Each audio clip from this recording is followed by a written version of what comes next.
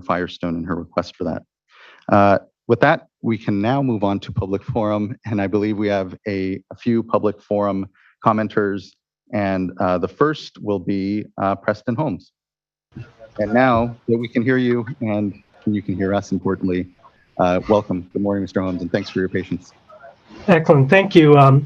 This is my first time speaking before this kind of board. I'm a resident of Santa Barbara. I'm interested in the topic of sort of modernizing the regulations at the state level around body contact and recreation. Just sort of from background of science, I have a PhD from Scripps Institution of Oceanography, and so I started kind of researching this independently, and have found that this all stems from the State Water Project and research done in the late 50s around what body contact meant for water quality, and that has resulted in the current statute around no body contact by default. And I guess I know that this ultimately would need to be changed at a legislative level, but this board would essentially be the input to any changes. And I guess I'm seeking guidance because I've talked to the county parks people in here in Santa Barbara about Lake Cachuma. They're very in favor of expanding sort of adult use of like SUP paddle boards or windsurfers. To the north in San Luis Obispo, this seems to be happening without any issues, and Lake Lopez and Lake Nacimiento, and there's some reports on water quality not being impacted by body contact. So I guess I'm seeking a path or guidance on how as a citizen to navigate sort of the bureaucracy and the inertia of change. Because I think in this day and age with increasing water quality requirements and monitoring, that this could be redressed. I have some interesting statements from Kurt Sauza from an article where he said, if this were done today, it would not be done this way. Probably would be sort of more of the inverse in terms of allowing body contact, except in places where sort of treatment would not suffice. So I don't know if this is meant to be dialogue or just simply sort of public comment and that's it. But that's why I'm here today, to seek guidance on how to navigate this process. Yeah, thank you, Mr. Holmes. Public forum is an opportunity for any issue that's not agendized before the board for someone of the public, like in this instance, to bring up to the board. And sometimes there's an opportunity for a quick follow-up. Others, it's maybe sometimes a longer discussion. I'll look over to Mr. Bishop, where, at least, and I'll give my gloss, to my mind, this rests with the regional water quality control boards and the way maybe they set some things, but perhaps not. I'll look over to Mr. Bishop before I get over my head. So I will follow up with Mr. Holmes on this. I believe this has to do with, from his comments, allowing recreation in reservoirs that are drinking water supply, which is not anything to do with our designation of Rec 1 and body contact, which the regional boards and the state board would do. But I will follow up with him and we'll figure out the best path forward. I believe that it isn't in our purview, it's in other agencies' purview. That's helpful. Really appreciate that, Mr. Bishop. And what was the name of the person to expect follow-up from? Sorry. Jonathan Bishop. You'll get follow-up from Jonathan Bishop, our chief deputy, and I'm seeing expression from a couple of board members here and wanting to know what that follow-up is. But Vice Chair, did you want to add something? I just wanted to add, Mr. Holmes, it sounded like you had some materials that you were using. If you could submit those to us, that would be helpful as well. Thank you. Absolutely. Yeah, and thank you. Really appreciate you bringing this to the board's attention and the flag. Next, I believe we have Andrea Ventura. Chair Esquivel, this is Andrea. I'm wondering if we could hear from the community members who are interested in speaking on the same topic I am before I speak, because I really want to raise up their voices. Is that possible that I move further back in the line? Yes, gladly, and thank you. The next we'll call up Jesus Montes.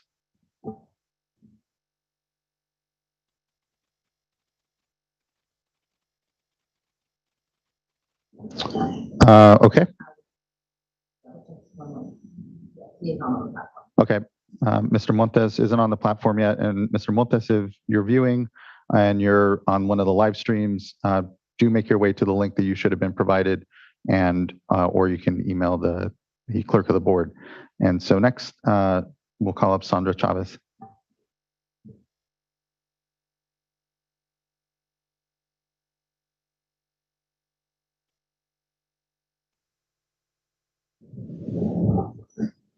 Ms. Ventura, I think Mr. Montes and Ms. Chavez aren't currently on the platform. And then I believe next we have Eric Oriana.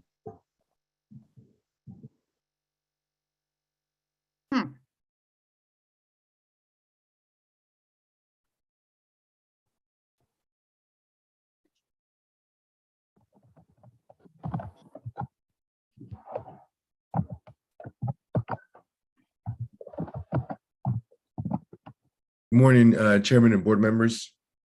Good morning.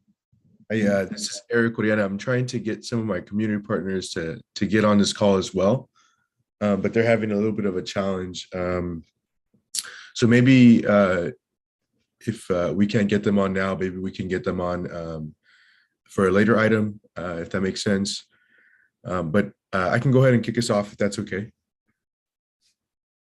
Yeah, that works. Thank you, Mr. Oriana. Yeah, absolutely. So thank you so much for the opportunity to provide comment. I'm here with a number of community partners to talk about the PFAS funding that the State Water Board has to address PFAS contamination throughout the state. Really, we want to hear most from community members about the need to address PFAS, but we are asking the State Water Board to do a couple of things. Right now, the State Water Board has been tasked by the governor and legislature to really identify priorities for addressing PFAS and using about $100 million in funding to do that. So $100 million is certainly not going to address the total PFAS that's out there in the state of California right now. And so we're asking the State Water Board to do a couple of things here. One, before we begin to address and mitigate or remediate the PFAS that's out there, we should be first and foremost looking throughout the state to see what PFAS is out there. And so by that, the State Water Board could issue orders to look for PFAS throughout the state. But really with this funding, what we can do is also set some funding aside for those state small water systems and rural water systems throughout the state to be able to conduct this sampling. And so we're asking the State Water Board to set aside some of this funding for that specific purpose. Another real top priority for Community Water Center is for the State Water Board to use some of this funding to improve the methodology there is to monitor for PFAS. Currently, the State Water Board and some methods out there, they test for 10, 20 or so PFAS chemicals, but that really isn't addressing the challenge that's completely out there. And so, with some folks classifying PFAS as being in the thousands, we're really missing the entire picture of PFAS out there. And so methods like using total organofluorine are ways that we can look at the complete picture of PFAS and ways that are going to be critical for the state of California to address PFAS contamination throughout the state. So we're asking the State Water Board to use funding for PFAS monitoring and then use some of this funding as well to improve the methods that are out there. We know there's contamination sources for rural communities like using the application of sludge that has been that was a practice that happened for a very long time throughout the state of California.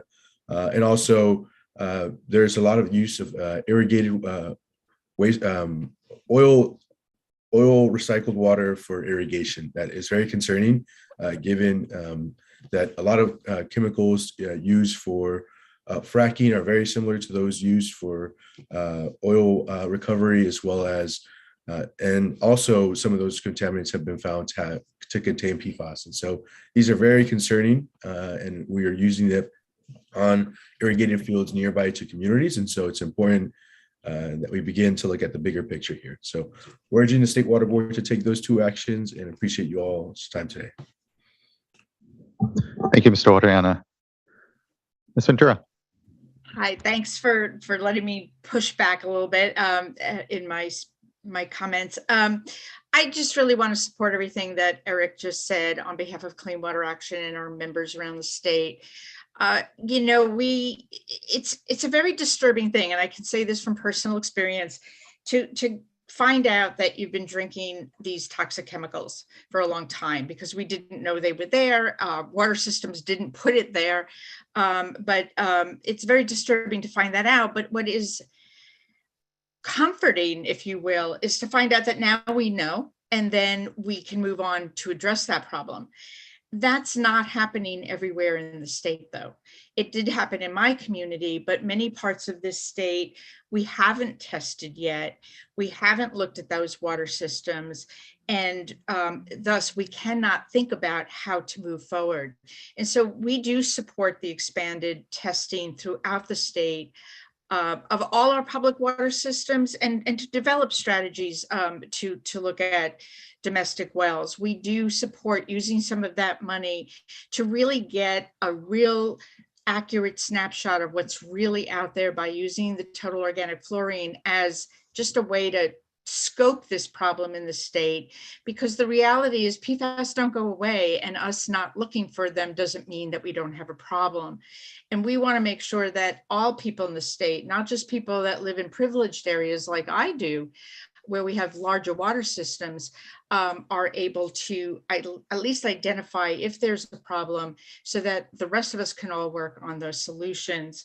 So I just want to say that, you know, we've said this before, there's a lot going on here in the state. We've been following the program that's going on at the Water Board in looking for PFAS and trying to evaluate the issues and the sources. We are doing our part in trying to ratchet down on the use of these chemicals, but we need to include all Californians, not just the top systems, in knowing what the problem is. We need to have a better idea of how we're looking at them and what the real scope of the problem is. And we need to then find those solutions. Ultimately, we're going to have to hold the creators of these chemicals accountable, but we can't do that if we are behind every other state that I work with in trying to study these issues and ultimately regulate them. So we just want to come back here to the board. We know there's a lot of work going on. We need to kind of speed things up a little bit, and we need to do a little bit, you know, we need to do more to be inclusive of all Californians. Thank you. Thank you, Ms. Ventura. I agree that we need to always be thinking how we can do more. And I'm heartened by the fact that we have the bipartisan infrastructure law dollars here at the state level as well. I know the board will be considering in a vote how to prioritize that PFAS funding, and testing is part of it. We'll hear with CV Salts here again how important it is that we really be touching communities once and testing, and I think we're on board. I don't know if we have every other state in front of us on PFAS. I'd like to think that we're somewhere in the middle of the pack, but again, I agree that we can always be doing more. So thank you so much. And I agree with that. It's not every state. But and need to be really focused on how we do more. And I know that we had a recent informational item, and look forward to, I know will be opportunity for us to continue to focus on this. So thank you both. And when it came to the technical difficulties of getting community members on, I'd like to really drill down and make sure that we understand how we make sure we bridge those and understand if they're on our part that we have them. So thank you. With that, I believe, Ms. Townsend, does that wrap up public forum? Yes, I don't believe I have anybody else that has joined the platform. Okay, and if anyone on the platform was intending to and hasn't, just raise your hand. And then otherwise, we can move on to the first item on our agenda, which is consideration of the minutes from the May 10th and May 24th board meetings. I'll entertain a motion.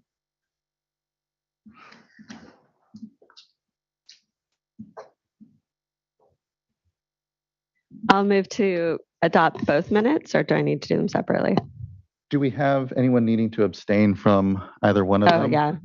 Were you? Okay, then let's go ahead and take it Okay, as two votes. so I'll move to adopt is it May 10th board meeting Remember? minutes. I'll May 10th. second. Okay. Ms. Townsend, can you please call the vote roll call vote for the May 10th board meeting minutes. Board Member Firestone, Aye. Board Member Morgan, Aye. Aye. Vice Chair, Aye. Chair Esquel. Aye. Thank you all. Thank you as well. Vote carries. Meeting minutes are adopted for May 10th. We'll now entertain a vote for the May 24th meeting minutes. I'll move to adopt the May 24th meeting minutes. Thank you, board member. Second. Ms. Townsend, can you please call a roll call vote? I'm sorry, who's second? Thank you. Board Member Firestone, Aye. Aye. Abstain. Aye. Aye. thank you all. Thank you as well. The vote carries and the meeting minutes from May 24th are adopted. A lot of M's in there. Next, we'll move on to what was previously uncontested item number 2, but we're pulling and we'll hear a presentation on a resolution authorizing the executive director to enter a multi-year contract for a wastewater needs assessment. And appreciate folks being flexible and having a quick discussion on this. I think it really warrants, because of the significance of this item, a quick discussion on what we're trying to do here and what folks can expect. So thank you.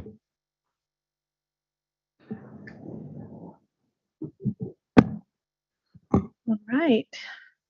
Good morning, Board Chair Escovel and members of the board. Thank you for your time today. My name is Laurel Wardrop. I'm the Waste Discharge Requirement Program Manager here at the State Water Board Division of Water Quality. And it's a long title, but we're here to have you consider a proposed resolution authorizing the executive director or designee to enter into one or more multi-year contracts up to a combined sum of $4 million for a statewide wastewater needs assessment. Next slide, please.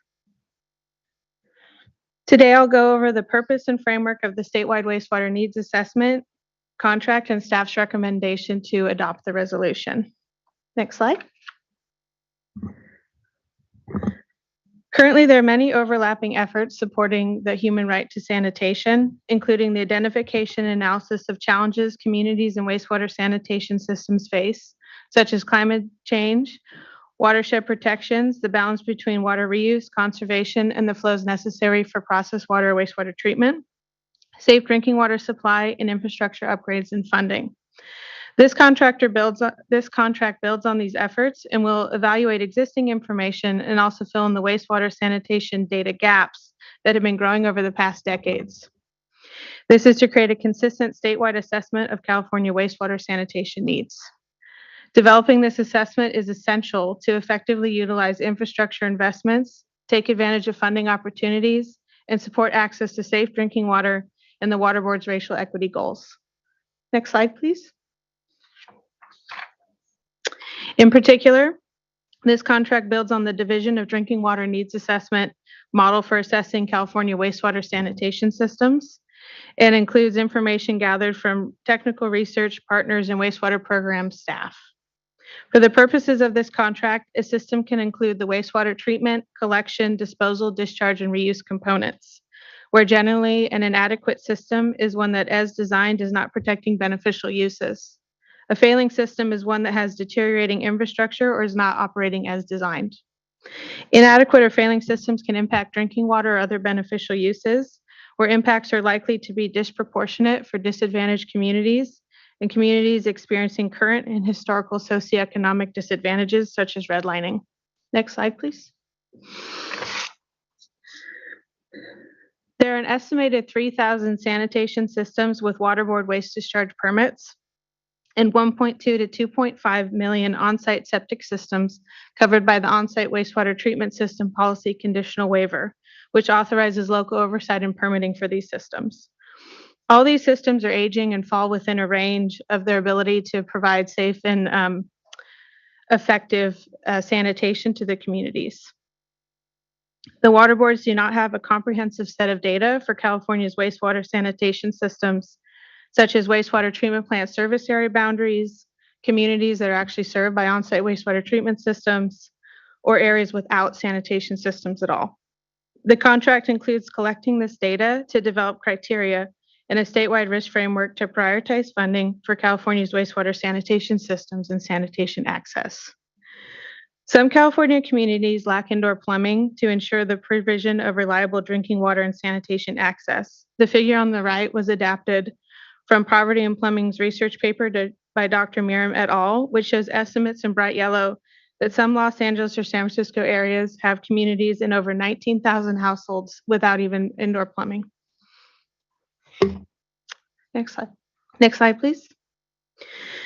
The contract is designed to provide consistent and comprehensive information on the status of California's communities and access to adequate sanitation, and to propose tangible solutions for solving challenges with this access. This slide shows the concept kept in mind in development of the contract framework and deliverables, which I'll touch on in the next couple slides. Specifically, we seek to engage as many partners as we can in the development of the contract deliverables, including how human right to sanitation is framed and ensuring comprehensive identification of at-risk communities, what data is collected and used to ensure it's relevant and representative for developing the communication, sanitation risk status, and system compliance ability, how the statewide risk criteria is developed and applied to the systems and community inventories, and an implementation and next steps for communities to obtain funding to resolve the failing, inadequate, or absent systems. Next slide. So this slide goes over the contract framework. The contract's proposed to be up to $4 million and be, potentially over a 4-year term. It has been allocated by the Division of Financial Assistance as a reasonable cost to administer the Clean Water State Revolving Fund. We anticipate the contract could begin as early as June 30th, 2023. And the primary contractor would be the University of California, Los Angeles under Gregory Pierce, who is also the lead for the drinking water needs analysis. We have several subcontractors proposed here. One is the Office of Water Programs, Sacramento State, and they would be helping UCLA ensure that the deliverables are being met and provide engineering and technical expertise on wastewater treatment and design. And then there's the UC Agriculture and Natural Resources, California Institute for Water Resources, who is a key collaborator in ensuring that we have equitable and broad stakeholder and partner engagement, especially in some of our most vulnerable communities that need access to sanitation. And then our third, last but not least, is the University of Massachusetts Amherst, who would be providing a geographic model for the on-site wastewater areas in California. So the septic, communities on septic. Next slide, please. This slide goes over the major milestones for the contract deliverables. This would build on work that has been started by partners in the water board staff, including the regional water boards, to assess potential needs and the identified needs from the wastewater consolidation program work. The contract essentially runs through the following 2 main phases to assess wastewater needs. The first one is about a 2-year baseline assessment, and it would include water board feedback as well as partner collaboration on inputs via questionnaires and outreach. It would include an initial assessment of system and community data and the associated gaps. It would draft risk criteria for communities with failing, inadequate, or absent systems, and it would involve a system or community inventory. Phase 2 is centered around filling the data gaps and actually applying the risk criteria to the systems or communities. And it would include finalizing that on-site system geographic model, conducting an inventory of wastewater permitting data, and analyzing the data collected from phase 1. It would apply the risk criteria to the identified systems and communities and the ratings, such as failing, inadequate, at risk, propose solutions for addressing the challenges that have been identified, the associated costs, available funding, and affordability for that community. A final report would be produced and a roadmap for the ongoing wastewater needs assessment implementation, and it would include an analysis of the anticipated resources needed by the agency to implement the findings. We want a transparent process, so along the way there will be many opportunities publicly and with partners and the regional boards to ensure that we're all communicating and being as broad as we can with engagement and outreach. Although the contract is proposed for 4 years to collect the necessary data to do the analysis and assessment, the deliverables are going to be provided along the way. A key one is after the second year of the phase 1, and then on phase 2, there's going to be a lot of information coming out publicly from the assessment. And we hope that this time also allows us to engage meaningfully with our communities and prepare for actually taking on the findings from the assessment from a staff perspective. Next slide, please. So with that, in summary, staff recommend that the board adopts the proposed resolution to authorize the executive director or designee to enter into one or more multi-year contracts up to a combined sum of $4 million over the course of an anticipated 4 years for a statewide wastewater needs assessment. Next slide. Well, thank you very much for your time. I'll now turn it back to the board chair and board members. Thank you, and importantly for your time and the real leadership that's coming out from the unit here. I'm really impressed by the thoughtfulness that has been put into what is just a contract now, but certainly just maps out and here helps folks engage with a really critical topic. We've seen what the needs assessment has done for us on the drinking water side. We're having this better data, better seeing our own communities without requiring them to be the ones to come to us and be seen is incredibly powerful. And so just want to thank you for it. Especially you look, we're 10 years on from the human right to water, and sanitation is such an important component of it. And while drinking water rightfully has been a strong focus, we can't forget sanitation, because we're celebrating here the 50th anniversary of the amendments known as the Clean Water Act here, and I think is a real powerful moment to reconnect us to access to sanitation, and lest we forget how easy it is to take it for granted. So just really excited by this. I appreciate the coalition of academics that are part of this as well, really kind of bringing in the best and brightest across the nation to help us have this better assessment, especially as all these dollars are now flowing. So the data can better highlight the projects and the dollars, and this can all come about, my hope, in a way that really does take advantage of what is a generational opportunity to have these dollars to begin with. May not have them in a number of years, and so I feel a lot of pressure on making sure we take advantage of them. I'll just note that this was a topic for the regional chairs of the regional water quality control boards, and our regional boards are incredible partners in this effort as well. They've they know their communities as well. They've been challenged with septic to sewer issues, and so really appreciate that this better bridges us to our regional boards as well in this infrastructure discussion in a way that's really, I think, empowering for them us lean on them to be leaders. And so for all of that, I think I may support it, but I'll wait for further discussion amongst the board. Board member. Or Board Member Morgan, or Firestone, whichever. I'll just, echo those comments. I think, I always want to hope that government contracts can go faster in terms of getting executed. And, there's a lot of work, I think, on the data side. I just would want us, and I know staff are doing this already, but just to emphasize that as we're updating our regulatory programs, like we are with sanitary sewer and on-site systems, that we can just think about how we're integrating in data collection into those efforts. And I know we are. So just thank you for that. I think is an important piece. We saw it with drinking water as well, just making sure that we're able to get that data more systematically. And then, I think one of the pieces that will be important as we develop this is kind of that gap analysis. I know we're working with UC Amherst on the data modeling for areas on septic, but I also have seen, and I often use this as kind of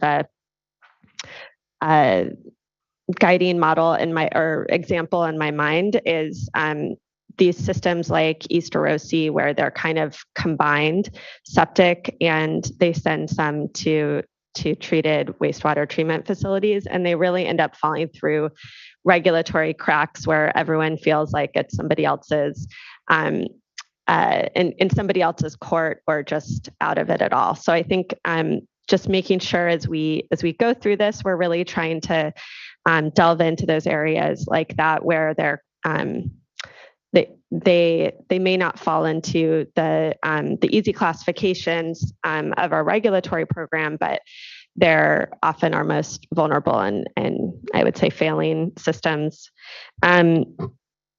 And then just, I know that this isn't covered here because this is focused on the resolution for the study, but I'll just say thank you. And I know there's a lot of efforts and commitment also on the short term on making sure that we're supporting technical assistance, working with our regional boards, and trying to make sure that in parallel to this long-term program, we are bringing in and building that pipeline and getting folks connected to the resources that are available now to develop projects.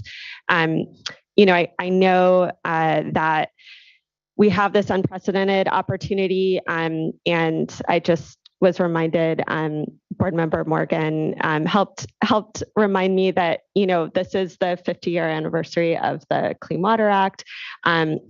50 years ago, we had a similar opportunity to really invest in upgrading our wastewater systems that left behind a lot of folks. And so I think as we look at 50 years later and this unprecedented opportunity, we can make sure that we're able to target that to address some of those areas that weren't able to benefit from that, particularly communities of color and low-income communities and areas in rural areas.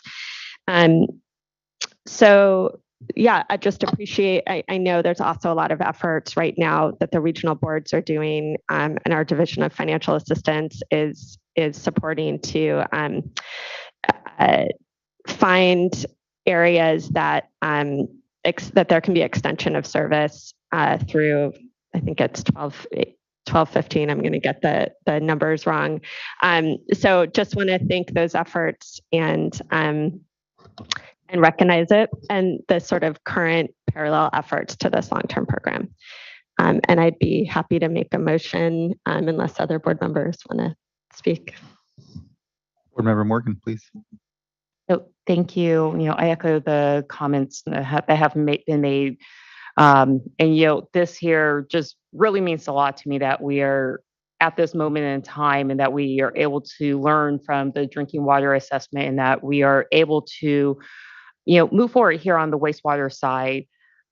I often say that, wastewater at times, is kind of the unforgotten. You just don't want to kind of think about what happens after, and it's kind of the buried and not wanted to, think about infrastructure, but it is so critical to our daily lives and our environment.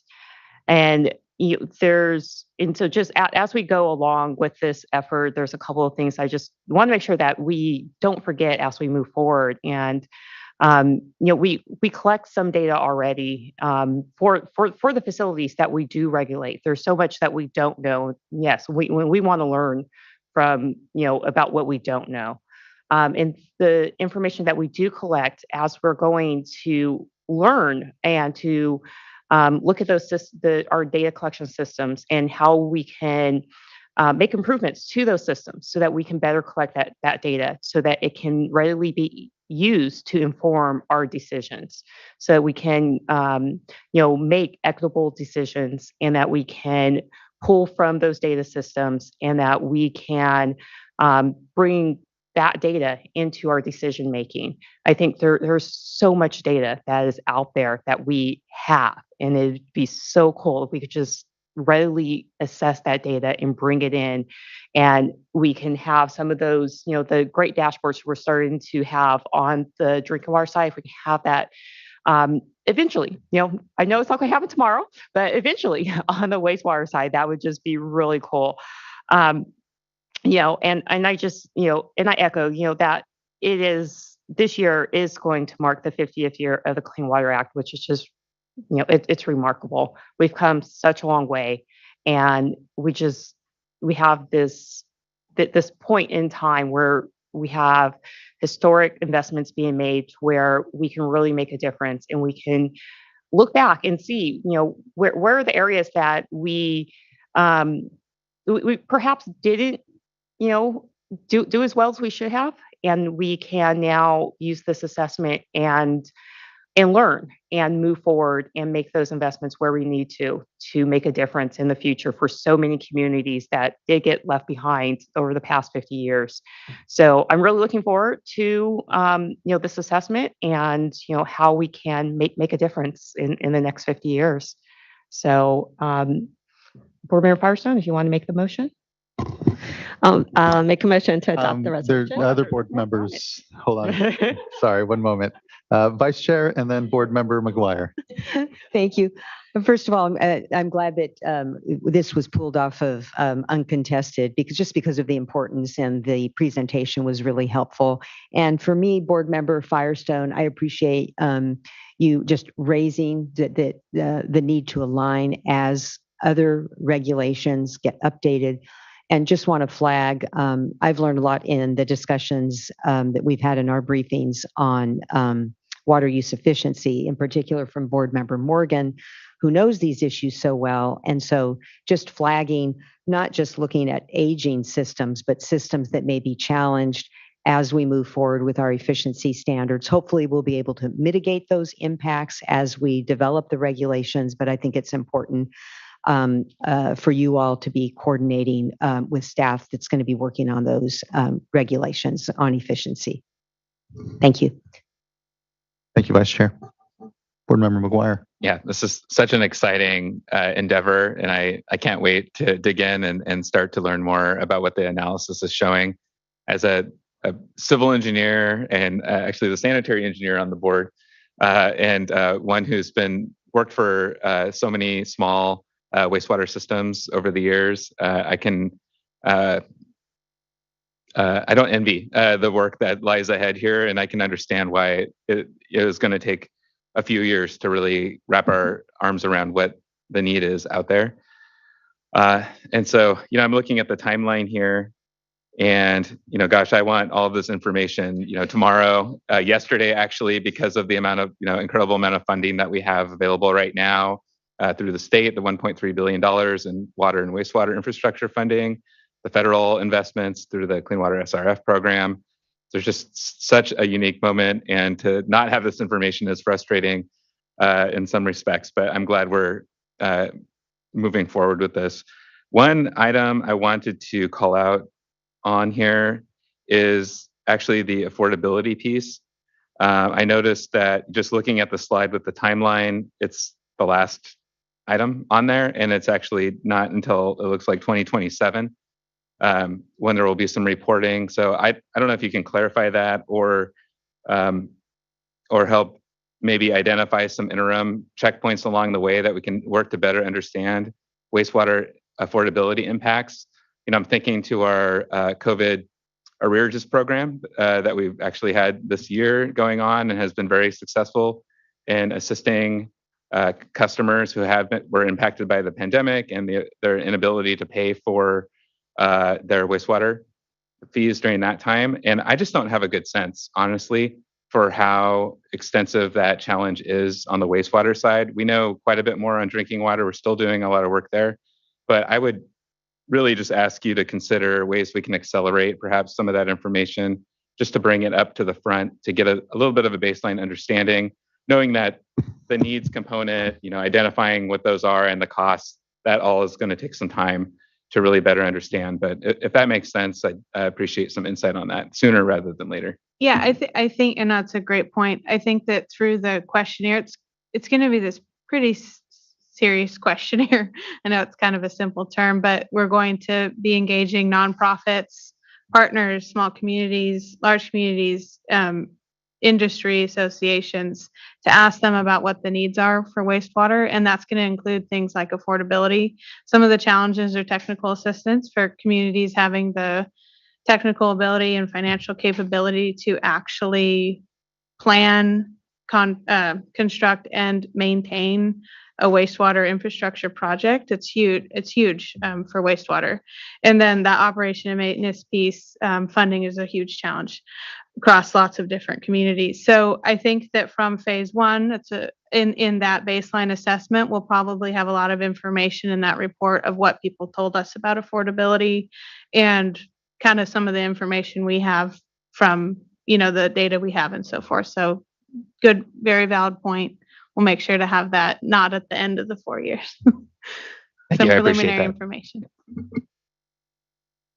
Thank you, board members. I'm really fortunate for what's an incredible amount of leadership and this really important topic. We do have one commenter, Ms. Townsend, I believe, Eric Oriana.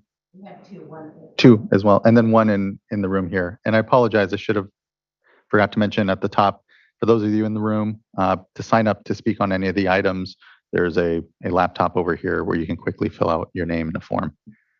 Do we want to go to our remote commenter first or our in-person? Okay. Thank you. Mr. Oriana. Thank you, Chairman.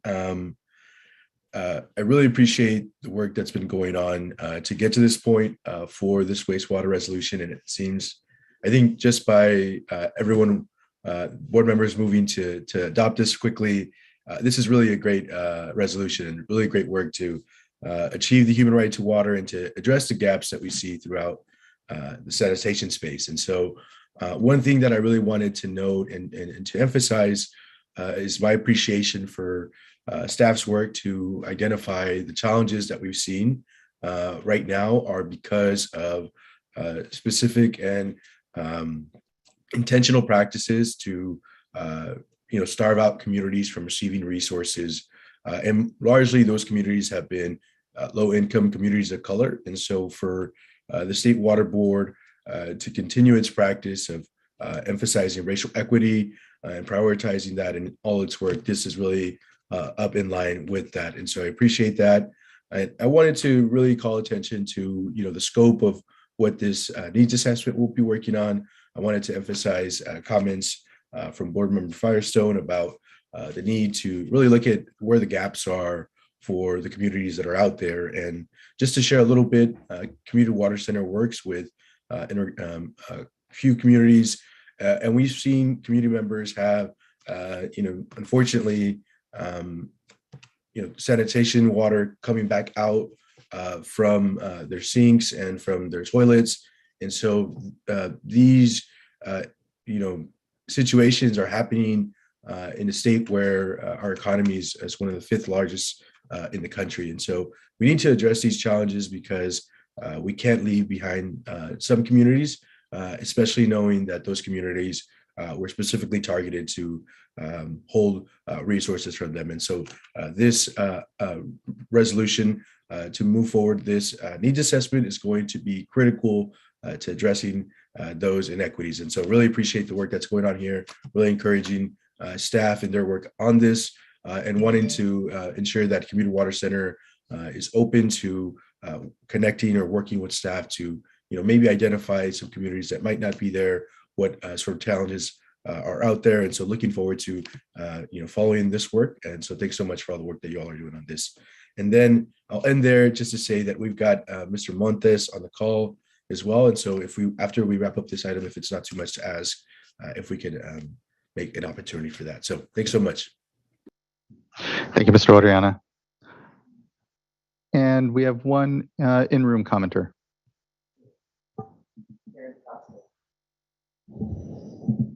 Mr. Voskel, you may need to turn on the mic. There's a button on the top, I believe. There we go. Good morning. Can you, I think I'm coming through. Hi, Jared Voskel on behalf of CASA, the California Association of Sanitation Agencies. CASA represents 125 public agencies and municipalities that engage in wastewater collection, treatment, recycling, and resource recovery. I just wanted to provide comments in support for this resolution. All of the feedback from the board members, I can't really say anything more, but I did want to share a couple of examples of how we're trying to assist in this effort with you all. I think when the legislature generously appropriated so much money last year, we began having meetings with your team. And so I think John Bishop and Laurel met with the UCLA researchers, hi Laurel, and kind of started talking about this effort, which was good. I think what we realized pretty quickly was there's a huge need for this information and not a lot of it cogently organized. So we ended up hosting some meetings with Woodward and Curran, a consulting engineering firm that have been helping members on service area needs assessments. And so they did some great work with Inland Empire Utilities Agency and the Coachella Valley Water District. I think in the case of Inland Empire, they found about 20,000 septic systems in their service area and then did methodology needs assessment to see what would it take to connect those. You know, they're not going to connect all of those, but they wanted to do that needs assessment. So we were able to share with that. Then we also had some other agencies, City of Oakland, City of Richmond, and Ross Valley Sanitary District also met to kind of talk about what GIS maps they have for service boundaries to help identify on the methodology, which is really good. And I think enlightening to kind of see what is the gravity of this project and how intense it would be. You know, I think it's not just failing septic systems. With the water conservation, there could be impacts to infrastructure there. And our members are really on the standing by, ready to help. I think they've demonstrated that with the COVID survey response, the water conservation survey response. And so when you get to the survey, we'll be right there to reach out and get our folks in the loop to participate. But we're very appreciative of this resolution for the executive officer and to be here to help you all out. And we'll look forward to the next 4 years. Thank you. Thank you, Mr. Voskuil. Really appreciate the collaboration that I know this is going to be. As you said, there's just an incredible need, and the more that we can have partners here coming to the table with resources that are augmenting what are obviously the contract dollars we have are going to be, it's going to be really important. So look forward to hearing how we can maybe do more faster by better pulling our resources around this, because it can't come soon enough, as some of the board members have said. So thank you. That concludes our commenters then. And third time's the charm. Make a motion to adopt this resolution. I'll second. Ms. Townsend, can you please call roll call vote? Aye. Board Member Morgan, Aye. Aye. Aye. Aye. Thank you as well. The board vote is unanimous, and looking forward to a lot of incredible work here. Thank you. Thank you all. Can I ask one question? Of course. And this is really maybe for follow-up, is just, I don't think we've had the report out yet from the wastewater arrearages program. So however that's done, whenever that's possible, that would be great to get either and make, you know, both for us, but also for the public. Thanks. Yeah, thank you, board member. We have a public commenter that wasn't able to join us earlier, but is able to do so now. And so would like to be able to go to here. I'll have to look again to see. I believe it was Mr. Jesus Montes.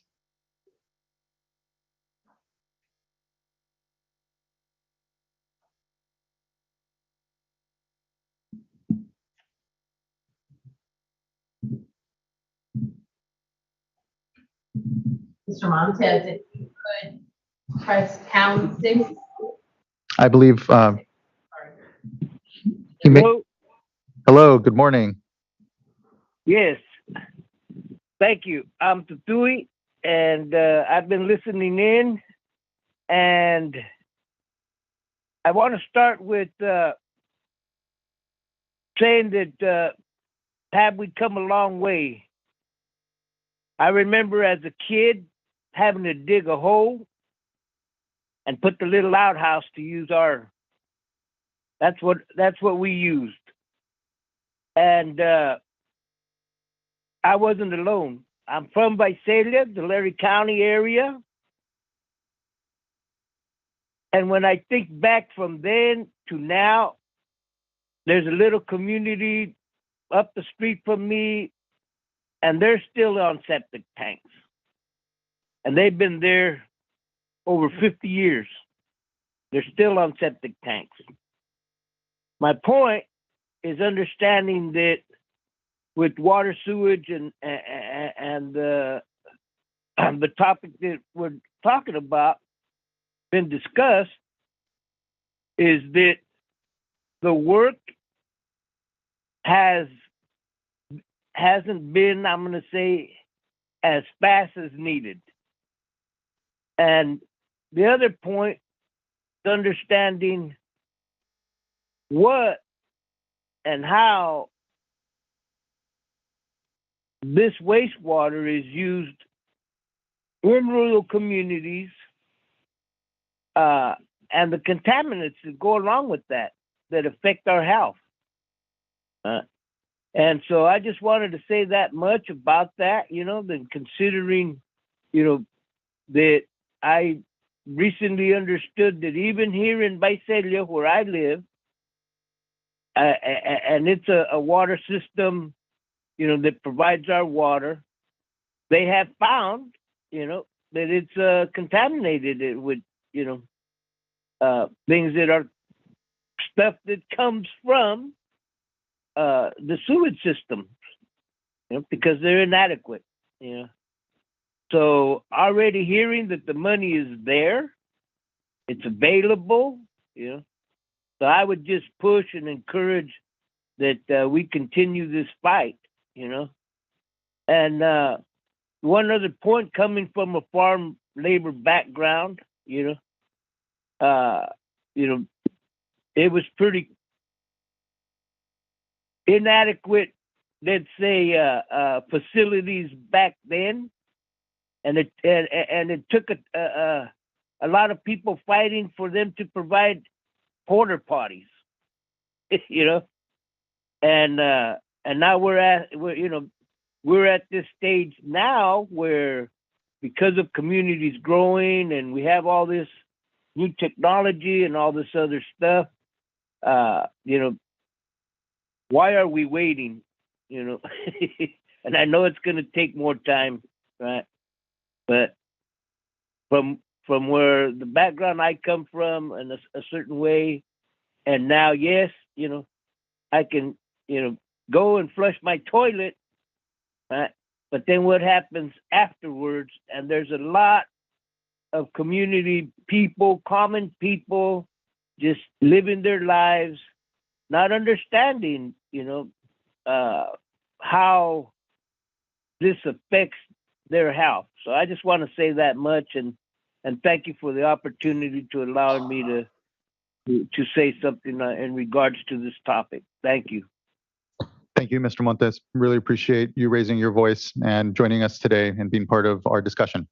Really appreciate your perspective and time. And again, agree. And what we have an opportunity to do is bridge some of the inequities that we know, whether on the drinking water side or the sanitation side or the contamination side, communities have lived with far too long. So thank you. I appreciate your voice. Okay, thank you. We can now move on to then item number 4, and 5, which are a tranche of informational items. Oh, 3, I apologize. I tried to skip. We had one other uncontested item number 3. It is still uncontested, I believe, Ms. Townsend? We have speakers for item number 3. Okay, then we will.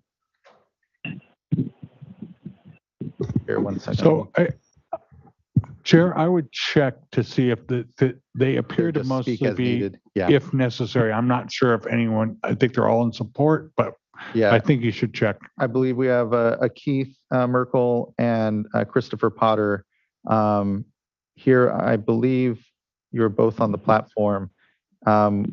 If you wish to speak on this item, and we'll pull it from the uncontested item, please do raise your hand, and we can judge from there if we need to pull it.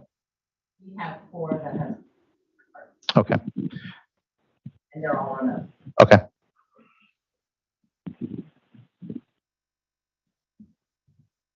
And unless anyone on the platform then raises their hand because they wish to speak on the item, we will go ahead and keep it as uncontested at that point. Because I believe they were all speak as necessary. I can't unmute. Okay. If they want to answer. No, I think they should be able to be responding here if they're wishing to do so. So we'll keep it uncontested at this point, and would ask then if there's a motion. I'll move to adopt item 3. Second. Ms. Townsend, can you please call the roll call vote? Board Member McGuire, Aye. Vice Chair Giordano, Aye. Board Member. Aye. Aye. Aye. Thank you all. Thank you as well. The vote carries and item number 3 is adopted. And thank you, Board Member McGuire. Next, we'll go to our tranche of informational items, which are first is item number 4, a drought update and current hydrologic conditions. Mr. Eric Ekdahl, good morning.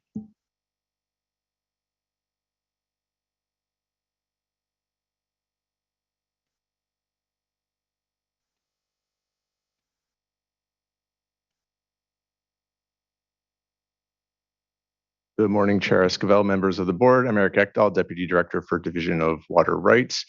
Today we have a drought update. We'll run through things pretty quickly today, at least from the water rights side. Next slide, please.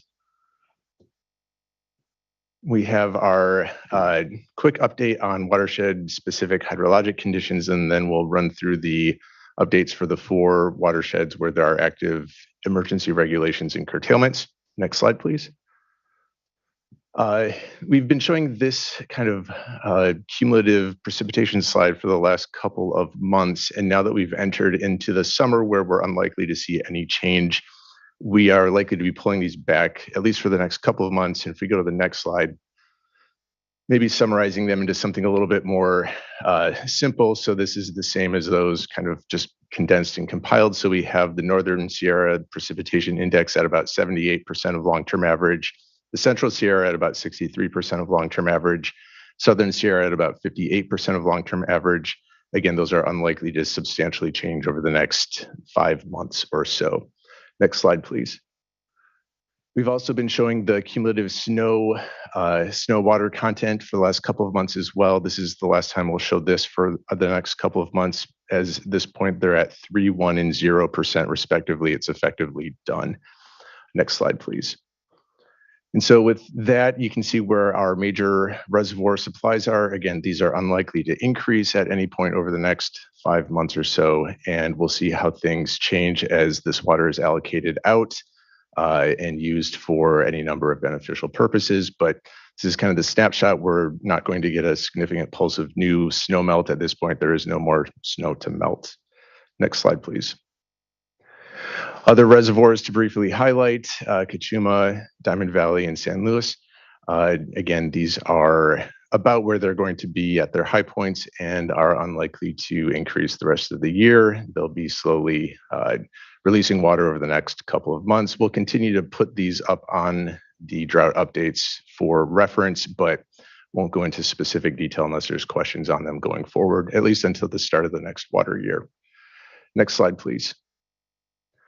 One thing to highlight, Term 91 is now in effect. It went into effect last Friday, so we did go into essentially balanced conditions. The reservoirs and storage projects are releasing water to maintain delta salinity and water quality.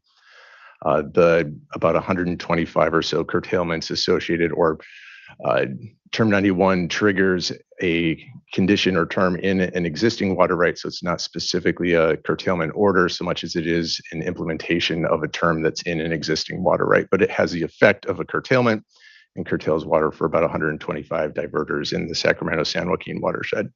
Next slide, please. You can also see the current drought monitor conditions for California. Again, given that this is really the start of our Mediterranean dry season, which will run through October or November, this is unlikely to improve over the next couple of months, and we'll continue to show it, but expect things to intensify over the next couple of months. The little caveat is that sometimes we do see monsoonal moisture come up through the desert area along the Colorado River Basin and Inland Empire. So there could be adjustments over time there, but we'll have to kind of see how those play out. Next slide, please. Monthly temperature outlook does call for above normal temperatures for much of California for the next month or so. And you can see reflected in at least Sacramento's immediate short-term forecast where temperatures are supposed to spike up to about 107 by Friday, the first of our summer heat waves to really begin in earnest. Next slide, please. So with that, that's kind of our hydrologic update. We'll have the CVP and SWP come in next board meeting, and they'll provide an additional robust hydrologic update related to their TUCP and maintenance and operation of the projects. We will talk now more specifically about ongoing curtailment activities within the watersheds. In the Delta watershed, as of today, we are only curtailing 3 post-1914 U.S. Bureau of Reclamation rights, and those are within the San Joaquin watershed. However, we do expect starting tomorrow, significant, very deep cuts and curtailments in both actually primarily the San Joaquin watershed, and then in some of the tributaries in the Sacramento. In the San Joaquin, we anticipate that the curtailments will go down as far as 1900 in terms of priority, with some sub-watersheds in the 1910s to 1920s range. In the Sacramento watershed, we actually don't anticipate significant curtailments at this time. It's largely related to the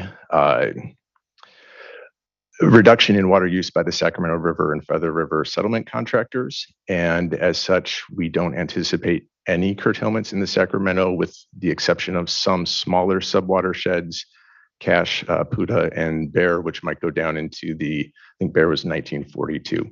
And so a LIRIS announcement will go out today. And this is reflecting or implementing the emergency regulations that were passed last August. We do have additional updates on the water availability methodology and proposed revisions to the emergency regulation. We anticipate by the end of this month releasing an update to the water availability methodology, and on July 20th, bringing to the board for your consideration readoption of the emergency regulations for the Delta watershed. Next slide, please.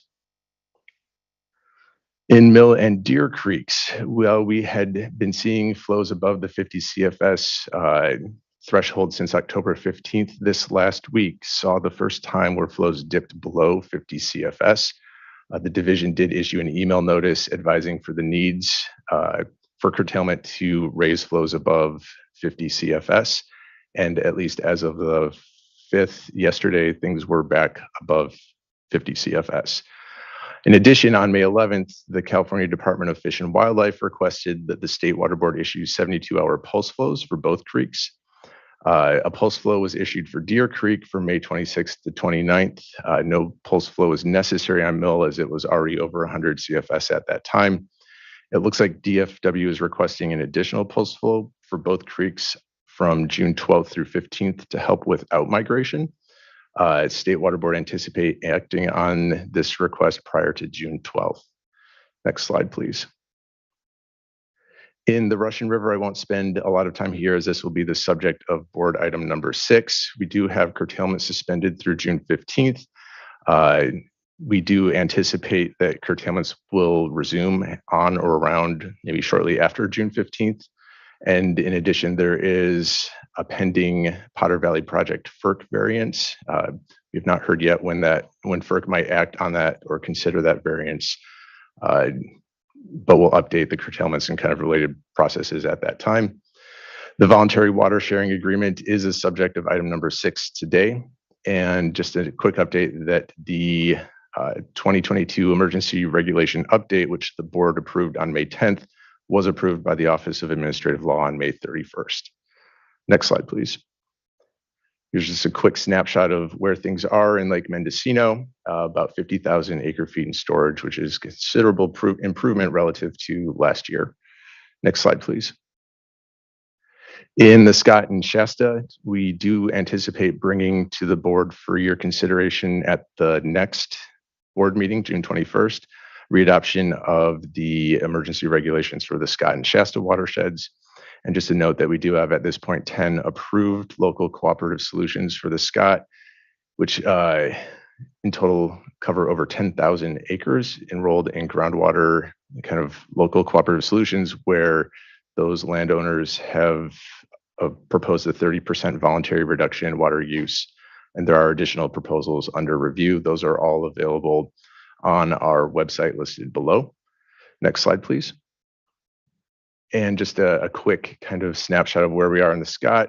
Curtailments in the SCOT are suspended through June 10th. You can see the blue line indicating that they're still significantly above the June flow target of 125 CFS. And the next slide, please. In the Shasta, curtailments were reinstated on March 15th, and you can see there that flows are actually tracking very closely the emergency regulation flows and are kind of responding around those as real-time conditions kind of dictate. Next Sorry, slide. could you go back to the Scott? You're moving quicker than I can absorb it. Sorry. Thank you.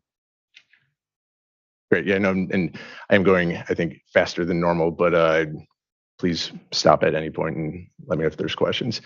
With that, that does wrap up the division portion of things. As always, consider looking at our drought website for lots of additional information, and then do subscribe to our email subscription list, where we do provide routine updates on curtailment statuses and other information for various watersheds. And with that, I'll pause and see if there are any questions before turning it over to the Division of Drinking Water.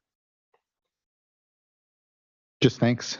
Although with brevity, there's just a lot going on, even with just the summary there. So just thank you. I appreciate what I know, especially the cooperative agreements, which we'll definitely get into more here on the Russian River. Just really impressed by the level of work and coordination that's going on. So just very thankful. Thank you. And I think next we have Division of Drinking Water, Mr. Zuniga. Thank you, Chair Esquivel and board members. Great to see you all this morning. I wanted to do the Division of Drinking Water Drought update. My name is Eric Zuniga, for the Drought Response Program Manager for the division. If you could go to the next slide, please. Not much has changed in our drought response triage. One system that was already on the warning list for other reasons was updated for a new emergency that came up, but it didn't change the numbers. So I'll highlight that a little later. And for the drought emergency, 3 of the 8 water systems have not recently reported, so we're not sure of their current status, but we do believe that they are still in an emergency status, so we kept them on the list. And 2 systems just recently did submit a report. We were able to confirm their water shortage recently. Next slide, please.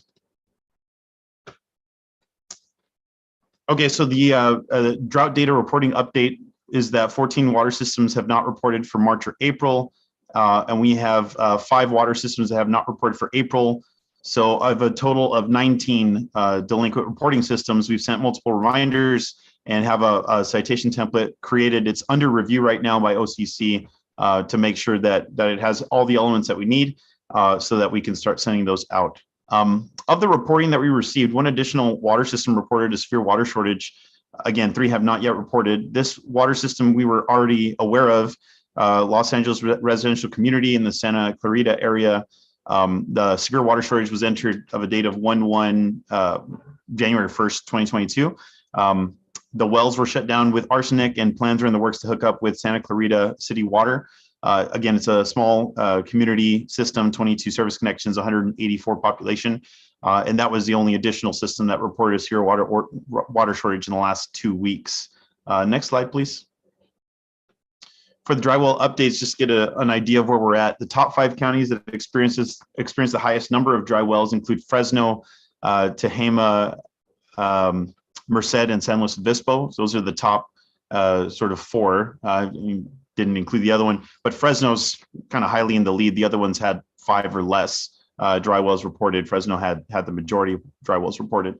As far as the county funding programs, DFA was going to go into this in greater depth, but we are still working on getting funding program coverage on our regional side for Shasta, Siskiyou, Sonoma, Tehama, San Luis Obispo, and Tuolumne. I believe their DFA is in talks with all of them, and Shasta did submit an application, so we're going to be able to cover Shasta once they get their application approved. They're going to get some support. And again, this is not just for domestic wells and state small water systems. It can also be for some small communities if it makes sense. And again, the dry wells reported last 30 days, it's kind of a lower percentage increase than maybe in previous times I've reported this. However, it's just a steady entry of new dry wells reported on an ongoing basis. So even though the rate doesn't necessarily increase, it's a really steady drumbeat of continual dry wells reporting, indicating that status quo is not necessarily good status either. Next slide, please. I wanted to give a quick summary of the drought response framework and kind of where we're at this point. There's more detail to come for the board member briefings that we are planning for later this month once we get our final list of systems. But basically, we utilized a machine learning model to identify drought impacted systems based on who was already identified to have a drought impact. This is a really good learning exercise for us because it's a very complex problem that our traditional methods of risk analysis really couldn't come to any real any good methods to really suss out these systems before they fail. But the machine learning results generated a list, and that list was useful to start with because it allowed us to look at systems that might have been flagged by something that maybe wasn't caught by the naked eye, by the trained eye, really. But it wasn't ironclad. There's just not enough data to feed the model on the factors that really lead to collapse, not just the area that you're located, not just the watershed, but the specific water system information that leads to a collapse in that system's ability to maintain their water supply. So honing the results generally resulted in taking more off than putting on. We had to take off a number of systems and then put on certain ones that maybe the tool would have missed. So it does require a little bit more manual poring over the list, which is what we're working on now. Our district staff are poring over the list and getting us some data fixes into our data sets that we use to run the model. And then we're going to have another final list where we add and subtract from the list to get our final list that we will be reviewing with the board members prior to that being released. So just to quickly go over that, there's, we use like 36 different variables and we used the model we calculated the model using UI. And again, it was useful, but we're still working on getting the final results so that is something that we feel comfortable sending out. So that internal review is going to be finalized next week, and a workshop planned for public water supply systems shortly after. So that's my update for the drought response framework. Next slide, please. I'm going to go over the drought warning spotlight for Teviston. So this is a 343 population water system. On the 17th of May, the water system reported to the drought reporting portal that it was experiencing a severe water shortage. I did some follow-up on the system. They claimed that their 5,000 gallon hydrodynamic tank was severely leaking on the verge of failure. You can see this nice picture. You can see a nice little spray of water shooting from the tank. Obviously a very dangerous situation for the water system. So DFA decided on the 24th to add the task of installing a new tank into the technical assistance agreement with Self-Help Enterprises through their emergency fund. And DFA is currently awaiting a request from SHE to add the tank into their agreement so they can approve the request and replace the tank. And in addition to that, DWR is also working. They have a funding commitment. They executed a funding agreement already to install a new well, a tank, and backup power to the tune of almost $4 million. So just showing a lot of the coordination that we do, just thankful for working with DFA folks and obviously DWR for what they do, and just putting all the pieces together. SHE is a big part of that, and the field staff to determine really what's going on with the water system. It's many moving parts, but it just kind of spotlights what the reason for receiving this drought reporting information, if it's actually going to help people not run out of water. So just wanted to highlight that, and that's the end of my slides.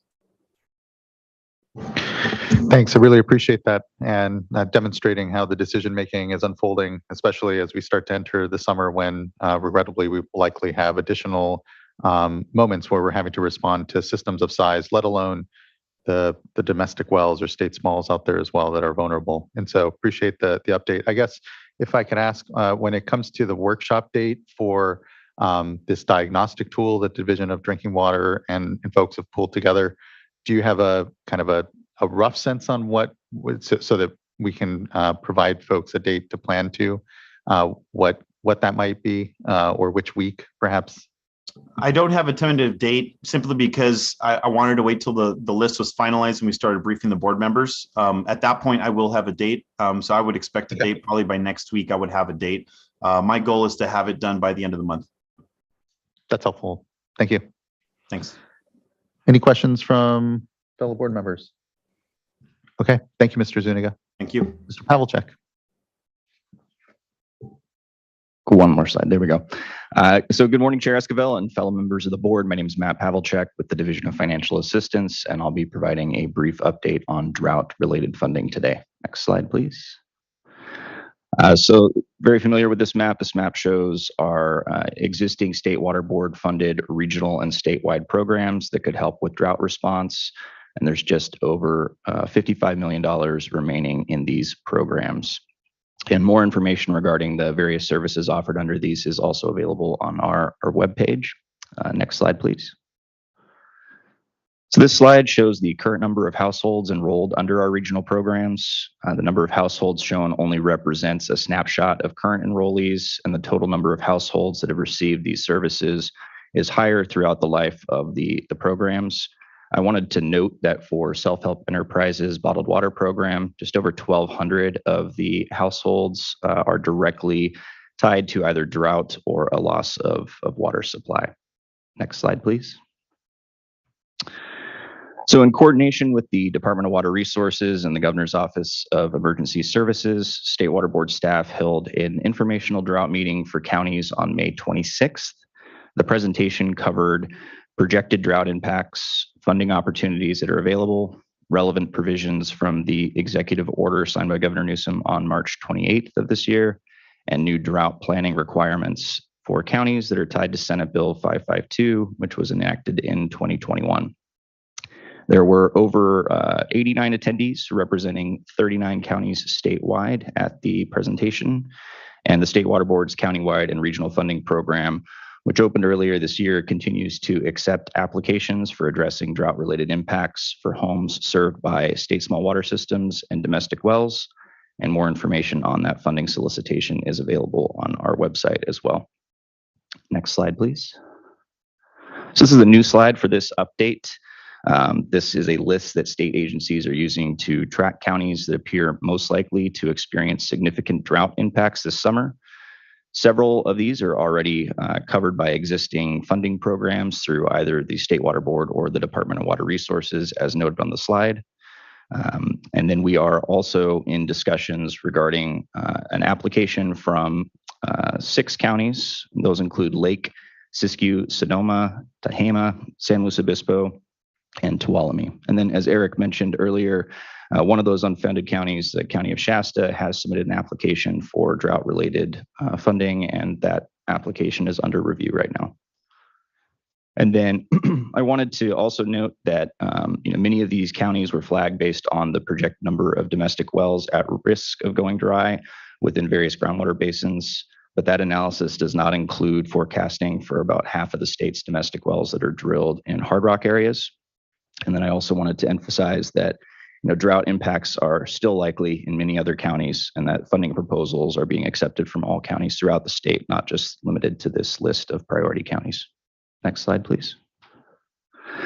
So just quickly, this slide summarizes our drought funding activities since July 1st of last year. We've committed funding to 5 urgent repair projects and 15 emergency well repair projects through Self-Help's emergency program for a combined total of $2.4 million. We've added $34.8 million to our existing regional programs. And since July 1st of 2021, we have funded 52 drought resiliency projects totaling just under $400 million. Overall, we've provided interim solutions to 16 communities specifically related to drought issues, providing assistance to over 19,000 people, and long-term solutions for drought resiliency to 59 communities, providing assistance to over 2 million people. Next slide, please. So today, I wanted to briefly highlight an emergency project for Allensworth Community Services District. Allensworth is located in Tulare County, and this project was funded by the Self-Help Enterprises Emergency Fund Program and approved by the Division of Financial Assistance in March of this year. The water system serves 164 connections and experienced a series of water outages in February of this year. The emergency project provided funding to assess both of the community's wells to determine the necessary repairs. The project included the replacement of the booster pump, controls, pressure switches, as well as costs associated with work to relieve flooding near the storage tank that was caused by the pump failure, and the cost to manually operate the well for 3 weeks while the repairs were completed. I also wanted to note that technical assistance is being provided by Self-Help Enterprises to assist Allensworth with completing a water system improvement project to drill, construct, and develop a new water supply well, storage tank, and booster pump station. And the Division of Financial Assistance provided construction funding for this project in October of last year. Next slide, please. The second project I wanted to quickly highlight is a drought resiliency project for Clear Lake Oaks County Water District. The Division of Financial Assistance approved just over $400,000 in funding for Clear Lakes Oak County Water District to implement a pilot project to evaluate the effectiveness of an active-flow high-rate clarification treatment process to address impacts of algal blooms due to worsening drought conditions in Clear Lake. The pilot project will allow the district to maintain production during the summer months and will also inform the design of a larger treatment system that would serve as a long-term solution for the water system. And next slide, please. And lastly, various links to some of our drought-related funding resources and available for any questions. Vice Chair. Well, just to the extent that you have this information, could you talk a little bit more about the pilot in Clear Lake? Yeah, so they're facing issues with the algae conditions in Clear Lake, and because of the prevalence of the algae, they have issues maintaining production because they have to constantly backwash their existing filtration plants. So the goal of the pilot is to remove some of that before it comes through their plant and increase the uptime for the water system. Thank you. Much appreciated. Really just great work, and I appreciate as well that we're focusing on the top counties that we're seeing issues, but again, that these are programs that we're encouraging all counties to really engage in and help make sure they're best understanding their vulnerabilities in their communities, and the state is here to help with that. So thanks for, as always, the great work. Just looking to my colleagues if there's anything further. I think we have one commenter on this item, Chelsea Haynes, unless you were looking to go after the urban water conservation update. Okay. Then I believe that's all. And this wraps up this item. Thank you for the update. Really appreciate. I know it is a lot of work that's continuing to go on as we respond to drought. Let's go ahead and give ourselves just a quick 10-minute bio break. What I was looking at my calendar or the agenda here today and want to flag for folks is, we'll move on to item number 5 after our brief break. We'll take 10 minutes and be back at 11:15. That may take as long as an hour because we have about 7 commenters. That'll bring us to, 12-ish. I think at that point, we should just go ahead and take our lunch, and then meaning that we would start item number 6 after our lunch break at around probably 12:30 or 1. So just flagging for that for folks. I know and appreciate everyone's patience as we get through the agenda. Let's take a quick 10-minute break, and we'll come back here at 11:15 and continue on to item number 5. Thanks, everyone.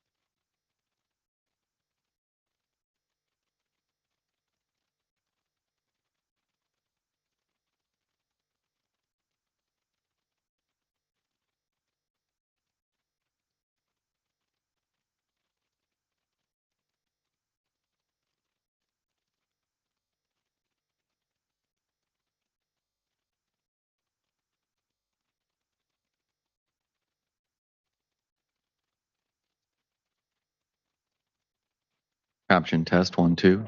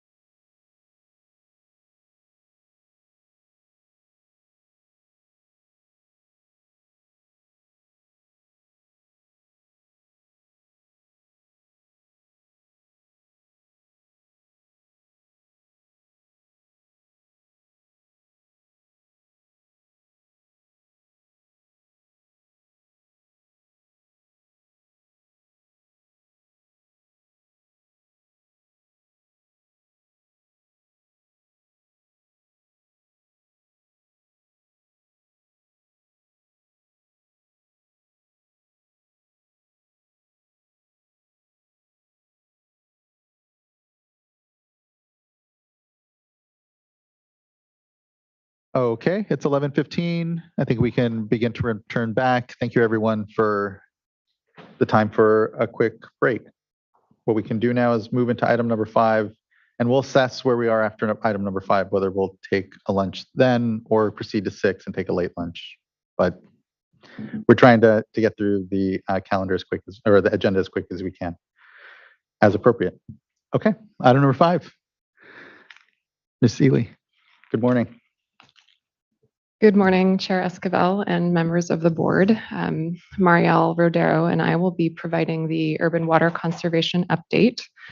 And here she is. I'll pass it to her.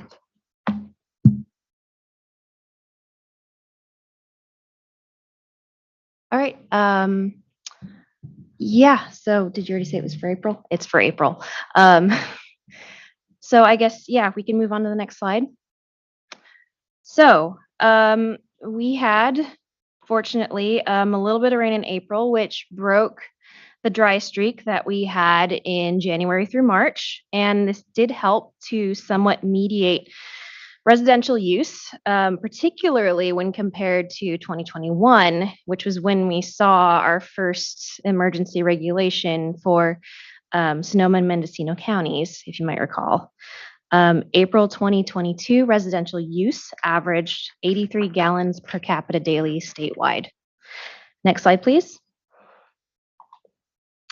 April did continue the trend observed in March, where vastly different weather and consumption trends between 2020 and 2022 led to a 17.6 increase relative to April of 2020, which results in a 2% cumulative savings relative to 2020 from July through April. Next slide, please. Ms. Rodero, actually, can we Yes. go back to that first slide, one additional one? I think it is important, as numbers have a lot of information that are built into them. And, it's important to somewhat unpack here, especially looking at 2020, the baseline year that these percentages are based off of. It was the lowest ever recorded usage. We were at 74 gallons. In comparison to 2021, we're actually 13 gallons here, per 7, apologies, I'll do math appropriately, but at least 7 gallons per person statewide, less than we were just last year. So, a lot of this is influenced, and I know the slides will be getting to show it, but influenced by, the amount of precipitation and the conditions that we sort of have. But important to note as we look at all of this that, you see these trends, and at least having that year-over-year reduction from last year is at least heartening there, and seeing that 2020, the reference here was such a low usage statewide, the lowest that we had ever seen, actually. So. Absolutely. And that's why we've been trying to keep the messages cumulative with regards to the overall savings, because we do recognize that the numbers can be pretty volatile, especially in the spring, where, it's sort of make or break for the rest of the water year. So if we could go to slide 4, I suppose. And it sort of highlights my point. So, it is important to remember that month-to-month rain totals, don't always tell the whole story. An overall year, wet year can have a dry start, as we saw in the 2018 to 2019 water year, or as was the case with this current water year, an overall dry year can have a wet start. So 1 or 2 storms is not enough to erase an overall deficit over the course of the water year. So, with the exception of 2019 and, well, surprisingly, this past weekend, the rain is usually finished by the end of April. And as of today, almost 60% of the state is in the 2 highest drought categories. As the summer progresses, that number is likely to increase. If it's as dry or drier than last summer, then water conservation and efficiency is going to be even more critical. This is probably a good place to mention that the conservation regulation that was adopted by the board on May 24th was submitted to the Office of Administrative Law yesterday, and is expected to take effect mid-June. There are updated FAQs posted on the page regarding the regulation, which includes information on HOAs and enforcement. Next slide, please. So, as with last month, savings were largely concentrated in the northern part of the state, with North Coast down 14% relative to 2020, and North Lahontan down almost 10%, while in the southern part of the state, we see increases upwards of 20%. Next slide, please. And then, of course, also as with March, precipitation patterns were almost entirely flipped between 2020 and 2022. There are other impacts to consider, including a lack of seasonal tourism, as April is when many schools have their spring breaks and things like that. Next slide, please.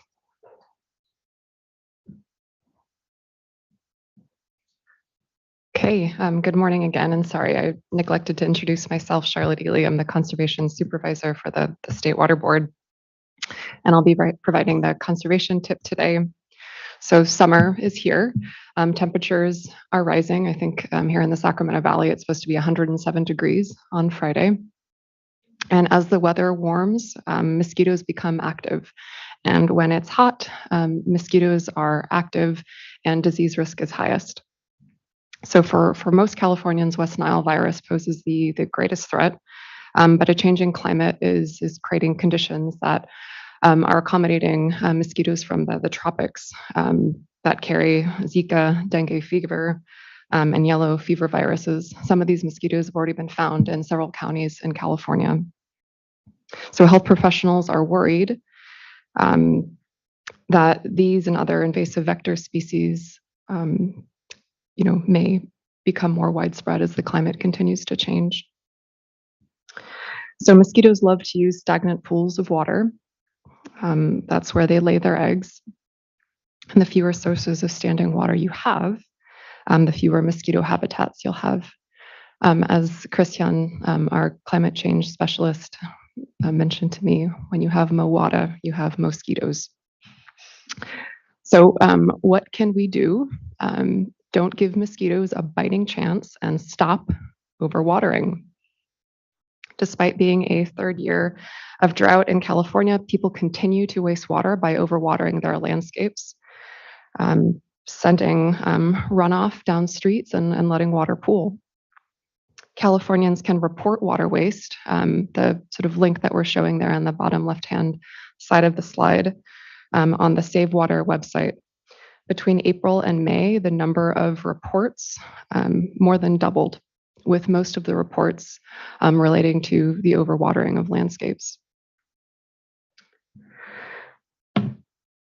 So I guess wanted to actually highlight a paper that Chair Esquivel, you had brought to our attention a couple years ago, one that focused on Southern California and sort of looked at what the effect of the water restrictions were in terms of the availability of mosquito habitat. And what the researchers found was that absent those restrictions, that they think mosquito habitat and the abundance of mosquitoes would have been 44% higher and 39% higher in West Los Angeles and Orange counties, respectively. So in other words, overwatering really bites. Thank you, Ms. Ely. I really appreciate the conservation tips and the practicality of them here, connecting even to public health, the importance of not wasting at the very least as we talk about conservation. That alone, if it were more fundamental in the state, we could achieve quite a bit of savings. And so thanks for continuing to highlight, again, the practical side. Important to note, these are data from April. And what has been a bit of challenge is that there is a lag here. Here we are in June talking about April data. We still have May. And what's been important about this data is better connecting it to the real-time discussion and understanding what's going on. And I will note that the governor here in May had a meeting with water agencies, really brought to attention the need to conserve. Here we are still here seen data from a month prior to that, but want to acknowledge that a lot of water agencies have stood up and really responded to the governor's call for more timely data. Yesterday, we sent out a request to all the water agencies, urban water retailers and agencies here that report their conservation data to do so here sooner after the end of the month. Currently, water agencies, through the long-term regs that we established for this monthly conservation reporting, have a full month to report their prior month's data. We know that some agencies need that time to be able to provide accurate and timely data to the board. Others have it more rapidly and want to acknowledge the California urban water agencies and some of the larger retailers out there for responding to the governor's call and agreeing to be able to provide in a more timely basis this conservation data so that we have more of an understanding of what's happening now in the summer, lest we be again, looking at data that's 2 months out, trying to unpack in the fall what it means to have maybe missed conservation targets or not seeing the response that we really need. So I just want to highlight that as a really important point here. Again, a need for more timely data, the governor's call to do so, and the good leadership of a number of agencies who have agreed and said that this data is something that can be better provided so that as we, particularly in the next months, go into the summer, we have a better understanding of where we might be in a little more real time. So we don't have this lag as we, again, discuss here in June, April numbers, and then potentially be discussing August numbers in September, or would be October at that point.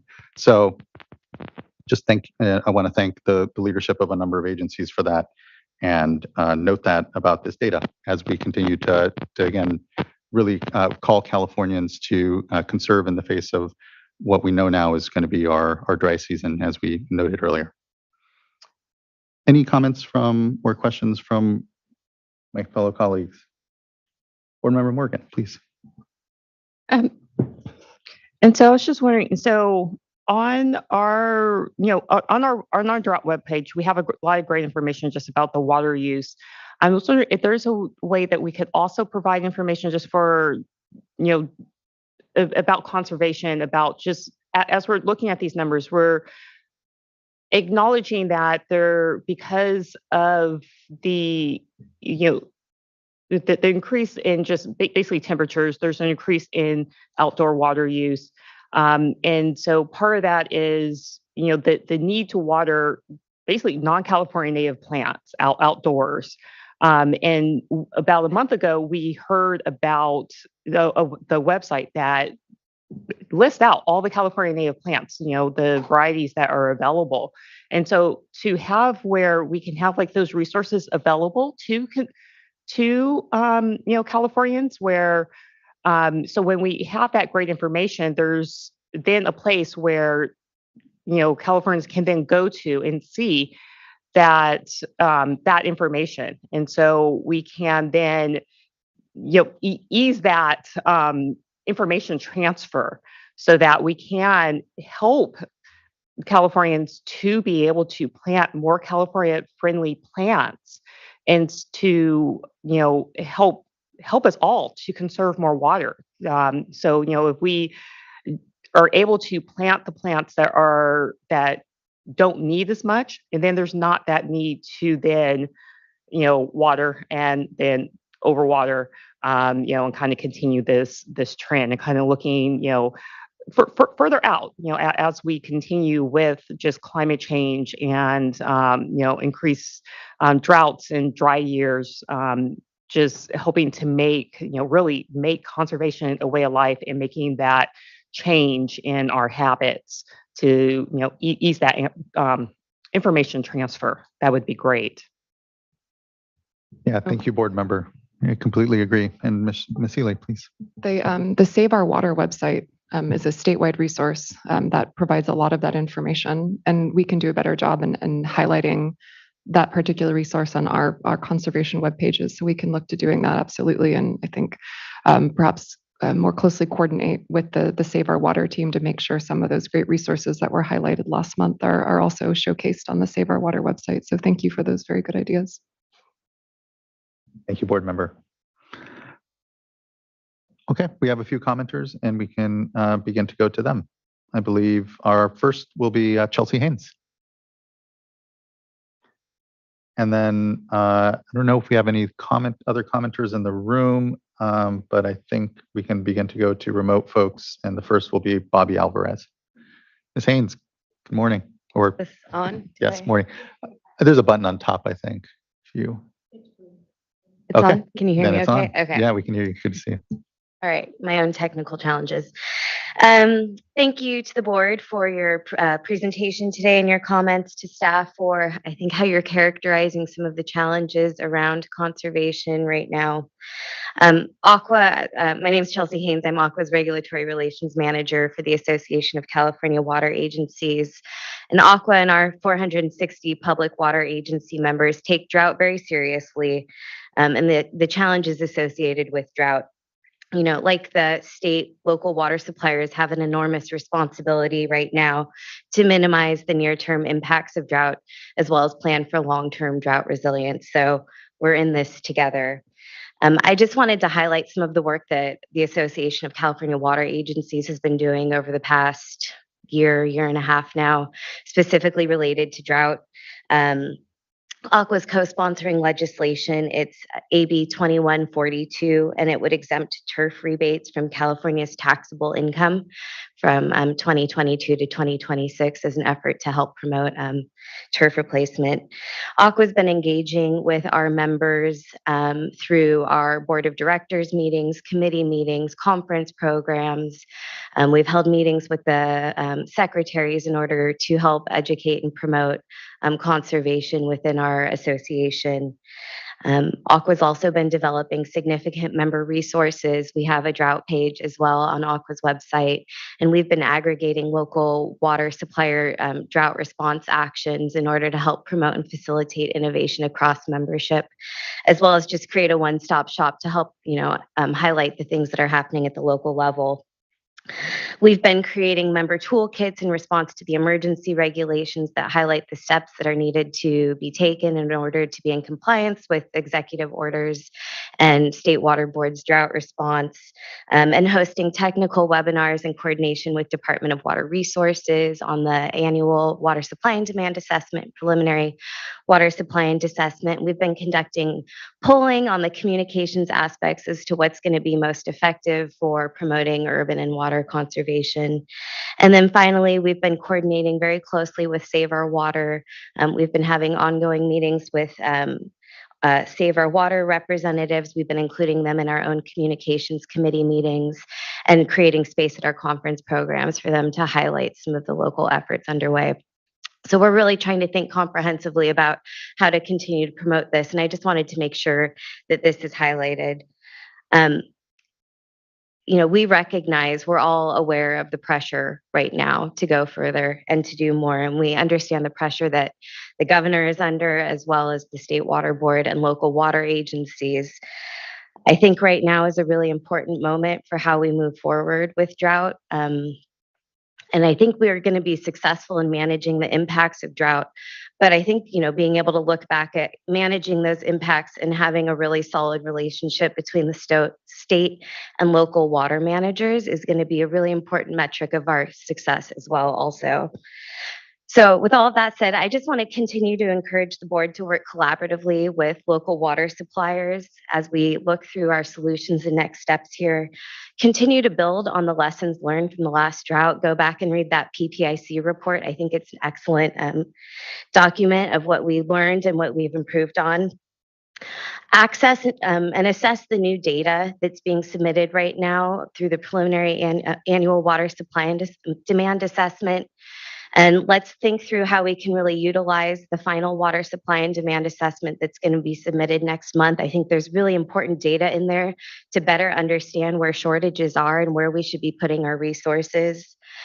Let's look at the appropriateness of the 2020 baseline and some of the challenges that may have created for us here with the media and communications. And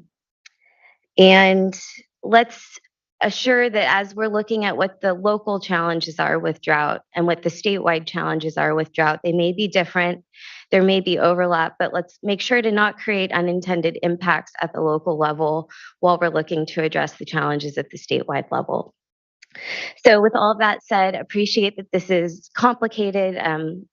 things will continue to be complicated, and we just look for your leadership and partnership as we move forward over the next several months. Thank you. Thank you. Board Member Firestone. Can I ask you a question, Saints?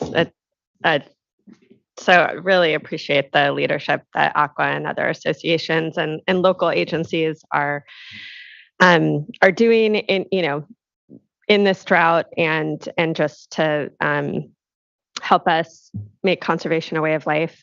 One of the lessons learned from the last drought is around the finances and rate structures. And I'm wondering if, we know that there's increased both stress on the overall water revenue sources for water systems, but also the need to the increasing cost on customers, especially as there's investments to address both demand and supply sides. So I'm wondering if Aqua or some of the associations have efforts going on to look at rate structures and finances in the drought. I know there was some legislation coming out of the last drought to allow for emergency rate changes at the local level. One of the things we heard in the now a number of months ago in the urban water conservation update was an analysis of water rate structures that really highlighted how the overall nature of having fixed rates and variable rates often results in the very low water users paying a higher amount per gallon than high water users, even when you have a tiered structure. So anyway, just this is a whole area. It's complementary to things we're doing, and very much part of the overall picture of how we're learning from the last drought and making those long-term adaptations. Just would love to hear if there's an area, an effort already that that water agencies have organized around this, or if that's something that that may evolve into the future. Thanks. Definitely not a rate structure expert, and really proud to be not that. I know that there's diversity among members in how they set their rates, and I'm hearing some really innovative solutions right now. And so maybe what we can do is just try to bring in a couple of different examples of that issue. It's not that we would support one or another, but I think better understanding what's working at the local level and what the considerations are in setting those rates. If that's helpful, we can try to work through maybe just some informational speakers. Thanks, board member. And thank you. I appreciate that offer. Yeah, I think, for us, affordability, of course, continues to be front of mind on all, sides of what we're doing, whether it's the investments and the infrastructure and the billions that we're fortunate to have there, or the things like the arrearage program, or here, conservation, which we know can have an impact on affordability in communities, and would be good to just make sure we're best unraveling all the opportunities there, and rates can be part of that. So yeah, thank you both. Appreciate that. Next, I'd like to call up Bobby Alvarez, who will be followed by Marcus Eustake. Thank you. Good morning, Chair Escobar and board members. My name is Bobby Alvarez, and I'm the Water Conservation Administrator for the City of Roseville. So Roseville appreciates your implementing a drought response approach that utilizes local suppliers' water shortage contingency plans. Based on localized water conditions, Roseville entered our stage 2 in August of 2021, which calls for 20% conservation and limits outdoor water to 3 days a week. Between weather whiplash and COVID fatigue, as noted in comments by RWA, the region is feeling drought fatigue. Our region conducted 4 focus group studies last month, and we learned that many people believe we have been in a continuous drought since the last one.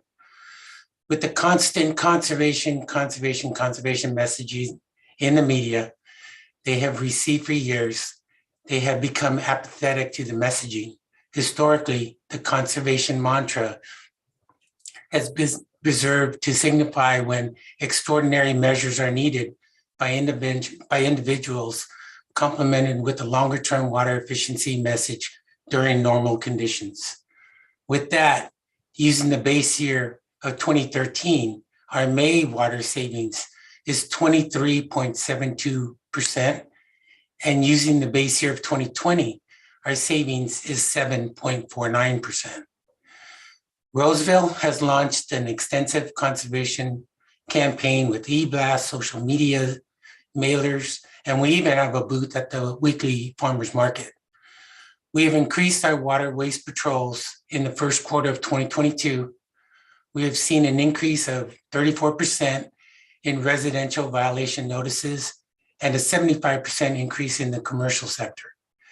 Additionally, in the first quarter of 2022, we have conducted 343 residential water wise house calls and have seen a 171% increase in usage of our Cash for Grass program. Changes to our rebate program include a larger incentive. We added a toilet rebate and created a program targeting narrow and parkway grass strips under 10 feet wide. We also have begun outreach efforts to our CII customers, notifying them of the emergency regulation prohibiting the water of non-functional turf with potable water while maintaining tree health. Lastly, we're in our third year of our system leak detection program, and we have found and repaired leaks saving over 28 million gallons of water annually. So with that, I just want to thank you for your time, and we look forward to hearing how the state plans to help local water providers in addressing this drought. Thank you, Mr. Alvarez. Appreciate your comments today and the work that's going on in Roseville. Thank you. Next, I'd like to call up Marcus Yasutake from City of Folsom. Thank you, Chair Esquivel, members of the board, Marcus Yasutake, City of Folsom. Sorry, I was unable to attend the May 24th meeting when the emergency regulation and the language was adopted. So I thought I would join this meeting just to give you a little bit of background as to what the City of Folsom is currently doing and what we have been doing. Last August, even though our water shortage contingency plan did not require the city to do so, last August, very similar to Roseville, we did implement the city's stage 3, which is equivalent to the level 2 in current water shortage contingency planning documents, which required up to a 20% reduction in water use. Some of the main items here were the 2 days a week watering, no watering when there was precipitation measurable precipitation within 48 hours. And all this was done with odd even address schedules. To help promote this, our communications department, had a significant increase in the weekly announcements they would make through social media. So we'd do weekly conservation tips or just identify the various rebate programs the city has to offer. They would do this in print newsletter and e-newsletters. And they also sent out 2 direct mailers to all of our customers within the city, one in August of 2021 and another in May of 2022, just reminding them that we are currently still in our stage 3. The city remained in its stage 3 and has been in its stage 3 since last August. We recognize that even though we may not have had a local water supply shortage, we did understand, or city council did understand, that this was a broader statewide concern and impact. So we've remained in that model to date. Some of the things city council also did is they appropriated an additional $600,000 for rebate programs and added 2 new rebate programs to what the city offered at this time in September of last year. So there are things that our council is doing and things that are increasing the workload for our staff, but we do understand the broader statewide concern as it relates to drought.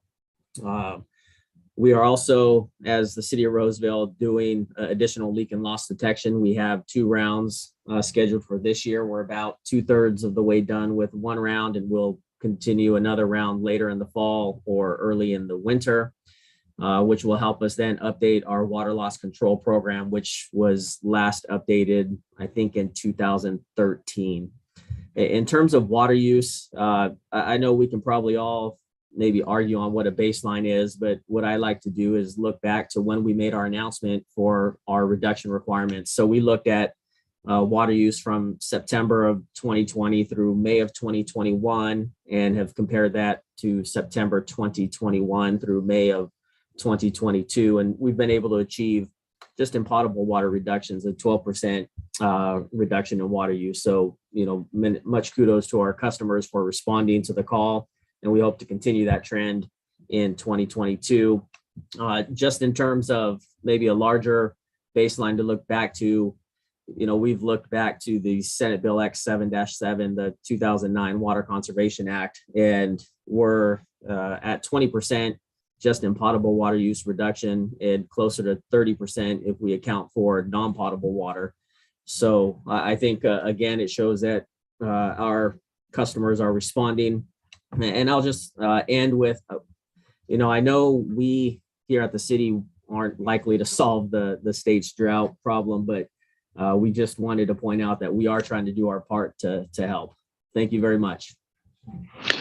Thank you, Mr. Yasutake. Appreciate your time and the work that's going on here in Folsom. Next, I'd like to call up David Peterson, who will be followed by Brian Sanders. Thank you, Chair Esquivel and members of the board. My name is Dave Peterson. I'm the General Manager of Las Virgenes Municipal Water District, and I'm also the chair of Aqua's Water Management Committee. We're a retail water and wastewater agency in Western LA County, and we're also a member agency of Metropolitan Water District within an area that is called the State Water Project Dependent Areas. And that means that we rely primarily on state water project supplies for our drinking water. Because of that reliance and also the lack of local water in our area, we are among the more severely impacted by the current drought. And like the other speakers, wanted to express our appreciation to you and to the state for the approach that you're taking in allowing us to use our water shortage contingency plan in order to respond to drought based on the actual conditions that we're facing. And I'll say, as a manager of an agency that is more severely impacted, we feel a great deal of responsibility to do our part and to use that plan to take the steps that are needed and to achieve the conservation that we require in order not only to support the governor's call, but also to ensure that we stretch our water supply as far as possible. So we are doing that. We began actually a year ago, and we implemented our shortage contingency plan first at stage 1. That was in June of last year. The following month in July, we escalated to stage 2.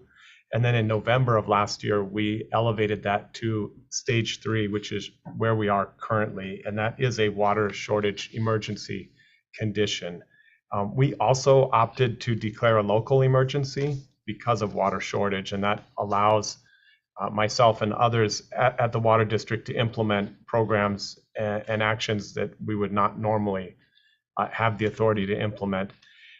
We are fortunately beginning to see some real savings, and I know we have looked at the numbers statewide and within our region, and I know at times they've been unimpressive, and I'm happy to see that in even the last few weeks, we are seeing water demand significantly decrease in our district to the tune of about 30 to 40%. And I attribute that to really two things. One is the media focus and attention. We can't go a day without seeing on the news or in the newspaper coverage about the drought and the need to conserve water. And there's no doubt that that is helping. The other thing is we are implementing among the toughest restrictions on water that we've ever implemented. And in doing that, we're seeing the effects. So we did, as other metropolitan member agencies in the dependent areas, we implemented a 1 day a week watering schedule that began on June 1st.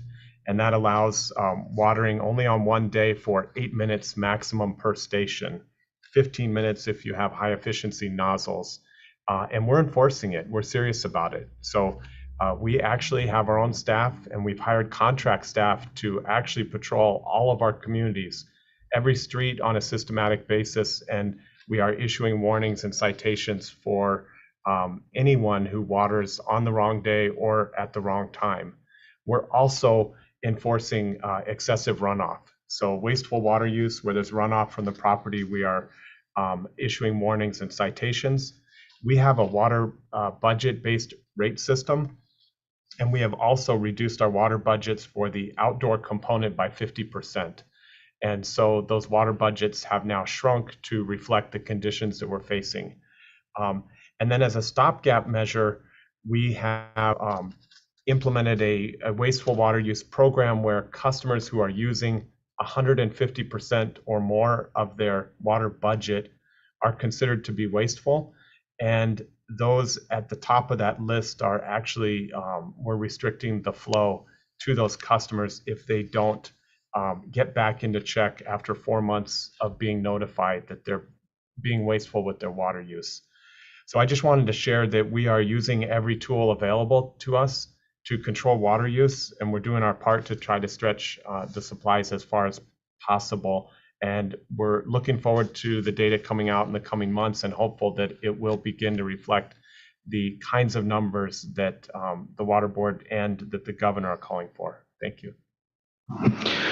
Thank you, Mr. Peterson. I just want to acknowledge, I know there's a lot of stress and you're under a lot of challenges given the severity of the situation for your water system, and just appreciate the leadership I know that it takes to help get a community to recognize the urgency of the challenges they may be facing and here respond. And I'm with you in having hope that both the actions that we're seeing agencies take to reflect the even more urgent nature of conservation at the local level and the actions that the state board has been able to take here, moving all systems to level 2 of their water shortage contingency plans and banning, importantly, the irrigation of non-functional turf in the CIA sector.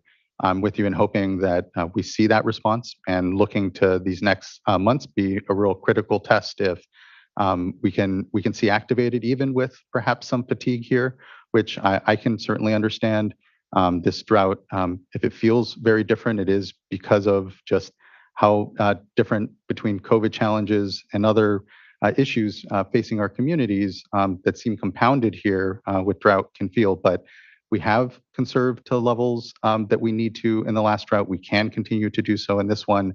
And it's just important, given the increased aridity that we know we face, that this isn't just about this drought. It is really about continuing to shift our landscapes to be reflective of the reality of the climate we live in now, let alone what we'll be facing in the next decade. So not to go on there for too long, but just want to acknowledge, I know there is a lot of work, leadership, and tension, and we're here to continue to be united in our call to have Californians really here step up again and in a way that's really critical given the urgency of this drought. So thank you. And I guess, if I need to add further, just would note that it really is as we consider a dry year next year. And these activities aren't just about a single year or circumstance. Next, I'd like to call Brian Sanders, who will be followed by Amy Talbot.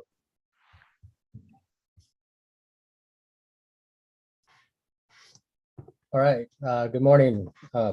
Barely just getting in there. Yeah. Good morning. Chair and board members, thank you. My name is Brian Sanders. I'm with the City of Sacramento Department of Utilities, and I appreciate you allowing me to provide a few comments today. First off, I'd like to say that we appreciate the comments already provided by Chelsea Haynes at Aqua and also our neighbors in Roseville and Folsom.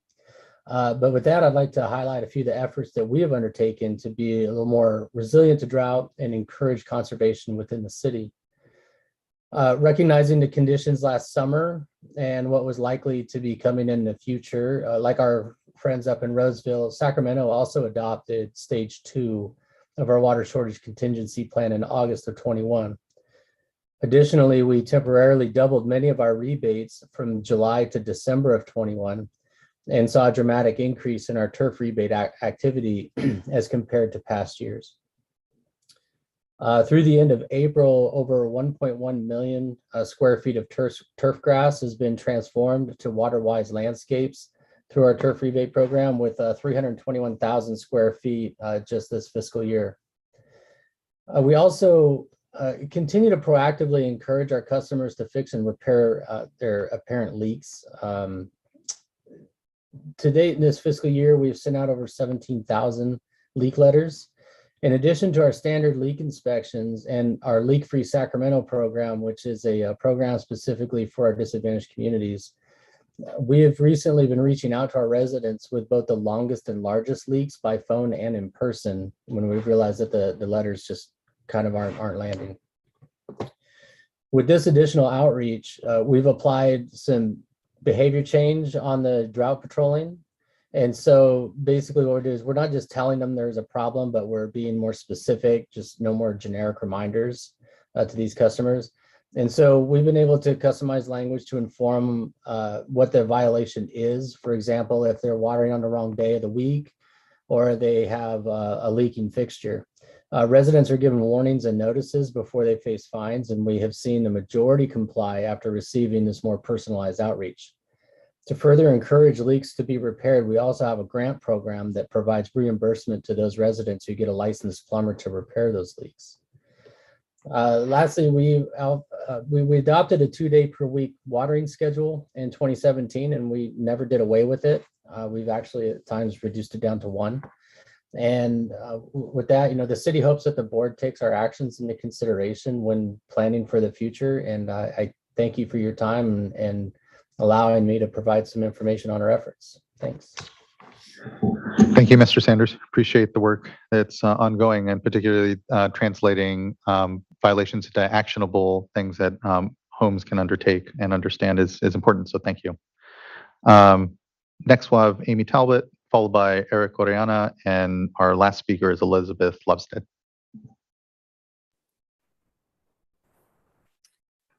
All right, I'm just going to go ahead and jump the gun and say good afternoon, Chair Esquivel, fellow board members and staff. I'm Amy Talbot with the Regional Water Authority.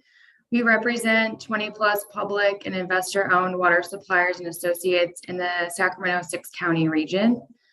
We would like to provide an update on our recent drought activities and provide some comments on the state drought response. We're happy to report that the WaterWise rebate application set new records at several agencies in 2021, including City of Sacramento, Roseville, and Placer County Water Agency, thanks in part to increased rebate amounts, some of which were doubled. This effort and customer response is carried into 2022 as testified today by Sacramento, Folsom, and Roseville. Most of our suppliers are and already were in stage 2 of their shortage contingency plans and are promoting those actions contained within that stage. However, we are experiencing extremely dry weather conditions that have already been a little covered. For this region, for example, January through March, we typically receive 10 inches of rain, but this year we only received 0.17 inches. We got some luck in April, which was above average rainfall, and then back below average in May. Furthermore, our regions and generally the state's urban water use is primarily driven by outdoor use, especially in more inland hot summer areas like the Sacramento region. Customers responding to weather conditions can mask the water savings that we are or may be achieving. Furthermore, we hosted 4 English and Spanish speaking customer focus groups this last month, in which all 4 groups expressed severe drought fatigue, stating it had been one continuous drought since the last one, and admitted the constant drought messaging dims the sense of urgency. It's kind of like if every year is a drought, then it's not really a drought. We really need to be very selective and strategic when and how we message drought, both statewide and locally. In addition to asking for savings, we're also shifting our supplies from surface water to groundwater and vice versa when possible. For example, last year, water suppliers in our region used 30% more groundwater than in previous years, leaving more water available in the rivers to sustain the environment. And even in the winter of 2022, the driest period in state history, the Sacramento region banked between 500 and 1,000 acre-feet of water each week from January to April through both in lieu and direct recharge. The bottom line is that conservation is important along with the operational changes for our region and for all of California to withstand drought and the impacts of climate change. Suppliers are doing both supply and demand actions to help respond to the drought, which is making us wonder if the state had a chance to review the annual water supply and demand assessments that were submitted June 1st.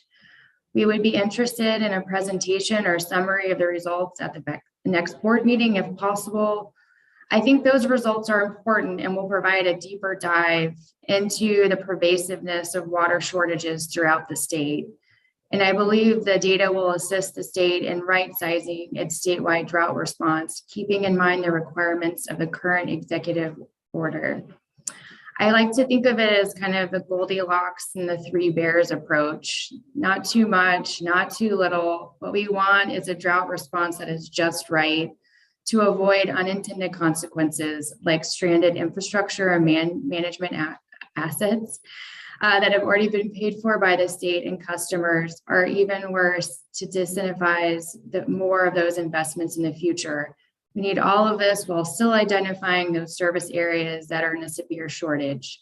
It's a tall order, but I think we can get closer to achieving this. As we know from the last drought, when suppliers filled out the stress test, which is very similar to the annual water supply and demand assessment, that most suppliers, about 83%, elected to have no mandated reductions as a result of their local analysis of supply and demand. Although those same suppliers generally maintained a voluntary conservation target. This is well documented in the recent PPIC report that Chelsea mentioned. The end game is basically a large majority of suppliers did not have a local shortage. I'm not sure if a similar situation exists for this drought, according to the annual assessments, but I am curious to see what the results are. I'm starting to think of this drought as more of a sprint, but we are a part of a much larger climate change marathon. And by not using the tools and information we have available to us now, like the annual water supply and demand assessments to base our response, we are at risk of falling short of completing the marathon. We hope the board takes these assessments into consideration when looking at further drought response actions. Another issue to consider, which has been brought up a little bit with other testimonies, is the baseline year. We know that no baseline will be perfect, but choosing a particular baseline can have tremendous impacts on tracking progress towards a goal.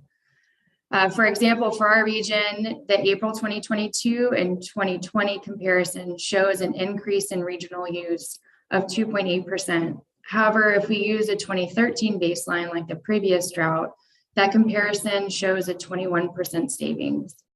The same thing with cumulative regional use from July 2021 through April 2022.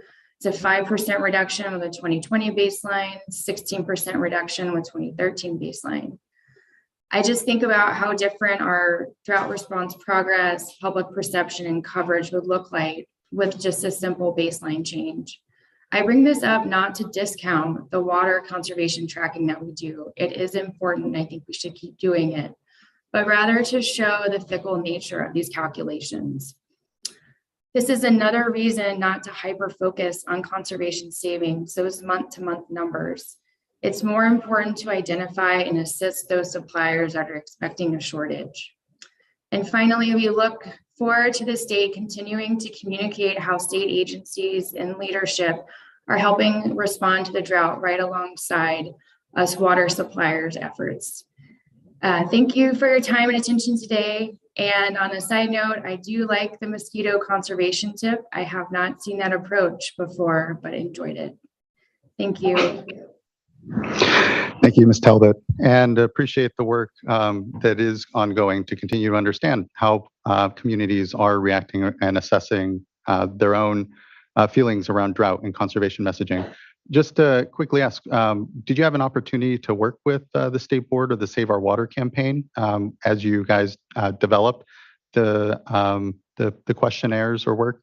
And if not, would flag that it might be helpful to do so that we make sure what I know is ongoing investments being made in the Save Our Water campaign to do similar focus groups and understanding of how best we can communicate the urgency and the challenges and the need to conserve though as well. On your point, I guess around some of that again, and would like to look at that data, questionnaires and focus groups are always only so good as the questions you ask. But on that point as well, around the feeling that this drought is never ending. I think important to remember that of the last 10 years, I believe 7 of them have been drought. So unfortunately, it can feel that the message is that we are in drought, and it's because we increasingly are.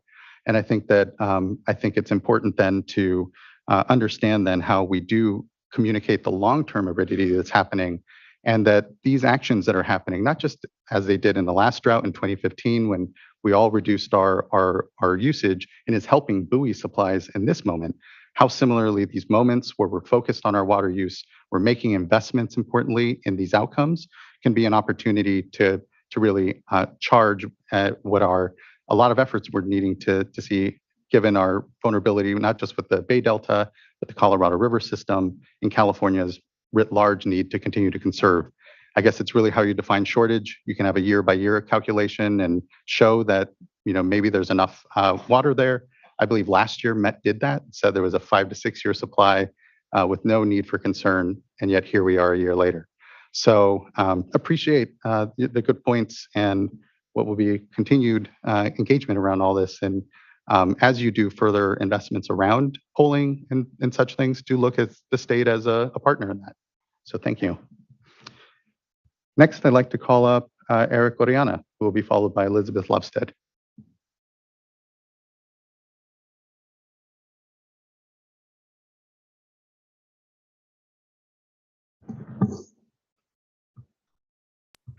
There you are. Good afternoon, Mr. Oriana. Good afternoon, Chairman. Thank you for the opportunity to provide a comment. I actually don't have a comment for water conservation. I meant to put under the drought update. So if you don't mind, I'll just share quickly. I just want to bring attention to the need for the state to address the drinking water impacts that we have in the state of California, specifically for domestic well users throughout the state. As I think Eric Zuniga has shared, that we have a 100% increase in domestic well outages. And so we really need to find a way to address the challenges around affordability for these communities and really hold the folks who are causing these impacts accountable. So as always, just wanted to put this before you and just urge us all to continue to prioritize this as one of the most important drought impacts that we're seeing across the state. Thanks for your time. Thank you, much appreciated. And last we have Elizabeth Lovestead.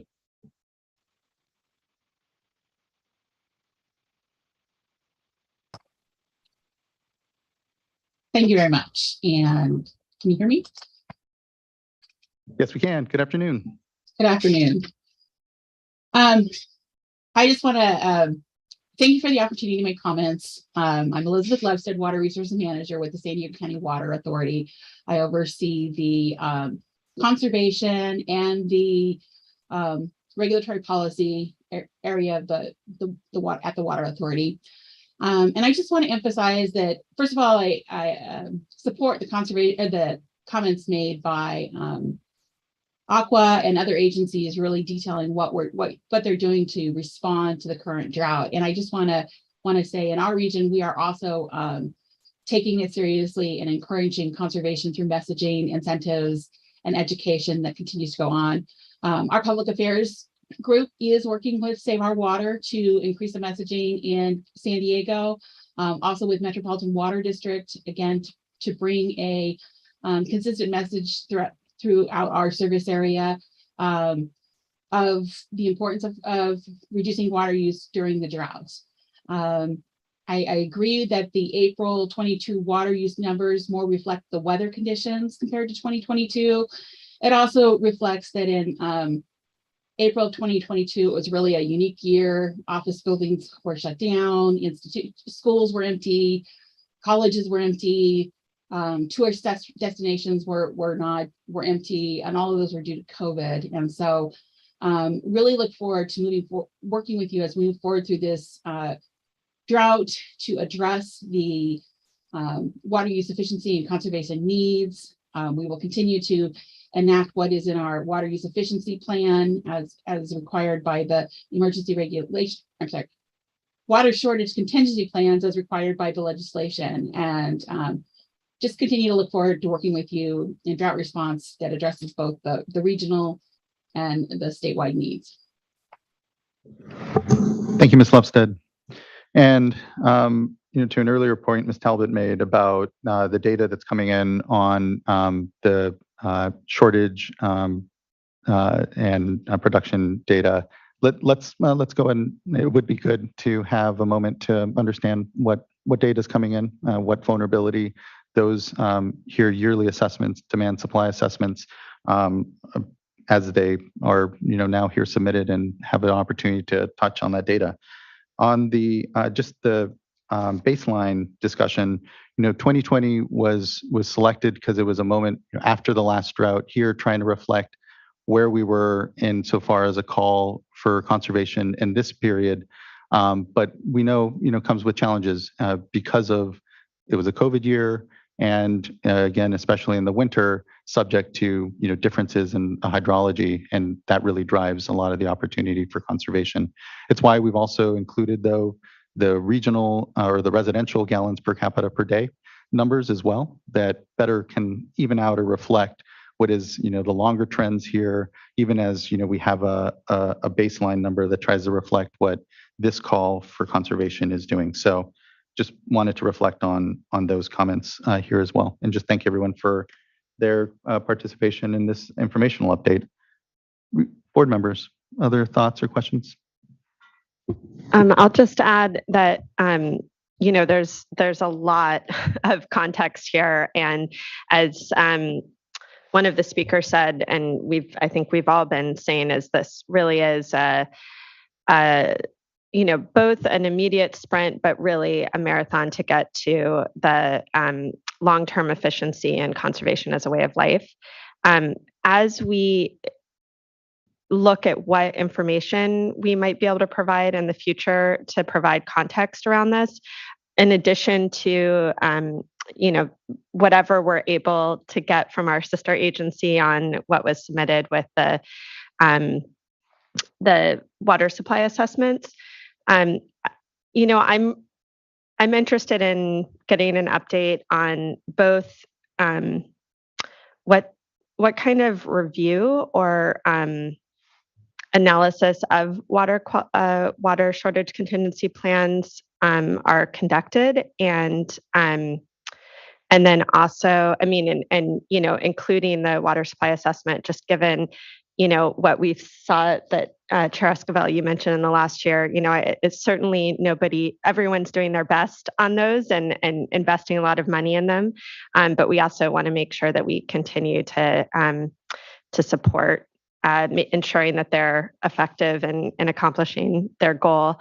And then the other thing that would be great to get an update on and defer to timing on this, but really is just an update on where we are in terms of long-term efficiency recommendations and efforts coming out of the efforts that DWR has been leading, and we've been collaborating, and the public's been collaborating on.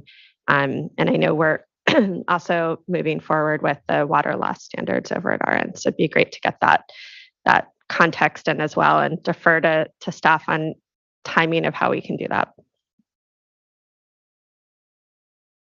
Yeah, thank you, board member. What is important are that budget setting activity that the board is going to be undertaking, and the continuity between what we're doing now and in that longer term, and the need to have continuity so we're not confusing folks. Okay. Other comments or questions from colleagues? Seeing none, I think that wraps up this item, and thank you everyone for the discussion and continued focus on this important aspect of drought response. Let's go ahead and take ourselves a 30-minute lunch, if that's appropriate, so that we'll just come in and not have to interrupt item number 6, and really important. And thanks everyone for their patience as we get through our agenda item. So Let's go ahead and come back here at 12:45, and then we'll continue on to item number 6. Thanks, everyone, for a productive morning.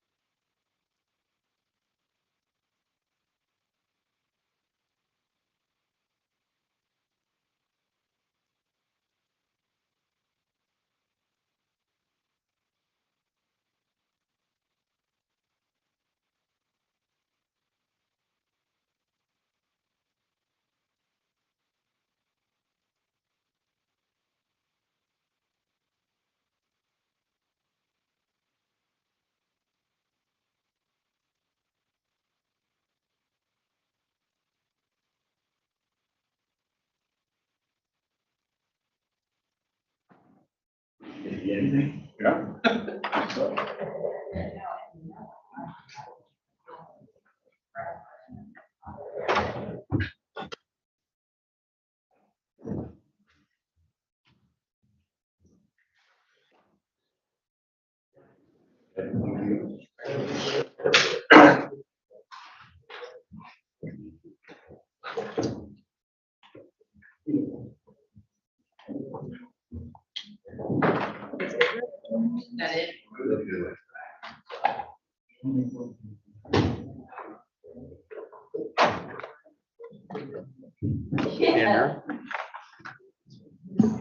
We'll get started here in a moment, waiting for a couple more board colleagues to make it back to the dais. Thanks, everyone.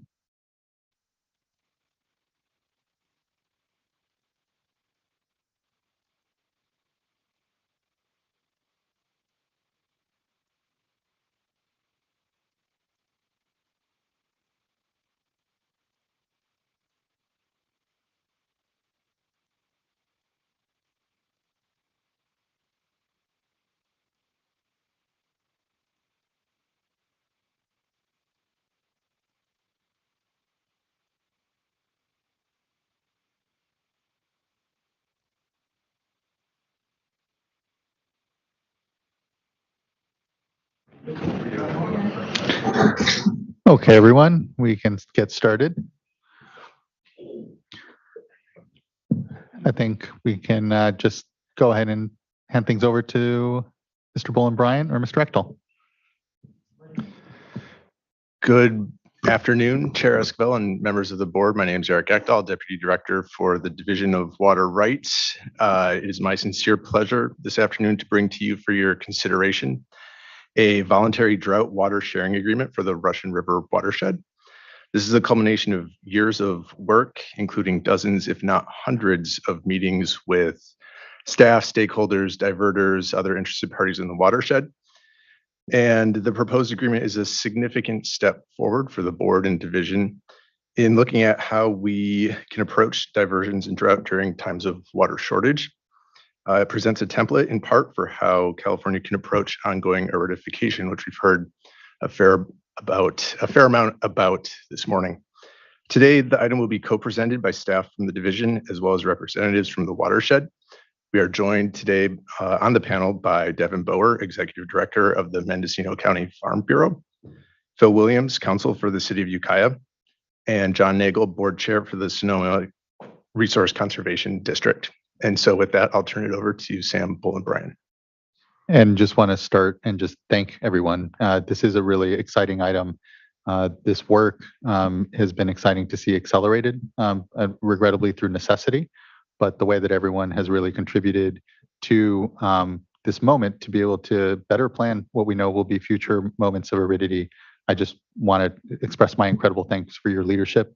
It is really what makes a difference in being able to effectively do this work. So thank you.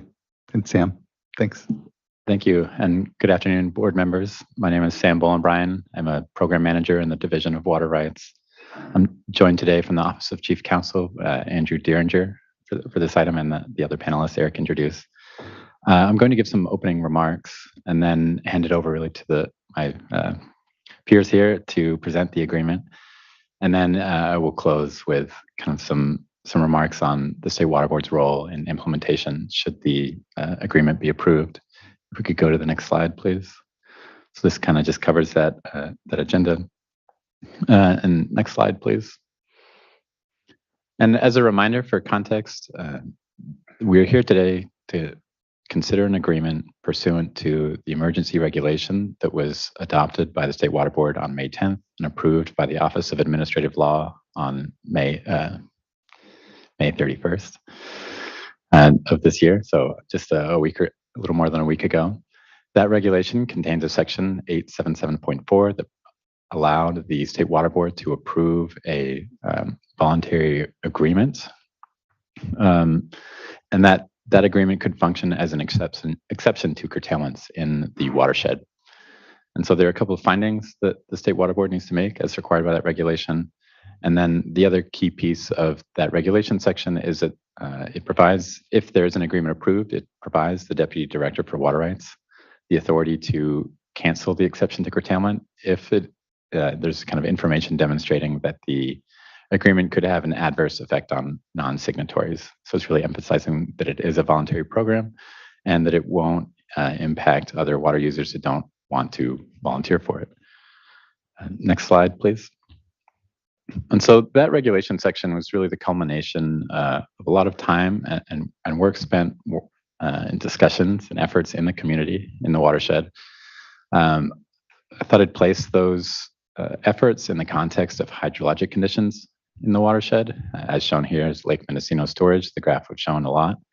The first star there, it shows kind of when efforts really started with board staff identifying concerns about dry conditions in the watershed and encouraging water right holders in the watershed to develop an approach for drought management should dry conditions persist. And then as we know, drought conditions got much worse to the point where much more active discussions started in April of 2021 to develop an approach to managing shortage in the watershed. However, conditions were so dire and so there's limited time and limited water to come up with an approach, even though there was a lot of intent to figure something out. And so while we worked on implementation of the 2021 regulation last year, there was still kind of this underlying intent to come up with a locally driven approach. And this really started again in earnest in September of 2021. And so the agreement being presented today is this culmination of, as Eric mentioned, many meetings, at least weekly since September, and supported by a professional facilitator. And if I forget to say that at the end, the facilitator's role was instrumental in moving things forward and helping keep us on track. So those are a really important part of this. And so the agreement that we're going to talk about is kind of the culmination of all of these discussions and efforts over this timeline as we have kind of the background of drought and difficult hydrologic circumstances in the watershed. And so now I'm going to hand it over to Devin Bower to present the agreement. Next slide. Well, good afternoon, Chair and Board. On behalf of myself and other panelists who have been participating in the steering committee for this sharing program for several months, although sometimes it seems like it's been a few more months than that, we are very grateful to be here today to present this program to you. Next slide, please. So this may be familiar, but this is just a quick time frame regarding sort of the overall development of this program. So we've gone through this process of, working with a very diverse group of individuals, meeting weekly, as Sam alluded to, going through various renditions of a conversation about the structure of this program, the name of this program, and other variables just to get to where we are today. Sometimes we get so lost in the details of the process of getting to where we are today. It seems like it is simpler than it is. But we appreciate this participation because it is voluntary. It is locally driven. It will continue to evolve. Going first is sometimes a blessing and sometimes a challenge. And I think we're somewhere in between at this point in time. Next slide, please. So just really quickly, you can see the very diverse group of individuals who have been participating in the steering committee. We've had agricultural interest, urban interest, municipal interest, tribal interests, and it's been a pretty balanced group, I think, of individuals who have been participating in this process, along with State Water Board staff, some of which who are represented today and others who have popped in as necessary. So we've appreciated that support as well. Next slide. And this is kind of a quick synopsis, but really, our goal is to, look at, what has been done in the past and come up with an alternative, for the future. So, obviously, this is not the first time we've gone through drought scenarios in the Russian River, and most likely won't be the last. So, the intent is to have a program that can be utilized, hopefully going forward this year, but also in the future as necessary. And it'll be adaptive. Like I said, we're hoping to have a good participation in this process, which we'll talk about momentarily, to be able to demonstrate how this program works and what will need to be changed moving forward. So with that, I'm going to pass the next several slides to Phil Williams. Next slide, please. Thank you, Devin. Good afternoon, everyone. So as Devin just touched on, this is a voluntary effort. What you have here is a pretty significant effort on the part of potentially participating water right holders in the upper Russian River. That's defined as Healdsburg North on the Russian River system.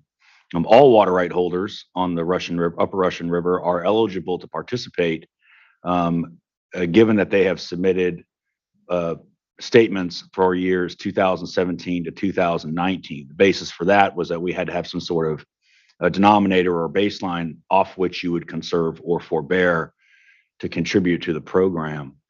Importantly, as you will recall, when you adopted the emergency regulations, you carved out room in section 877.4, which provided that participation in this program would exempt that water right holder from curtailment. And we're hoping that that is a significant incentive to participate, as is just the general idea of helping the entire community on the upper Russian River to get through this drought. Importantly, success is going to depend in a large part upon participation. Obviously, if you have 2 water users who are participating in this program, not only will I be very sad, but the program probably won't work.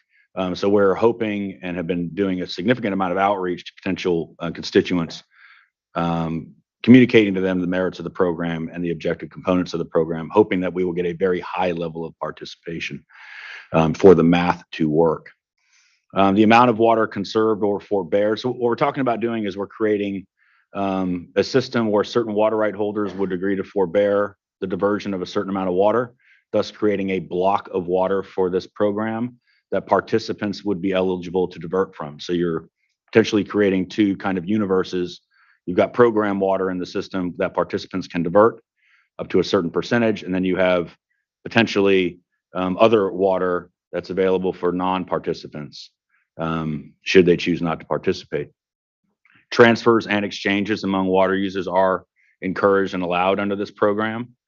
We also have, much to John's credit, he had the idea of adaptive management and did a great job in ensuring that that element was retained in this program, thus giving it perhaps life after 2022 or the ability to improve going forward. But you have an important adaptive management component as well in the context of both reports from water right holders as well as a report from what we're calling the steering committee. I think that's still its name.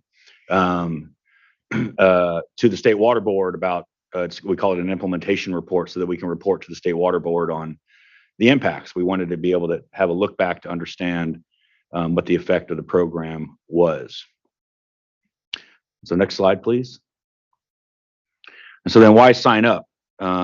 Aside from the, well, obviously maybe too strong of a word, right? But we are in a drought. There is limited water supply in the upper Russian River.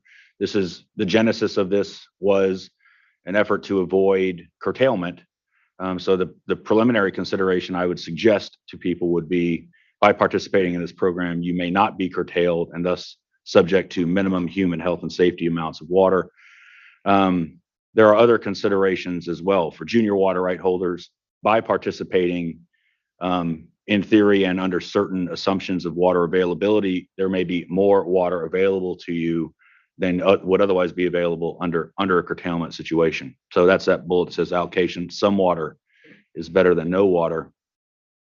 For ag, what this may mean crucially is the ability to bring crop to harvest this year, where the minimum amounts under curtailment just simply won't get you there.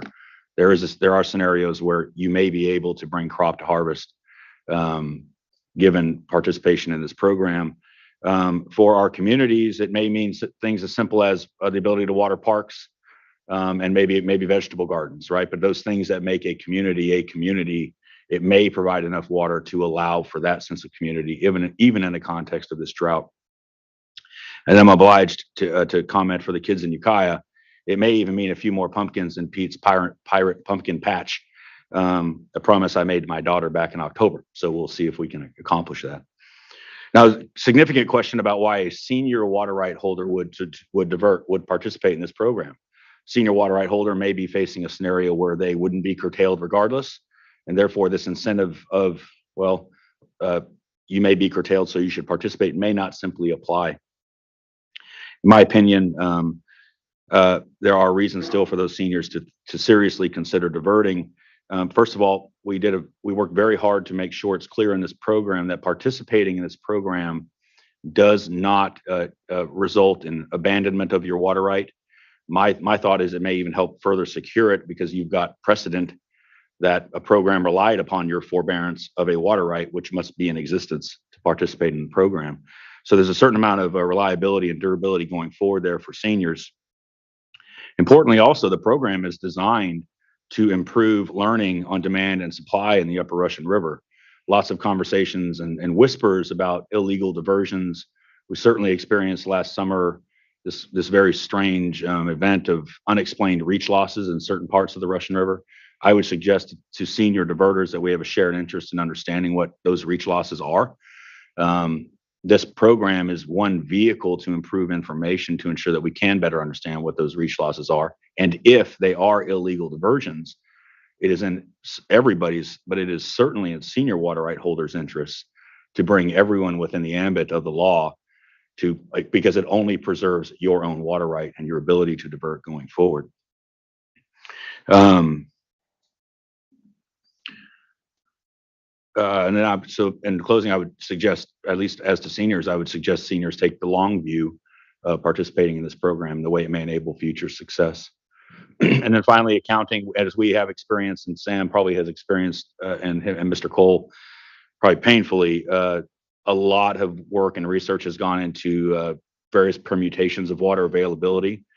The premise of all of that work is really drilling it down to what water is available and what the demand is out there. And so I know I have learned a lot, and I think I have seen the State Water Board learn a lot, and that I don't mean that as any kind of criticism, but learning a lot in the past year just by having to drill into these numbers.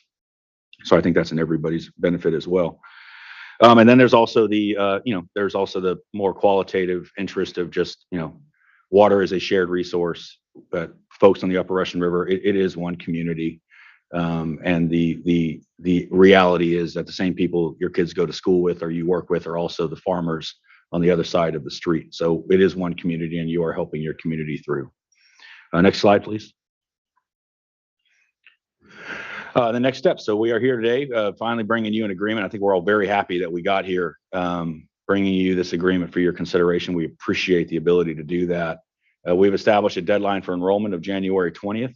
I'm sorry, thank you, June 20th. January 20th would have been too late. June 20th, so that's a couple weeks from now. Pretty short fuse, but we'll see where we get there. At which point we'll take a look at the participation amount. We'll take a look at hydrology, and we'll get a message from the Deputy Director, Mr. Eric Dahl, about whether we've got a program that is viable or not. The State Water Board will come back and provide periodic updates. We are talking about kind of monthly conservation percentages. So I imagine Eric and Sam and their team will be coming back to the steering committee about what the reported numbers will be and what the resulting forbearance thresholds would be. And then, as I indicated earlier, we'll be providing monthly reports to the steering committee, and then there will finally be an implementation report to the State Water Board. And we envisioned a scenario, I think, where this program can last through the calendar year. It is tied to the governor's executive order because that's the basis of your emergency powers, which are animating this agreement. So those are kind of the next steps over the next several months. And I'll pass it on to John. Okay, how much water? That's what the question always comes down to, right? How much water? So it's all, three of these items on here that drive the variability of the impacts of water supply, we have no control over, right? So natural flows, soil moisture content, project value project flows, that's PG&E and FERC. Program participation, yeah, we can enforce that. And the weather, that's just something to watch and complain about. So, these are the impacts to our program. And so next slide, please. After a lot of work and modeling, beginning of January, based upon December's gifts of rain, we were feeling that this is kind of more of a thought model than anything else. But as the first quarter drew out to be no rain at all, it became really apparent that this program that we've been working on is needed and is going to be used this year. And so if you look at prior to mid-May, what our working assumptions were of water availability, this is this is how much water was going to be available to the different priority water right holders. You can see that pre-1914, they'd be conserving 20%, having 80% of what they have, down to if you're 1955 or later, you would have 35 to 60% of your water of your normal water use between 17 and 19. So that's enough to farm on. That's enough to produce crops. That is a workable solution compared to last year's scrambles and impacts. So next slide, please. So on May 13th, one of those variables that are uncontrolled arose. So PG&E, they did apply for a flow variance application, and based upon those that application, should it be implemented per the application, the flows in east fork of the Rush River will be reduced to 5 CSF. And you can see on the slide how that would impact compared to the previous slide of the water users. So, working with, say, 35% of my normal water use, I'm now maybe working with 10% of my normal water use, which, as Phil just said, some water is better than none. So what we thought at the beginning of the year as being kind of an exercise, a thought model, and what we thought was going to be something that was going to, well, this is workable for first out, first usage, is now our first usage of this program is going to be under near worst case scenarios, and it's going to be extreme stress test. That being said, looking at the model, how it's supposed to work, how the agreements is set up, our steering committee still believes this program is worth pursuing and is viable. And should it work this year, that just proves its worth and its durability. So still comes down to some water is better than no water. So next slide, please. So conclusion.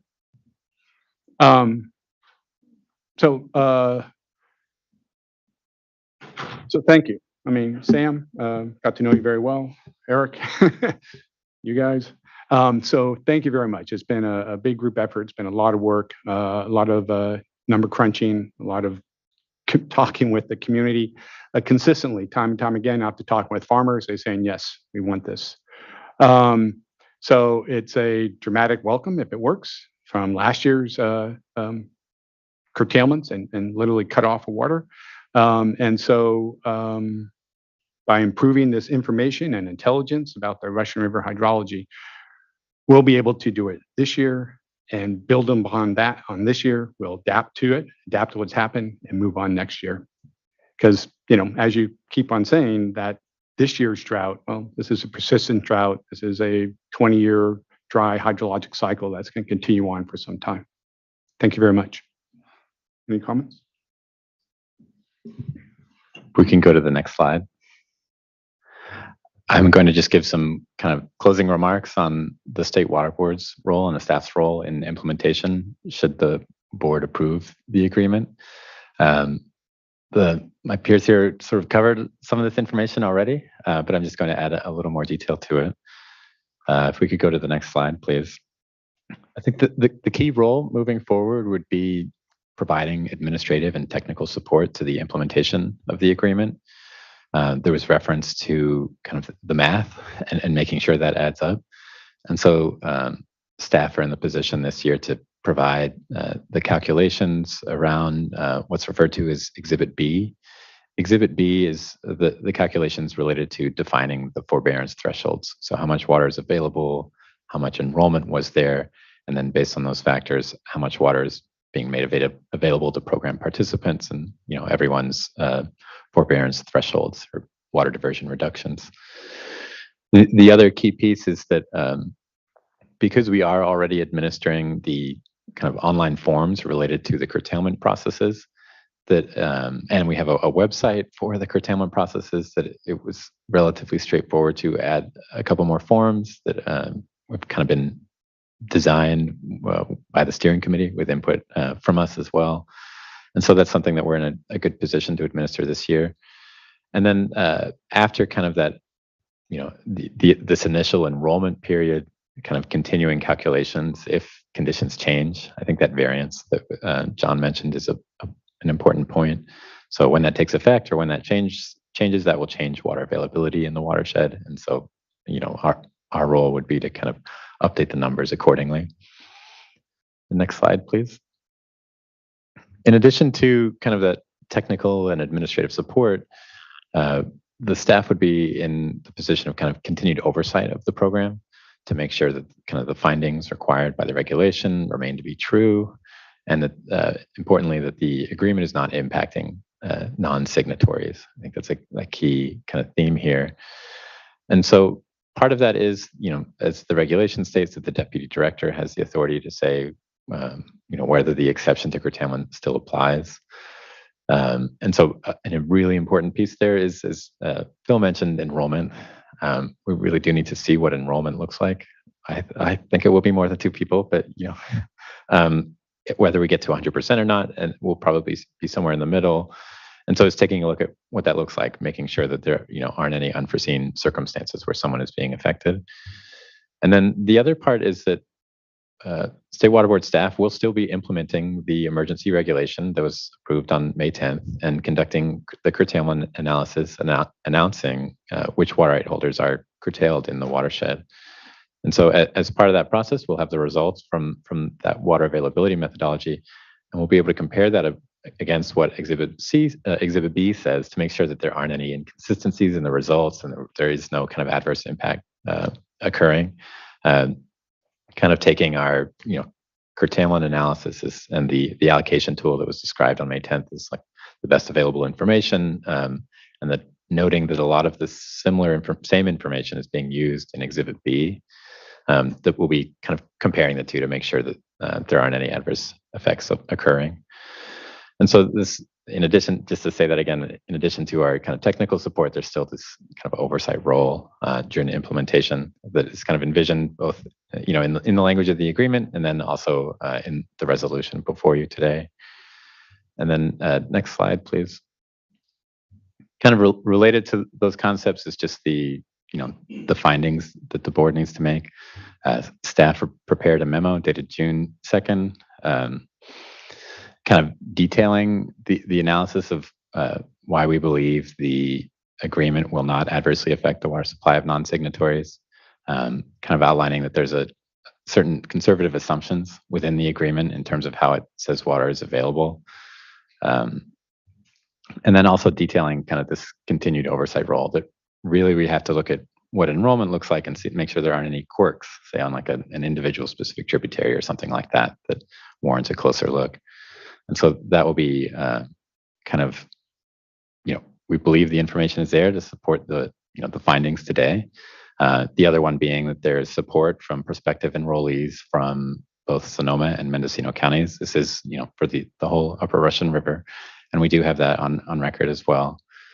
And so that's what leads to staff recommending approval of the agreement and the resolution that's before you.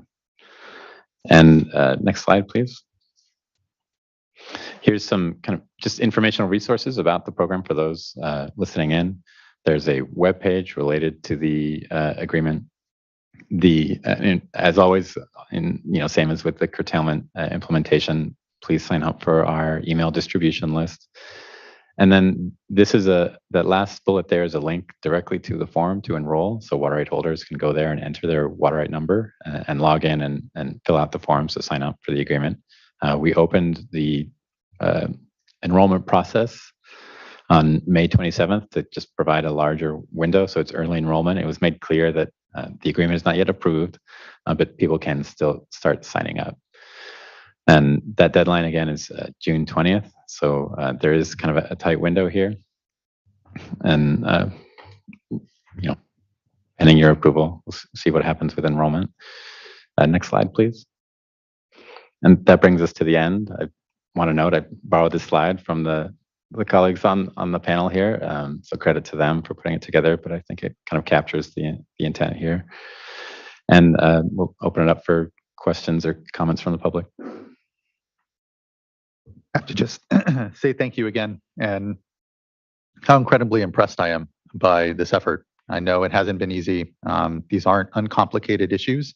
Understanding in more real time what a hydrology actually supports in our water rights system.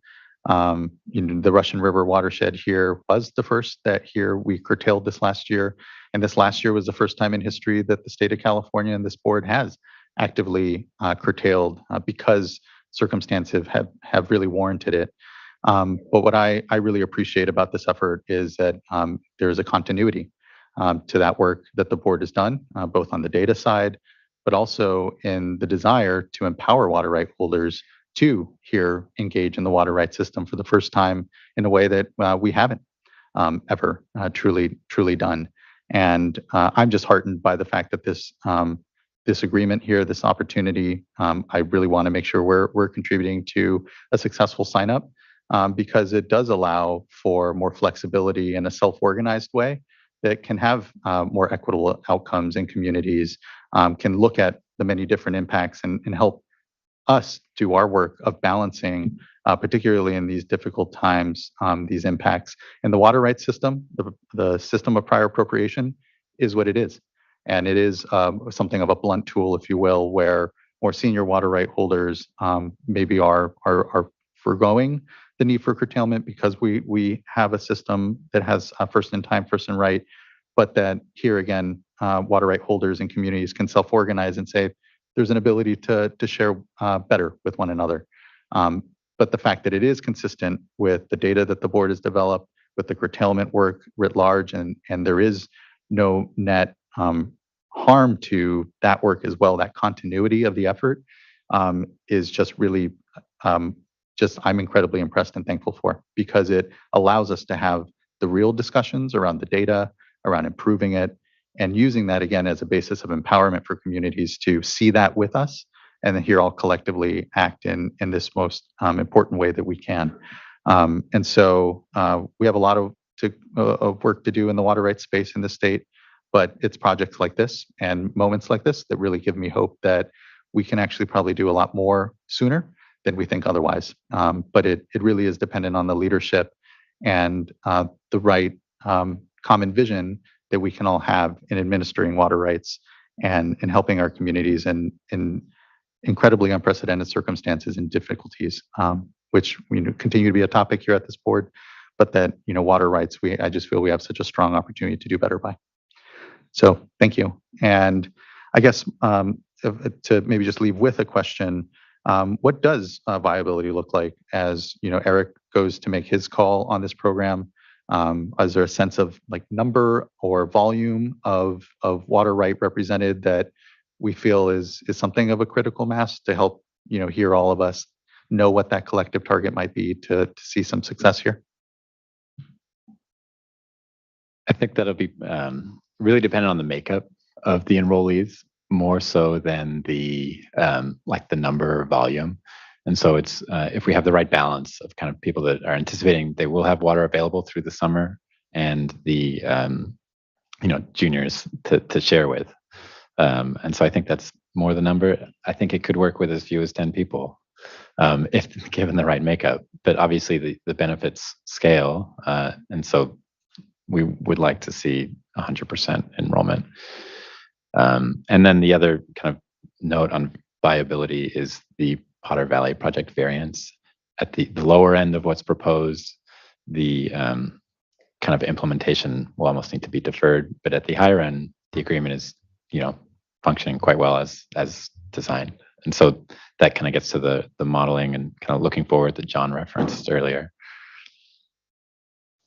Thank you. That's very helpful. And again, I would agree with something Mr. Williams said around, all of us collectively learning a lot. And I think we come all at it with a lot of humility and knowing that we have a lot to do and do better by. And so just thank you again for what's been really incredible to see here. Vice Chair. Well, I just want to start by echoing your comments, Chair Esquivel. The amazing thing about this community is that despite the suffering that's going on and, maybe initially some opposition, What I've always observed, just consistently is folks that are seeking to better understand a complicated situation and seeking to work collectively as a community and working together. And the leadership that's in your area, I think we really can learn in the rest of the state. And so I have several questions for you, and I'll just kind of list them off, and you all can answer whichever ones you think you might have some thoughts on. But one is, this is a very unique system. But do you see that there are, opportunities with something in the way you've structured things that others could glean from what you have put together? And I know in particular, Mr. Nagel, you've worked for a large company that works elsewhere, the Gallo Corporation. And so, and then Mr. Williams, your work with the CVP, and Ms. Bohr with Farm Bureau. So you're not over in your area, not paying attention to what's going on elsewhere. So I'm just curious about your thoughts there. And then secondly, on Potter Valley, is there, I see in the slide that many of the participants in the stakeholder group are considering making some comments. Maybe if you could help to educate us, is there something that can be done through your relationships with PG&E and with FERC so that there can be maybe less instability going forward on the Potter Valley issue, the variance? And then I know we're going to be hearing from commenters, but I know we received comments from Russian River Keeper in particular about transparency. And I see you have a good diverse group in your steering committee, but I guess some questions there about openness and transparency. So if there's anything you can do to comment on that. I know sometimes the smaller the better, so that you can at least put together some thoughts and, then go beyond. But, what can be done to bring in others that are interested, whether or not they are, directly affected by the curtailment issue. There's, some questions also about public trust. And so if you have any thoughts on that, I'd like to hear them. I can take the first one. So can this work elsewhere? Well, the model is there, and the model has sources coming in. So if you're going to transplant this somewhere else, you just look at what are the inputs to the system. And then I suppose you could use the same model as to who are senior water right holders, who are junior water right holders, and it could be applied to another watershed.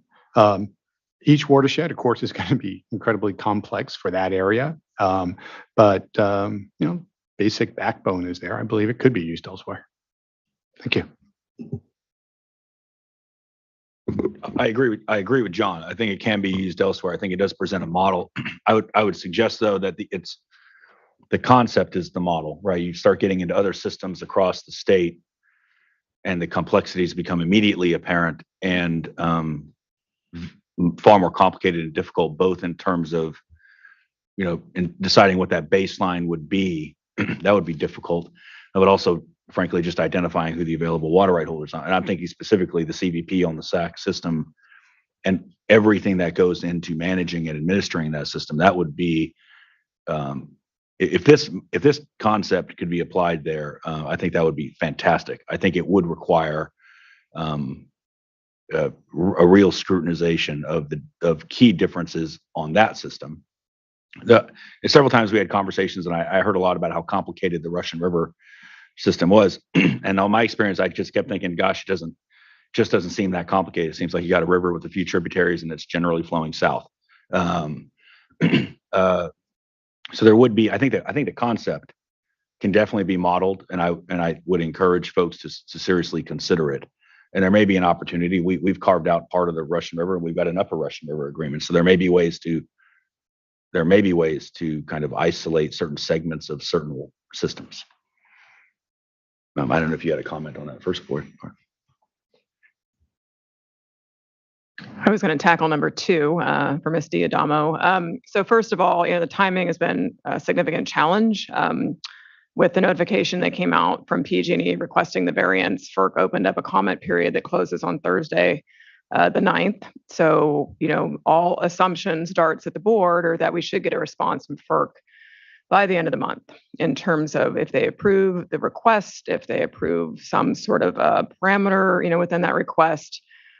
The comments that are being suggested going in from several stakeholders specific to this program, really the one key point was that PG&E has always operated under working with a drought steering committee. And that has been in partnership with FERC. That's been to a certain degree at a directive from FERC. And that includes Sonoma Water, that includes Potter Valley Irrigation District. So if they had actually followed those procedures and had interacted with the Russian River constituency as part of their own drought working group, that information could have been brought to this effort earlier on in the process.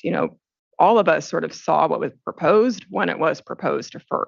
So there wasn't an opportunity for comment, there wasn't an opportunity for feedback. So that's one of the key points that it will be going in on Thursday, is that you look for collaborative solutions. There's two watersheds that are, highly dependent over the last 100+ years on the water supply provided from that project.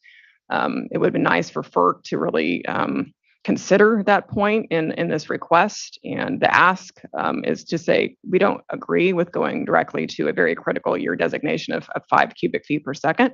We'd like to see a higher range in order to have this program be more applicable. So thank you. I'll add just quickly, and I shared this earlier before the meeting began, but my concern, I think perhaps the concern of the steering committee as well, is, and I would hope on behalf of your staff, right? This is a year's worth of work, some very hard work, some very hard discussions. They were all productive discussions, but they were very difficult discussions. My concern, frankly, is we have this thing that's a really good idea, and we are 99% of the way there, and then PG&E files a variance, and it just goes nowhere. We all are aware of the fact that things are not messed up because of lack of good ideas. They're messed up because of lack of implementing good ideas. So my personal hope is that we will find a way to work around, frankly, in my experience, just the latest wrench that got thrown in this process. I've observed we have inertia on our side, but we will find out. Yeah, I'm really interested in making sure that we just elevate and hear. Wondering who was supposed to be convening that drought group? Is it on PG&E to have pulled that group together? Okay. I think it really warranted an elevation on our part to make sure that we're communicating how PG&E continue to be a communicative partner here, given all, as you've said, we've invested in the project. So appreciate the discussion around it. And I think, if alone, perhaps, and here even working with FERC to help amplify the message, if PG&E would activate the convenings that they're supposed to here, that alone might help create the space to have the cross discussion that we needs to be happening on the Potter Valley project. So thank you. And thank you, Vice Chair. I'd like to answer the question about the transparency being the, staff were convening the meetings where all these discussions were happening. First, by touching on what the agreement contains or describes for implementation, that there would be these monthly meetings among the participants and interested parties where information would be provided on kind of what implementation looked like, what the numbers look like, what enrollment looked like. And so that report out process would be kind of like the first opportunity for transparency. And then I think the look back or retrospective that Mr. Nagel described, where after implementation, or it might have been Phil described, where following a look back and see what worked and what didn't work, that will kind of be another opportunity to make more clear like what decisions are being made. But in respect to kind of the process leading up to this point, the group was very ad hoc. And so it was kind of, the steering committee didn't have a formal governance charter or anything like that. It had kind of some working agreements, and members kind of came in and came out over time. And so it was very open, but you can always try and make things more open, like more public meetings and things like that. At some point, we do run up against the limits of like staff availability and bandwidth for workshops. But I think that is an important part of like how the agreement will evolve as well during implementation. So that's just a few of my thoughts there. I did want to touch quickly again, if I can go back to the first question about how applicable this is, or could this be done in similar or other watersheds statewide, and what made this work versus what challenges might be in those other watersheds. And I think if we kind of look from the maybe more the staff's perspective, but I think it applies universally, data, and really understanding the demand data in particular, but also having supply models that staff generated to compare that against, we talk about this process starting in October 2021, but it was the data cleanup that started in July 2020 that really made this whole effort possible. And that data cleanup takes a long, long time to do because it has a lot of errors in it. There's some duplications, and this is all efforts that we're trying to do, but to do it for a specific watershed takes a lot of time. So having that really robustly done really enabled us to ask other questions. And I think there's other data, even just beyond the demand data, that's been really critically important. There's the storage in Lake Mendocino. I think prior to this whole effort, we knew that there's a 10,000 acre foot reservation for downstream diverters. The Russian River Flood Control has an 8,000 acre foot allocation, but how that actually got kind of divided up, maybe we didn't really have a good understanding of. Now we have a much better understanding of it. And I think it's really opened up the possibility for this kind of sharing approach. So the data becomes key. I think the other thing that was helpful here is the biological opinion. It gave us a very clear kind of floor or target that we would operate to. It becomes more challenging in watersheds where that's not available, or the kind of equivalent. And then third, I really do think that the stakeholders in the watershed kind of went above and beyond, and the willingness to kind of look at it from a more collaborative approach. That was the real true key that made the whole thing possible. Really appreciate that good summary and how really it's that data that creates the opportunity, as you said, to have additional discussions, right? And it's really the way that buoys our collective decision making, and again, empowering water right holders to be part of a decision making process and themselves see the same data we are and work toward common outcomes is, it's part of what that sort of secret sauce is, right? And appreciate that the governor and the legislature are discussing how to better prioritize and give us resources to do more of that work. And I will here a note and just commend that the support for that here at the board from the governor and from the legislature is because of I strongly feel the good example of what we can do that's happening in the Russian River watershed, in the Scott, the Shasta, the Delta, even here. And I think, just appreciate, as you said, it's because of a lot of local leadership. So thank you. Other board colleagues. And we have commenters as well that we can begin to go to. Board Member McGuire. Yeah, thank you. I don't think I can add much to all the words of support that have already been shared, but kudos to getting together to bringing us to this moment here. I know I first learned about the voluntary agreement discussions a year ago as we were starting to work up towards the emergency regulations then, and could appreciate the desire and also how much work was needed. And so to be here today to actually have something of a model here, not really knowing what the future has in store for us over the next few months, but to have it and something to work with and learn from and grow from is really a testament to your hard work and Sam, you and your staff's hard work as well. So thank you for all of that. I am always one to get into the details, but so I'll just ask a couple questions here just to clarify my understanding. So Mr. Ekdahl, this morning you gave a drought update, and one of the components of the update was on the Russian River, and you talked about the curtailment implementation timeframe. And I think you were saying even as soon as next week, actually looking at implementing curtailments on the Russian River watershed. And so I'm hearing about the FERC variants. I'm hearing about, we have till June 20th for enrollment here. So I was just wondering if you could speak to sort of the sequence here. and how this might work in practicality when you have some of these curtailments coming down and yet folks wanting to be participating in this program, which won't have a decision made for some weeks?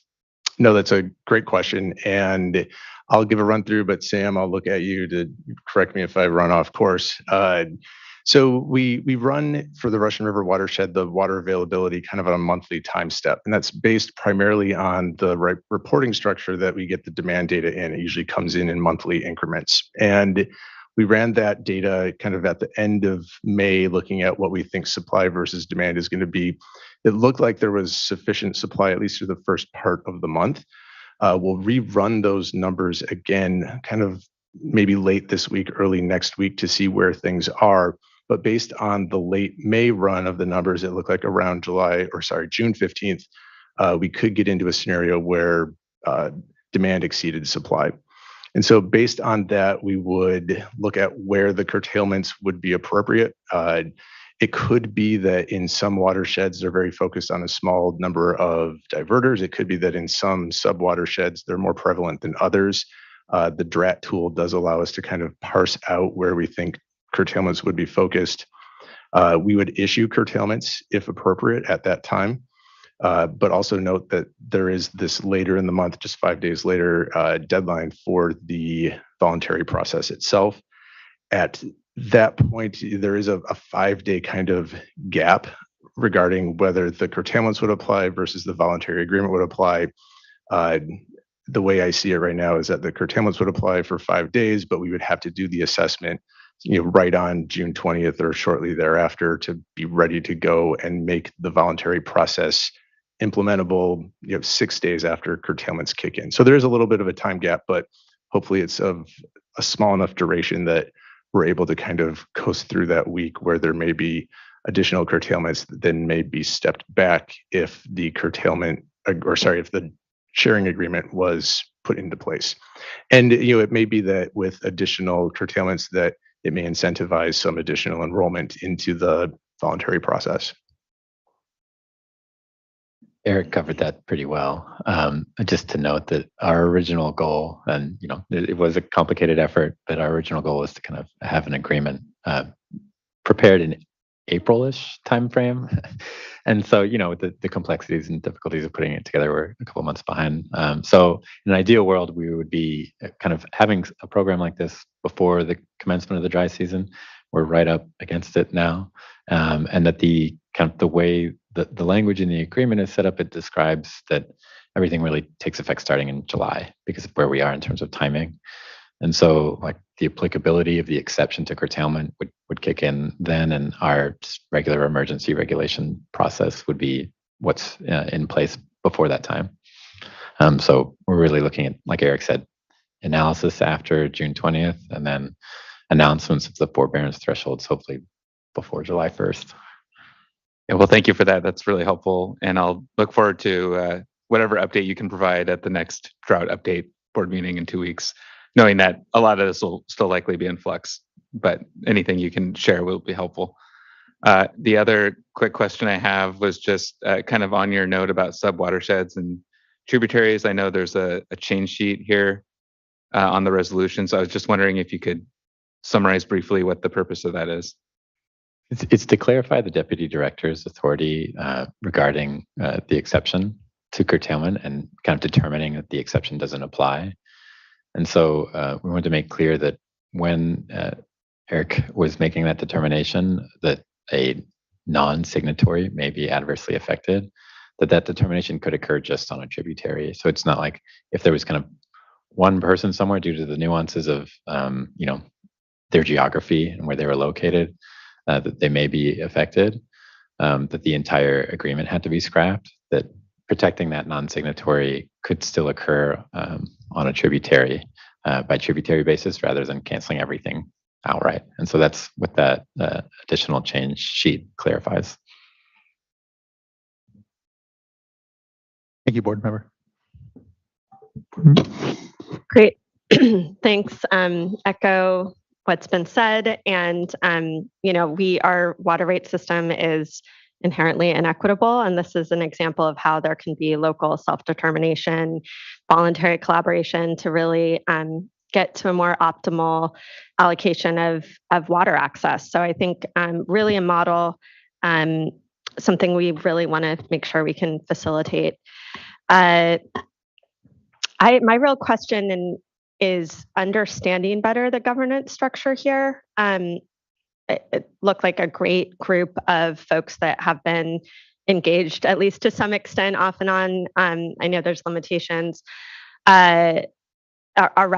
I'm wondering if there is going to, just from a formality perspective, is there a more formal steering group and governance structure created for this going forward? And or is it really just these monthly report outs and sort of how we're, you gave the great example of how, there's a stakeholder group with PG&E that they're supposed to convene to help have a really transparent, collaborative process locally and get to better outcomes. And so just modeling that with this type of group that's been doing that, how are we, how is this creating that kind of space for really collaborative, transparent discussions and kind of adaptation going forward in a more formal sense? I understand there's monthly meetings and a retrospective, which is very transparent and helpful. Just wondering from a more formal perspective, how that is set up with this. I could address part of that. Governance among the Russian River watershed and the largest system of all the impacts, there is no single entity, right? And so, at least for the Alexander Valley is currently working on a process of looking for the route towards forming an authority or a special district that would allow it to have the formal governance I believe you're talking about. Having created that district, then that allows them to work with other districts further up the watershed in collaboration, whether that be the water agency, irrigation district, Potter Valley Project, all these different organizations. At some point, there will need to be a overall use agreement or memorandum of understanding or something along those lines among all the people impacted within the watershed. And one good example that is applicable to the watershed, and some of you may have looked into, but we do have the Russian River Frost Regulatory Program as well. And that took us a couple years to sort of evolve into having the management infrastructure that it has today. And we talked about that amongst the steering committee and with staff. And, we are very grateful that the state board is willing to sort of take on some of the administrative role this year, simply because of the time frame and inability to get it all put together. Ultimately, if this is going to be sort of a very locally managed program, that would be something we would need to evolve into. And that's where I think we might get it sort of a more formal, infrastructure per se. But that with the Frost program, again, took us time to determine that. There was a fee structure that sort of evolved, in terms of knowing what the reporting requirements were and those types of things. So we're not there yet. We'll have to kind of see where that goes. For this year, I think that, we've talked about doing participant and stakeholder meetings, so the goal is not to be exclusionary for those who may not be participatory.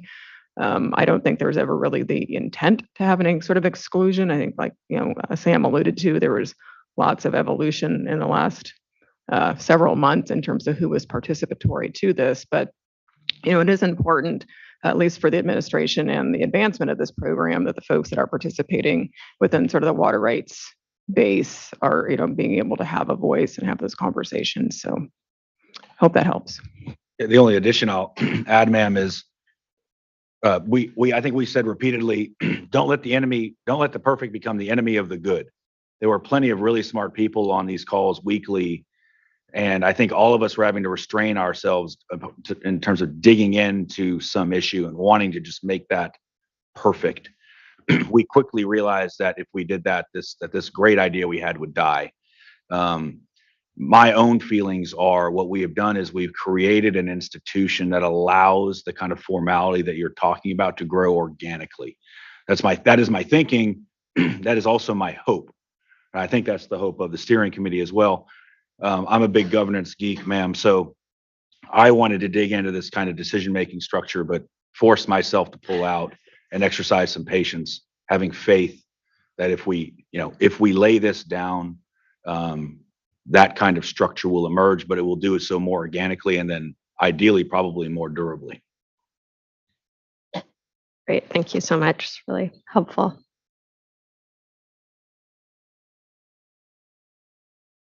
All right, we have some commenters that we can begin to go to.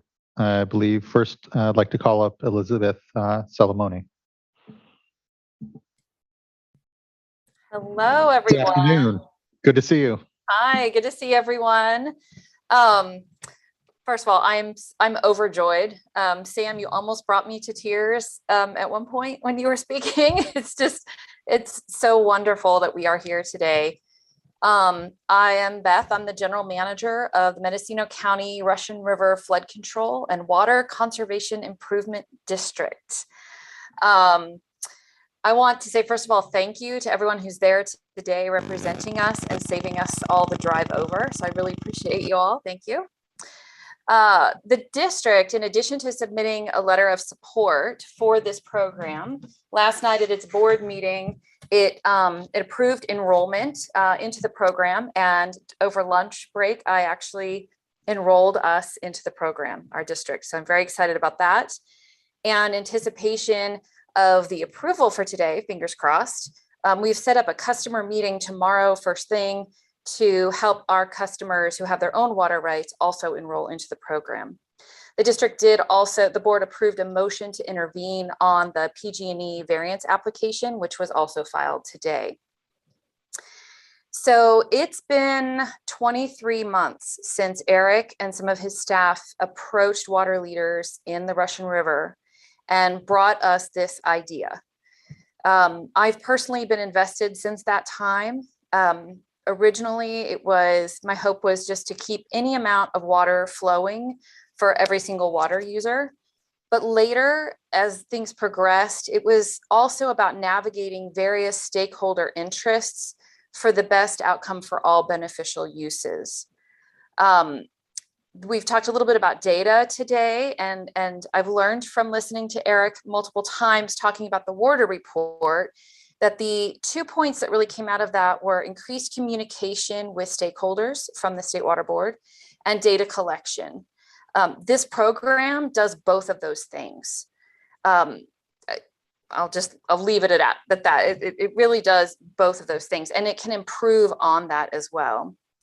What this also does is it provides a regional responsibility for our own resources.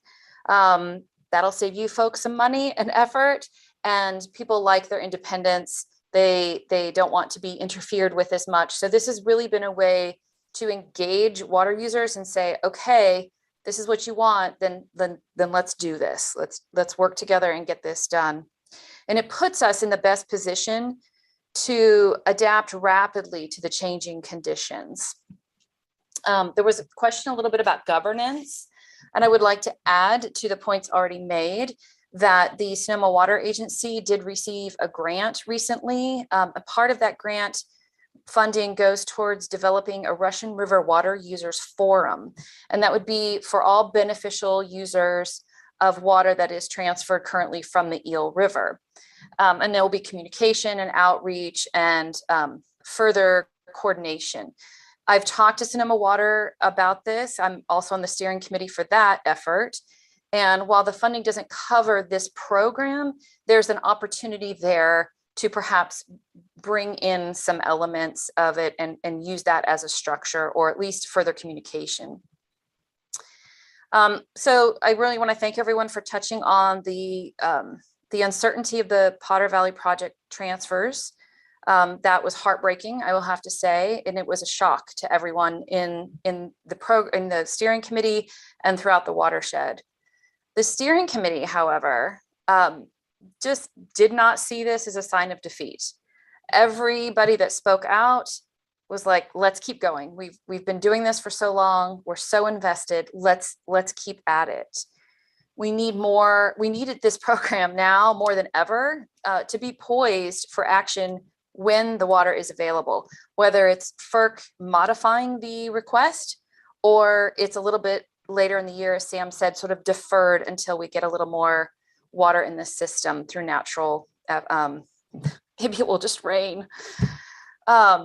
So in addition to all these like wonderful aspects that have been described today, I think one of the most important outcomes of this have been that these efforts have morphed into partnerships.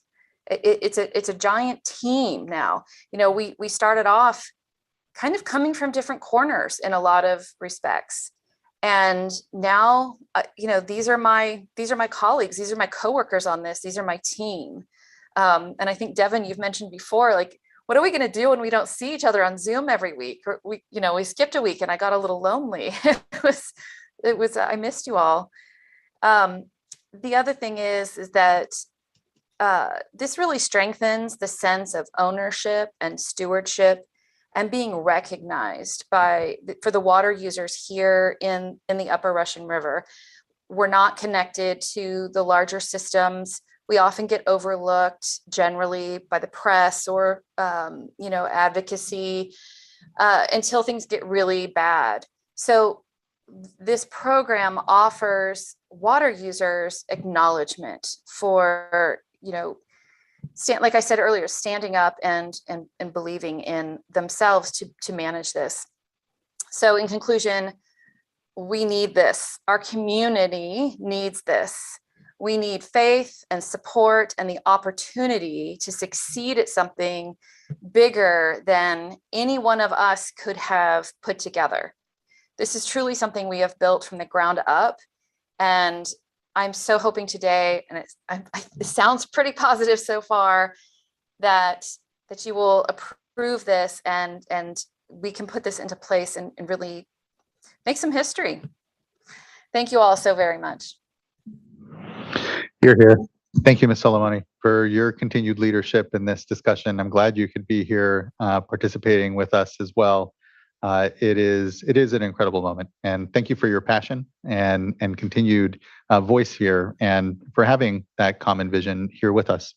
And we're looking forward to really getting to work here then this summer and seeing how things can pan out. And so know that there'll be plenty of continued discussion. So thanks for your time and contributions here today, and continued. Thank you. Next, we have Jamie Neary, who will be followed by Kimberly Burr.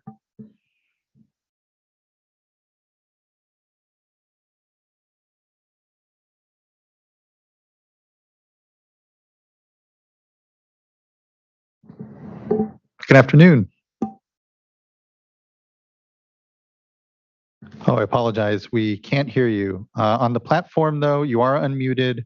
And so maybe on the bottom left-hand corner where the microphone is, you might be able to select another input. Might be able to, that might. Can you hear me now? We can, but it's very soft. Okay. Is that any better? I think if you speak loudly, we should be able to hear you. Okay. My apologies. Okay. Thank you. Good afternoon. Yeah, good afternoon, Chair Esquivel and members of the board. My name is Jamie Neary, and I am staff attorney for Russian River Keeper. And we have already submitted written comments in support of this voluntary water sharing agreement for the Upper Russian River watershed. And we just want to take the opportunity today to further show our support here via oral comment. Climate change is here, and most of us recognize that the future water years are not going to look the same as they have in the past, especially in terms of how much precipitation we can really reasonably rely on to fill our local storage areas. However, until recently, not much has been done to proactively deal with these new realities.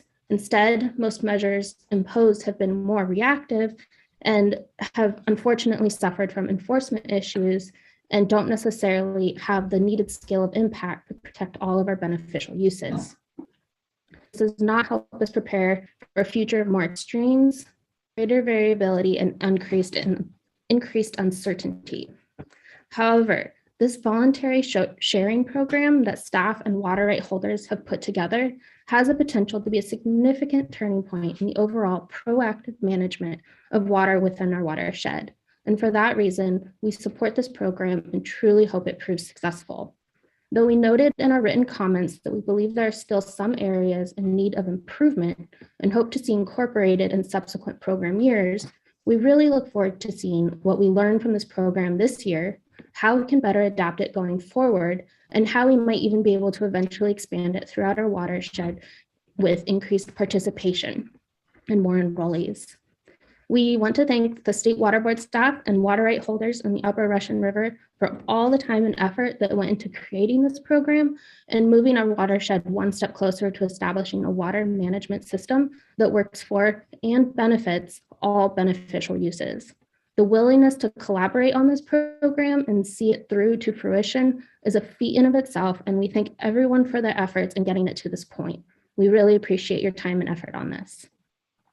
We recognize that there have been some hiccups along the way, like the variants, but we do really appreciate everyone's continued efforts to push the program forward so we can learn and better adapt for our futures. Thank you. Thank you, Ms. Neary. It's not lost on me, and I think not often that we have what seems like such unanimous support for this work, and it has been because of the way that the trust has been structured around everyone's issues being here considered and heard. And so it means a lot to hear the support of the Riverkeeper here. And I think it again says a lot about the work that's been done. So thank you for your contributions in all of that, and look forward to, as you said, I know a lot of other questions still out there, but that here we have a structure to continue to have the right opportunity to get better at making those decisions and those considerations amongst us. So thank you, Ms. Neary. Next, I'd like to call up Kimberly Burr, who will be followed by Ryan Becerra. Yeah, hi, good afternoon, you guys. Thanks for all your important work on the Russian River this year, last year. And I apologize, Ms. Burr. You're coming in a little unclear. So if you maybe get a little closer to your microphone, that'd be helpful. I turn off my video. Thank you. Can you hear me now, Sarah? We can. I think it's the quality of your microphone perhaps isn't the best, but we should be able to hear you if you just speak clearly into it. I'll speak clearly and slowly, and sorry about the microphone. I do want to thank you all for your important work on the drought emergency. I've been working on the restoration of Green Valley Creek and the Russian River for many years, and even though there's been hundreds of thousands of dollars put towards the restoration of the creek, the lack of water is still making survival of the illicit species in that creek extremely difficult. So I wanted to comment on this voluntary sharing agreement, just partly because I'm very concerned that it lacks precision, it lacks real-time data gathering in almost every way. And so, and the fish can't live without the water. So I'd like to see that prioritized, that there be real-time monitoring, and so that people know exactly when the creek is getting low, and those precautions can be embedded in this agreement. So there's no case of illicit species. Also, I think that all people in the watershed that are diverting should have crop insurance. Crop insurance means they would not need to water, and they would not take a big hit on their business. So I wanted to put that out there. I know it's not as positive as you would like to hear, but I'm very concerned that this time of drought has been with us for years, and we're just getting around to some of these voluntary agreements that should have been in place many years ago. So I hate to say that, and I do appreciate the efforts, but I like the idea of curtailment better because they're easier to enforce. Voluntary sharing agreements are going to be very difficult to enforce, and it does not help the illicit species. So I was kind of concerned about how arbitrary this is. There's no data that is real time. There's a lot of areas that aren't engaged. And I want to just read one quick excerpt from a letter that the Water Agency, well-respected Water Agency, wrote a while ago that basically says, in quote, "It is the agency's position that the past metering and reporting requirements in the Russian River Basin permits and licenses have not provided sufficient information so that the agency or the Division of Water Rights can properly characterize diversions in the basin or their impact on available supplies and instant flows." It goes on in that vein, and end quote here. This is still a problem, and so we're creating a plan based on very vague assumptions. I'm very concerned. So I think that there should be a statement in the resolution that says the priorities for protecting listed species are above rights holders, and to the extent that they do or do not have crop insurance, that is up to them. And we have to protect the remaining fisheries that are in our creeks and in our tributaries that are getting hammered. And it should be very transparent. And I encourage you to keep on this and not let time go by and get this dragged out so that you can see if it works. It has to work. So thank you again. Thank you for your attention, and I'm here to support efforts to save our grass and managing the fisheries. Thank you. Thank you, Ms. Burr. The audio was still coming in a little muffled. So we're going to mute you. If you can mute her line. I think there's feedback when I'm speaking. But I think we did get most of that. And what I want to just reiterate what I heard, at least, is that you were concerned about the effectiveness of this agreement, and we're wanting to make sure we were prioritizing monitoring to ensure that the agreement is working, and if there are necessarily bad actors, and generally concerns around then the data, and again, wanting for us to prioritize monitoring so we know if it is working or not. That's what I at least got, is something of a gist. And if your comments were otherwise, please do message the clerk of the board. Next, we can go to our next commenter, which is Ryan Becerra. Mr. Becerra.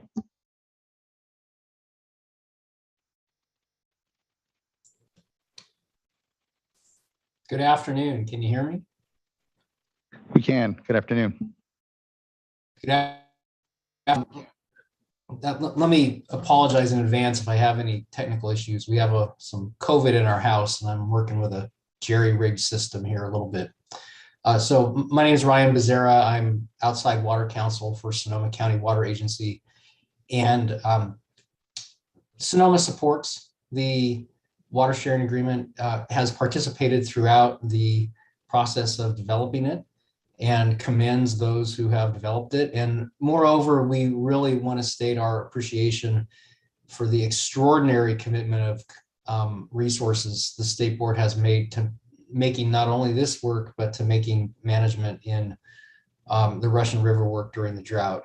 Eric Ekdahl and most particularly Sam Bull and Brian have committed an extraordinary amount of resources to this, and done very well by everyone. So we appreciate that. As I said, the Sonoma County Water Agency supports the agreement as an alternative to the curtailments under water right priorities. It appears to be, if enrollment works, a good means of supporting not only equitable availability of water in the upper Russian River, but also the availability of minimum in-stream flows on the river. Sonoma Water expects that all of the water it stores under its water right permit at Lake Mendocino will eventually be dedicated to stream flows in the upper Russian and as well as the lower Russian this year. And assuming that enrollment goes well, we expect that the agreement should help to support those flows. The agreement also works potentially as a very good model for the future of the Russian River as the operations of the Potter Valley project change over time. They are likely to change further, and some cooperative discussions and agreements about how to manage the river into the future would be most welcome. So once again, while Sonoma does not expect to sign the letter because essentially, or excuse me, sign the agreement because essentially all of the water it stores must go to in-stream flows, so it doesn't have any diversions to equitably to reduce for equitable sharing. It supports the agreement, supports the board's acceptance of it, and supports implementation of it over time. So thank you very much. Thank you, Mr. Becerra. Really appreciate your time today and still being able to participate with us. Hope folks feel better. Thank you. I think next I have here Justin Fredrickson, who will be followed by Chris Schuring. Hello, can you hear me? We can. Good afternoon. Okay, good afternoon. Actually, I am the alternate for Chris Schuring. That's my colleague here at the California Farm Bureau, and he was going to originally make the comments, but the agenda item moved and he had another commitment. I wanted to, so I'm going to run through a few points here. I think at the last update on this before the board, we expressed our support, just like everyone here today seems to be doing.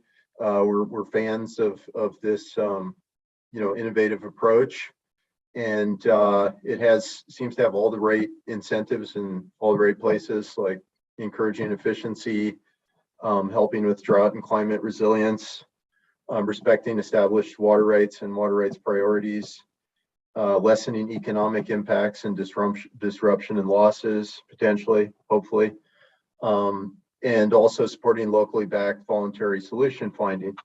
We have some key caveats, which we think are also reflected in the regulations and in the intent of the program in the last round of documents released. So no harm to non-participants, that it be voluntary, that it include off-ramps, and that it have no precedential effect beyond this year. Some unknowns and some concerns. Well, the big unknown is hydrology and also signups, and we'll know some of that, it sounds like, around June 20th or thereabouts. In parallel to that, we also have concerns and lots of unknowns around the situation mentioned today by several commenters and presenters concerning the Potter Valley program and the flow variance request. That facility and those diversions are in limbo, but they've been in place for a long time, and they're a critical source of supply and something that both of these basins rely on and have shared for a long time. This year is actually hydrologically on the Eel River side significantly better than last year. According to the numbers, it should be a normal year, not a dry year or critical dry year. And under a normal dry year, that would be a manageable situation. But instead, what we have are interim protections proposed that go significantly beyond the status quo, where again this whole project is in limbo right now. It goes beyond the PG&E license that has been there for a long time. It goes beyond the existing contracts with the irrigation district on the Russian River side. It goes beyond past variances. It's a threefold increase in the fall carryover target, and it is it's dropping from 50 CFS demand based down to a proposed 5 CFS flow onto the Potter Valley side, which doesn't work too well for the Russian River side of the equation. It's been called, there's been talk of a 2-basin solution, but this doesn't look much like a 2-basin solution. It looks like a 1-basin solution. There was mention of the failure to reach out to and coordinate with the drought work group, and to instead bow to threats of litigation without looking for potential compromise or collaborative solutions that can meet all needs equitably. And It has impacts not just to fish in the Eel River, which should be a manageable situation, just looking for the right balance. But it also impacts 2 neighboring counties, actually 3, an entire region of lots of agriculture and watershed of some 6 million people. And furthermore, it jeopardizes the viability of this program that appears to be such a positive step forward. So those are the concerns that we have, but we're hopeful that this can work and that there can be some kind of a solution on the Potter Valley side as well. Thank you, Mr. Frederickson. Really appreciate your comments today. Thank you. Mr. Schuring, I think maybe on the platform. Mr. Schuring, did you want to provide any comment? Mr. Chair, thank you. I have yielded to Justin. You heard from him, and that's the Farm Bureau's comments, but thanks for checking. Okay, great. Thank you. Much appreciated. All right, that brings us to the end of our commenters then. You have people that are on your panel that went on to this. Yeah, is there anything further, I guess, from Mr. Williams? Yeah.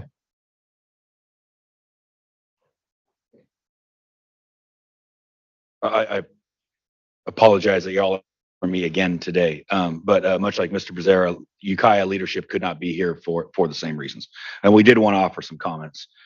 So good morning, or good afternoon, Chair Escobar, Vice Chair, members of the board. My name is Philip Williams. I'm Special Water Counsel for the city of Ukiah. You know, often during these drought times, we hear the term water wars. We see it everywhere, right? It's on Maven's notebook every other week. You hear it at environmental conferences. You hear it at water user conferences. I've seen it on T-shirts, which just seems weird to me. But water wars is an extraordinarily unfortunate term and a misnomer. For one reason, it communicates a zero-sum world of the battlefield. Someone must lose for the other party to win. It's a zero-sum game. But water in California is not a zero-sum game. And my experience tells me that the past year has been nothing like a war. Not even those most difficult moments from last summer. 73 degrees in this room. I've got comfy socks on and I get to go home tonight. Nothing like a war, and certainly not a zero-sum game. Last year at this time, the city of Ukiah and the state water board were diametrically opposed on the emergency regulations and the implementation of curtailments. It is not lost on us for a moment just how far we have come in the intervening 12 months. We have come a very, very long way in the right direction, and we are extraordinarily grateful for that opportunity. The water sharing agreement testifies to the fallacy the paradigm of water wars offers to us. Instead, reflects the reality of water in California, because it's not a zero-sum game. It should not be a discussion based on positions, but rather on interests. And the agreement balances interests, a variety of them: rights in water, individual dignity, public interest considerations, and principles of equity. Often we're told these interests are in conflict, but they need not be, and the agreement demonstrates that they need not be. This water sharing agreement is the product of the requisite courage, faith, and as you said, Mr. Chair, just a short while ago, I had the same words: leadership and vision. This agreement is a direct product of leadership and vision from the State Water Board and water users and their representatives in the Upper Russian River. As we've heard, it exploits the opportunities of existing law to meet a variety of imperatives and demonstrates how California water rights law does not necessarily result in inequity. We need not throw the baby out with the bathwater. The water sharing agreement demonstrates that we don't need to throw out existing law to reach durable solutions to the various challenges drought presents our communities. Nor need we expand existing law or legal authorities. We have the tools we need. The question that we were presented in the last year is, did we have the leadership? Fortunately, the answer to that question was yes. Like the State Water Board, the city of Ukiah has invested a tremendous amount of energy and resources into this effort. The State Water Board, especially Messrs. Echtel, Bolin Bryan, Cole, and Pham, have certainly done likewise, and your energies and attention are a credit to public service, and I do not offer those words glibly. If approved today as an exception to curtailment, now the city of Ukiah will consider the program and the agreement on the 15th of June. As you heard earlier, the salience of the agreement will depend on the level of participation and whether PG&E's recent variance request for the Potter Valley project will be approved. Let me just stress from the city understands that a 5 CFS future is a dire one for the Russian River. That being said, Ukiah supports this program and believes it is a major step in the right direction for the Upper Russian River, and it does so as one of the most senior water right holders in the Russian River. As a senior diverter in the Upper Russian River, the city is committed to a brighter future for the Upper Russian River and especially for the Ukiah Valley. That future is largely determined by our community's access to water. For the Ukiah Valley is indeed one community. Ukiah is committed to a future where there are no quote unquote water wars. Rather, it insists on thoughtful engagement where, as in the case with this agreement, leaders roll up their sleeves to do the hard work that peace requires. Thank you very much for your time, not only today, but over the past year. I'm happy to answer any questions you may have. Thank you incredibly, Mr. Williams, for, again, your leadership, but through our time knowing one another, a number of good conversations, and know that I'm with you. And the regrettableness of the overuse of war imagery to talk about something fundamental that is shared largely across our communities and needs to be seen even more as a resource, not warred over in all the implications of violence that creates, but instead have that more common vision. I'm sometimes reminded of the apocryphal quote, whiskeys for drinking, waters for fighting, which folks like to sling around as well. Didn't come from Twain, but maybe as a truism that we like to tell ourselves about water, but also is not the right way that we actually should be seeing the shared resource in these years ahead. So just thanks for your deep knowledge and continued engagement on this, and for helping bring to this moment a continuity again where we're actually administering water rights here and doing work that I didn't see maybe a few years out being so easily here before us. So thank you. Vice Chair. Ready for a motion? Okay. Just want to thank everybody once again. And this is one of those days where I'm just really proud to be a member of the team and just really want to thank our team. I know it took a lot of extra time. We've given accolades all around to the community, but it couldn't have happened without you all. So thank you so much. With that, I'd like to make a motion that we adopt the resolution with the change sheet. And Mr. Derringer, do I need to make reference to the memo, or that's referred to already, presumably in the resolution? I believe the memo is already referred to. Okay. So. I'll second. Ms. Townsend, can you please call a roll call vote?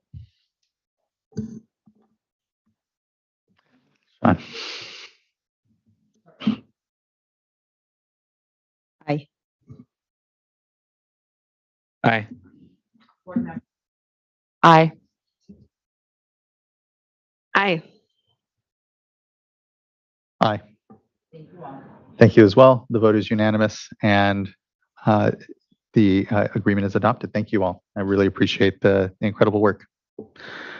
And on to, I know what is additional, just more work actually. So moment for celebration, and look forward to truly being part of a successful sign up for the program. So let us know how we can continue to help. Let's move on to our next item then, which brings us to item number 7 and 8, which are both regarding the Central Coast Regional Water Quality Control Board. Is my understanding, Chair, before they asked to take up item 8 for 7. That is true. Thank you. There's my notes. And what we will do is go ahead and flip the order of these, and we will do item number 8 prior to doing 7.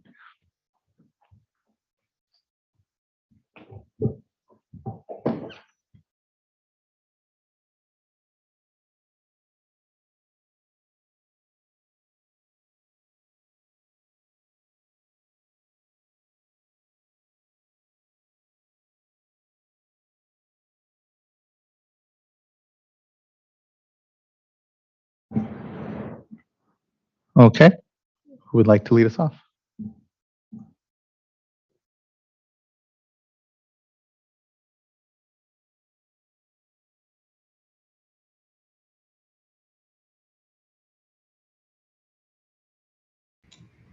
Oh, hello. Hi.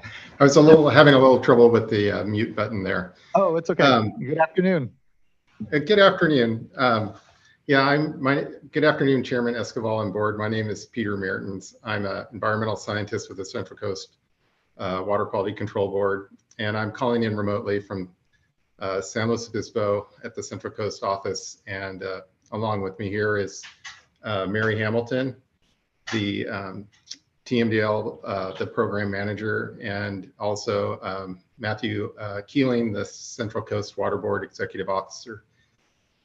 Present at the board hearing is Stephanie Yu, the Central Coast attorney.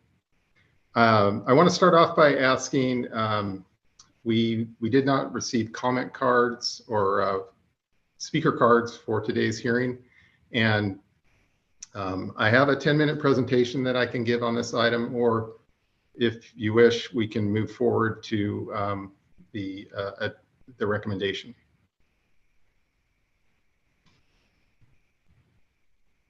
Yeah, I'm open if the item is uncontested at this point, and if board members would like to simply move to vote, would be open to that. I appreciate the offer. I know the agenda can get long. Oh, sure. I'm comfortable with making a motion. There's a response to comments that I think, pretty much indicated that the letter that was filed was repetitive and already fully reviewed by the region. So with that, I'll make a motion that we approve of the resolution on item number 8. I'll second. Thank you, Ms. Townsend. Can you please call the roll call vote?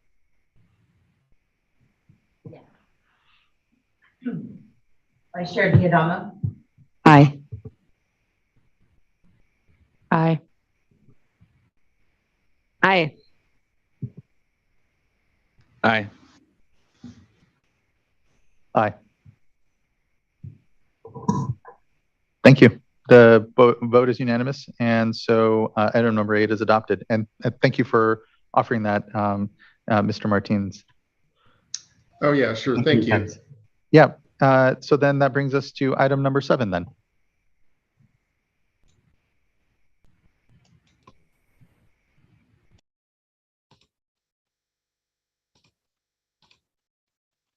Good afternoon, Chair Escobar and members of the board. I'm Mary Hamilton, an environmental program manager at the Central Coast Water Board. And this item is amendments to the water quality control plan for the Central Coastal Basin to improve and clarify waste discharge prohibition language. I too am here at the Central Coast Water Board office today, and with me is my Assistant Executive Officer, Taya Tryon. And again, there in Sacramento with you all is our region's legal counsel, Stephanie Yu. I'll follow Peter's lead and also mention that I don't believe we have any speaker cards for this item either. And if the board would like, I can proceed with a 10-minute presentation, or we can move to a few housekeeping items and our recommendation to adopt the resolution and approve these amendments. How would the board like to proceed? I appreciate that, Ms. Hamilton. Looking to my colleagues, and I think that would work. Thank you, and appreciate that offer. Great. Then if we could please advance to slide number 11 so I can bring one modification to the resolution to the board's attention. We would like to recommend a slight modification, and that is simply to strike out the reference to attachment A in number 1, the first paragraph of the resolution. And that is simply because attachment A is not included in your board package. And then also I would like to bring to your attention that for this item, we did receive a late comment letter that was not accepted into the record and brought forward only one point, and that was the letter stated that waters of the state had not been defined, and therefore these amendments should not be approved. And I just wanted to speak to that briefly and point out that, as you know, waters of the state is defined broadly in the Water Code in section 13050 to include any surface water or groundwater. But for this project and to clarify the scope of waters of the state in the context of the specific prohibition that was mentioned in this comment letter, we do clarify that the waters of the state include streams, rivers, estuaries, lakes, and wetlands, and that the dredge and fill procedures clearly define wetlands that are waters of the state. And again, that comment letter was received late and not accepted to the record, but I did want to mention it here for your information and for the record. And with that, if you could advance to the next slide. I'll just simply state that these amendments improve the effectiveness of water quality protection for the Central Coast region in many ways, but most importantly by clearly defining the scope of the prohibitions to clarify their applicability, and by adding additional prohibitions on waste discharges that have potential or known impacts to beneficial uses. And that brings me to our recommendation, which is to adopt the proposed resolution approving the amendments to the basin plan to improve and clarify waste discharge prohibition language with the modification to the first paragraph of the resolution as was described on the previous slide. And we're available if the board has any questions. Thank you, Ms. Hamilton. Really appreciate this. You know, even though we didn't do the overview on the item, I know that it's a lot of incredible work that's being done at the regional board here, and appreciate this good work to better ensure that your basin plan is clear and that we're being as incredibly protective of water quality as we can in creating this clarity. So I just really appreciate that, and the flag on, although a late letter, still flagging the concerns here and addressing them is much appreciated. So thank you for all of that, Ms. Hamilton. Any questions from fellow board colleagues on the work? Okay, thank you. Hearing none. Like a motion, I'd be happy to move to adopt the resolution with the modification in the first paragraph that was read into the record. Thank you, board member. I'll second. Thank you. Ms. Townsend, can you please call roll call vote? Board Member McGuire. Aye. Board Member Aye. Aye. Aye. Aye. Thank you. Thank you as well. And again, really appreciate the good work of the regional board here and offering up to save a little time on today's agenda. And we will go ahead and use that time to let's go ahead and take another 10-minute break. Yeah, we'll call it 15 or so, come back at 2:45, and we will move on to our last informational item before board member reports and a really important discussion. So let's give ourselves a quick break, come in refreshed, and dive into a really critical topic, and appreciate everyone's time and patience this morning as we've gone through our agenda. Thanks all.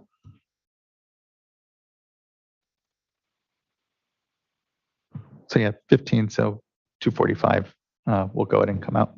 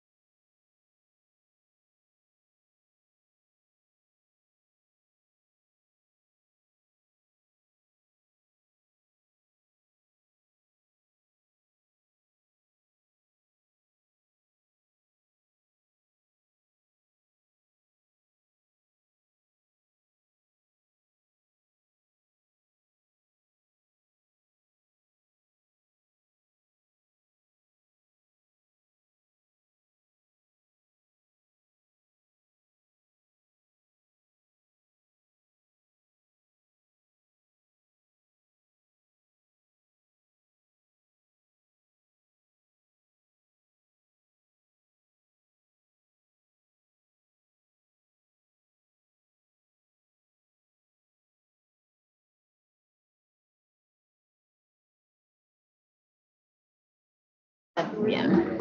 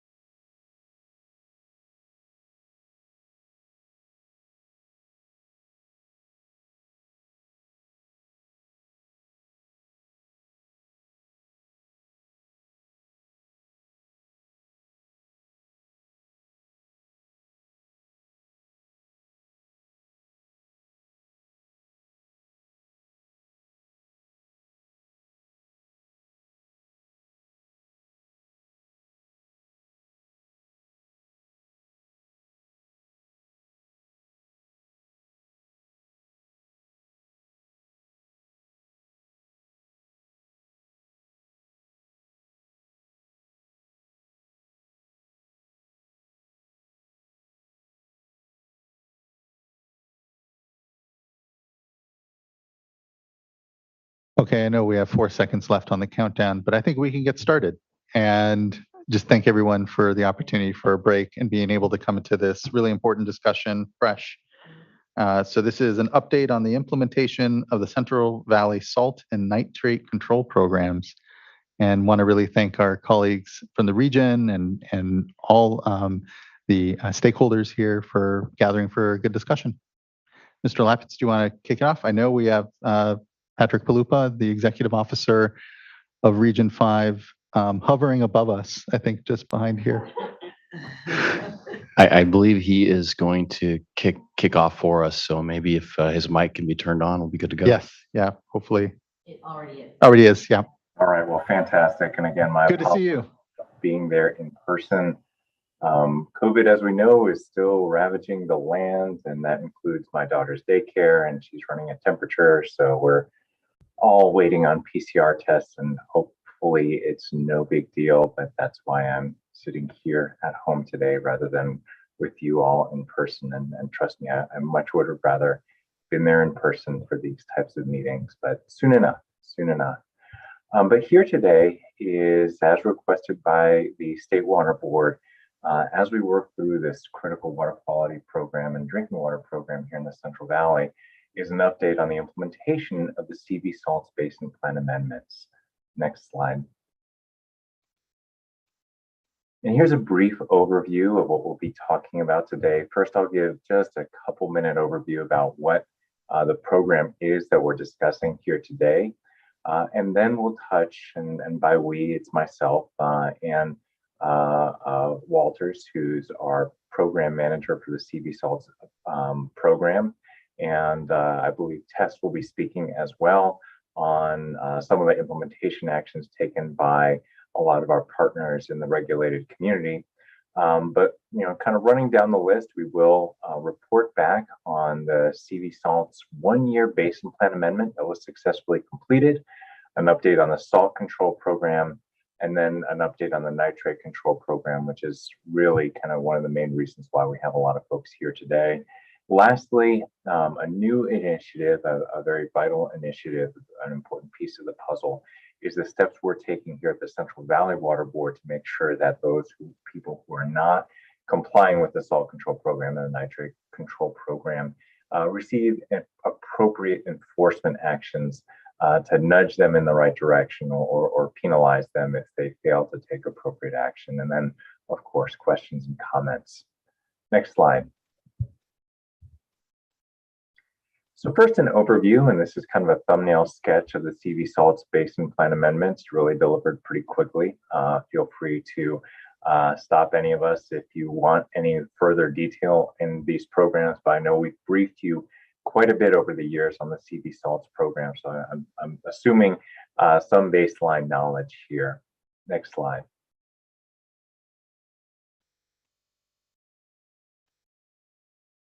So again, big picture, the CV Salts Basin Plan amendments were a package of Basin Plan amendments, but the two biggest features of that was the nitrate control program, which applies only to groundwater. That's a prioritized program in which dischargers that needed nitrate compliance pathways either complied with an individual permitting approach, essentially the traditional permitting approach, or they signed up for a management zone permitting approach where they would collaborate with other dischargers to meet nitrate objectives and to provide for drinking water for affected communities and residents in their locality. This is called the prioritized program because we're implementing it for starters in some of the most heavily impacted areas of our region. That's mostly in the southern San Joaquin. We'll have an update about the timeline for future actions as well. And then a phased program on the other side, on the right side of the slide that you're looking at. That's a salt control program, the huge program that actually involves every single discharger in the Central Valley that discharges salt. That's quite a few permittees, and they can either pick a conservative permitting approach, which applies very strict salinity standards to their discharge, or for the vast majority of the permittees within our region, an alternate permitting approach where they work on a grand strategy for controlling salinity accumulation in soils and in groundwater over a long term. And the first starters, that's paying into a prioritization and optimization study. Next slide. And before we go into a little greater depth about what these programs are, just for starters, on the top, you see the nitrate control program. As I mentioned, we're starting in a priority 1 region, which is a region mostly south of Fresno, and just to orient you where that most heavily impacted communities are for nitrate contamination. We'll then branch out in upcoming years, starting next year, into the priority 2 regions, which is another swath of areas that are affected by nitrates. And then we'll go in for kind of years 6, 7, 8, 9, 10, and then into the future for those non-prioritized areas where basically we see nitrate problems, but they're mostly one-off nitrate problems. They're not these large area-wide nitrate contamination issues that we see in certain parts of our region. On the bottom, you have the salt control program. Now, it's a 3-phased program. Phase 1 consists of that prioritization and optimization study. Really what we're working on right now is getting that entire program stood up, getting numerous thousands of dischargers paying into the prioritization and optimization study. That is lagging a little behind the nitrate control program in terms of the implementation, largely because US EPA had to approve the changes to the salt control program. So that added, another 6 months to a year in terms of the overall amendment approval process. Once we have the prioritization and optimization study and we have the results that we can look at, we then go into planning and implementation, so phases 2 and 3 of that program, each of which is supposed to last 10 years. That's flexible to 15 years because this is a really large program that may ultimately require billions in infrastructure improvements in the valley to really tackle the salt and the salt control issues throughout the valley. With that, I'll turn it over to Ann Walters, who has a little bit more details on these implementation programs. All right, great. Next slide. And nice to see everyone today. So good afternoon, board members. Great to be here in person. First, I'm just going to give a quick update on the CV Salts Revision Basin Plan Amendment. Next slide. So the original Salt and Nitrate Control Program Basin Plan amendments were adopted by our board back in 2018. And when the amendments were brought to the state board in November 2019, they were approved, but with the condition that targeted revisions needed to be made within the next year. These revisions pertain to the overarching goals of the program, as well as specific clarifications to the Nitrate Control Program early action plans, and policies regarding offsets, exceptions, variances, and drought and conservation. So the Revision Basin Plan Amendment was adopted by the Central Valley Water Board in December 2020 and approved by State Board in June of last year. The Office of Administrative Law approved the amendments in November 2021, and then the amendments were also sent to US EPA for review. In a letter submitted to the Central Valley Water Board in March 2022, US EPA acknowledged the changes to the basin plan, and they agreed with us that their approval was not needed. So the November 2021 date holds as the amendment's effective date. Next slide. So next, I'm going to provide an update on the Salt Control Program implementation. Next slide. As discussed earlier, the Salt Control Program seeks to address salt accumulations in the region's surface and groundwaters through a phased approach. And phase 1 applies to all dischargers across the Central Valley region. So over 3,000 notice to comply letters were sent out in January 2021 with a due date to respond of July 15th, 2021. Next slide. So today there are 3,150 active permittees in the Salt Control Program. And out of all of these folks, 87% selected the alternative pathway, and they're financially supporting phase 1's prioritization and optimization study, or P&O study. And these include NPDES, irrigated lands regulatory program permittees, non-15 discharges to land, confined animal facilities, and oil and gas permittees. Less than 2% have chosen the conservative pathway. And then we are still working on getting the other 12% who did not file a notice of intent to select a compliance pathway. So Patrick will talk a little bit more about that later in the presentation. Ms. Walters, when it comes to those that selected the conservative pathway, who are they? What type of, just kind of wondering who had elected to go that route? A lot of them were NPDES dischargers, more some of those up in the foothills. They have very, very low salinity source water to begin with. So I would say that's a bigger majority. There were also some very small non-15 discharges to land, again, outside of the groundwater basin primarily, that applied for the conservative pathway. We still are in the process of reviewing and developing next steps for those permittees. So we're not at the point to say that all of them are approved yet. We're still going through that approval process. So there may be some that end up having to switch back to the P&O pathway. Thank you. That's helpful. Next slide. So I'm just going to take a minute to talk a little bit more about the prioritization and optimization study and what makes it different from other past efforts. The purpose of the P&O study is to establish long-term sustainable salt management strategy that can be executed in those phases 2 and 3 of the salt control program. And again, those are that project development stage and then the project implementation phase. This means that the P&O study will lead to future regulatory actions.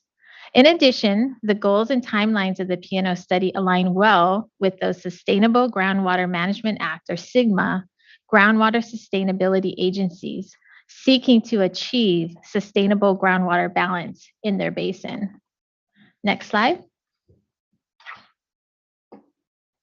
The P&O study will define salt-sensitive hydrologic regions and identify their salinity sources and impacts. It will also evaluate and prioritize the conceptual projects for long-term salt management. And these could include both physical and non-physical projects. It will also establish a governance structure and a funding plan. And ultimately, it will develop recommendations for phase 2 of the salt control program, which is when the design and approval steps of those salt management projects will be needed.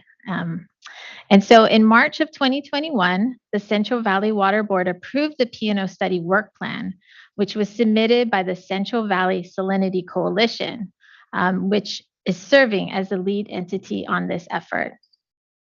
So before I move on and turn it over to Sarah Rutherford for the nitrate control program, I just wanted to take a pause to see if we had any questions about the salt control program.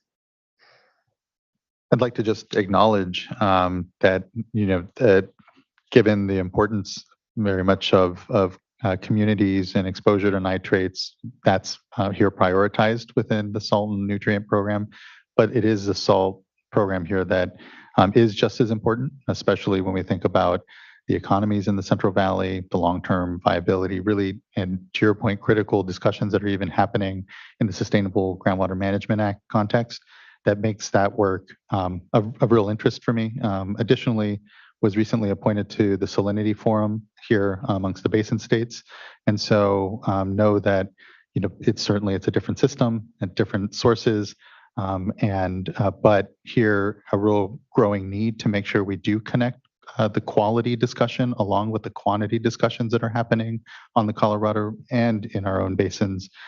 So just am looking forward to the work.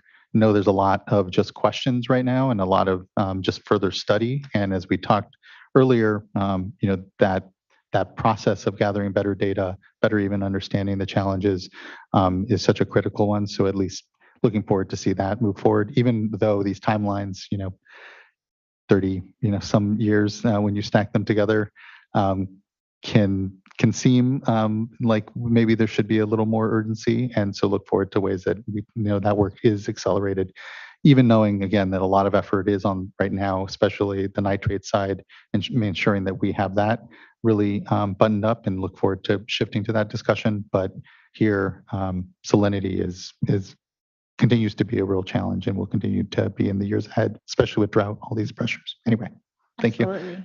By all means, Board Member McGuire. Yeah, thank you. If I could just kind of tee off that a little bit, I almost always have questions about timelines, if you haven't realized that already. So when I do, every time I see this, I feel this sense of unease that, hey, do we have 30 to 45 years really to address this problem? If we're finishing the last project 45 years from now, is that going to get us what we need to manage salinity in the Central Valley or not? And I really hope that the study helps articulate some of that and the urgency here behind the work that needs to be done, the physical work, the management work, the real, projects that we need, and operational changes that we need to see in the Valley. So because you brought up SGMA, I'm just going to ask you the question. SGMA has the 20-year time frame that we're in the midst of right now. So what are you hearing from your enrollees, at this point, and as the study is getting kicked off, about that nexus with SGMA and how, these timescales aren't really the same right now? Is this going to accelerate some of what we're talking about here through the CD Salts program, or is it too soon to say? I can certainly feel some of that. It's a big question. How are you going to kind of manage both the surface and groundwater in the entire Central Valley? And really, that's why the program itself has such a long time frame. I think, to a certain extent, these are questions that have been asked since the advent of large-scale agriculture within the Central Valley. So we know a lot of the controls that need to be applied. I think what the big variables are SGMA, and if there is a conveyance system that is built, and other kind of variables related to climate change and things like that, really are transforming. We're kind of at a transformative phase in the Valley's development as kind of an agricultural industry perspective. And frankly, I think I cringe at a 45-year timeline too. Anything that extends possibly beyond my career, I think hopefully I'll be retired by then, is kind of very concerning. It is something that is, I don't want to leave this for future generations to figure out. But the time frame for coming up with the hard decisions is really that phase 1 P&O study. You get the P&O study in, all of a sudden the board, the Central Valley Water Board has in its lap the decisions that it needs to make for the next 30 years, next 20 years, next 30 years. And I think that's really the key timeline to focus on. The prioritization study will say what's possible, what's not possible. How are you going to make the decisions about winners and losers? Where are there win-win solutions, and where are there tough choices that need to be made about what lands can be preserved and what lands, frankly, it would take heroic efforts to manage salinity in such a way that they would be productive for decades and decades and decades to come. So really, that's kind of my long-winded answer about why the time frame looks the way it does. But certainly, the other partners here could offer their opinion as well. So maybe this is Tess, and I can jump in a little bit. We have lots of phone friends here on the virtual screen, so we've got Daniel and Bobby Larson as well. So I think it's just important to note that the time frame, is looking at it from the whole holistic point of view, and there's a lot that will happen with each phase. So it's not like it's 30 years until a project happens. It's very much an iterative ongoing. And, as we move forward after the first phase, we will identify certain types of projects and implementation that will happen on probably a shorter time frame and a shorter time scale as compared to some of those bigger long-term capital type projects. So just wanted to make sure you understand that it's nothing until 30 years from now. it is an iterative, component where things will happen along the way. But there is a lot to do, as Chair Esquivel pointed out. The salt is a big issue in the valley. I appreciate that, and I think I'll look forward to updates as we go forward in terms of the iterations here and how this vision kind of changes and evolves, and there's more detail put to it as the study continues and as we get a better sense for how the groundwater sustainability plans, for example, are addressing some of these same questions. We should be having a much more robust understanding of that here in the coming year or two. So anyway, thank you. Appreciate the answers. Yeah, thank you, board member. Especially as groundwater recharge and quantity, type projects are really being conceived and pushed. Again, it's an opportune moment that those discussions be informed by this mass balance salinity challenge as well, which is, again, I think all here part of, what is a real need to look at this long term right now. Board member Firestone. Yeah, I'll just build on that, understanding that this is a huge challenge. But I will say just doing, having a timeline of 15 years to do a prioritization and optimization study seems not very aggressive compared to the timeline that I think a equally challenging issue of SGMA and groundwater sustainability has. I understand there's huge complexities, but in order to, I think, as has already been said, the SGMA plans are having to grapple with a lot of the challenges for, is there going to have to be land retirement? How do we manage that reality for the valley and communities? Salt is, may also influence that and may also see impacts like that. And lining up, I see that we have alignment with SGMA and GSA goals, but timeline-wise, this doesn't seem to line up and just doesn't seem to have the same urgency and coordination that I think we would hope it to have. Now, I'm sure that there's, you have a slide with a long list of the issues it's trying to address. These are really hard issues. I guess I just, this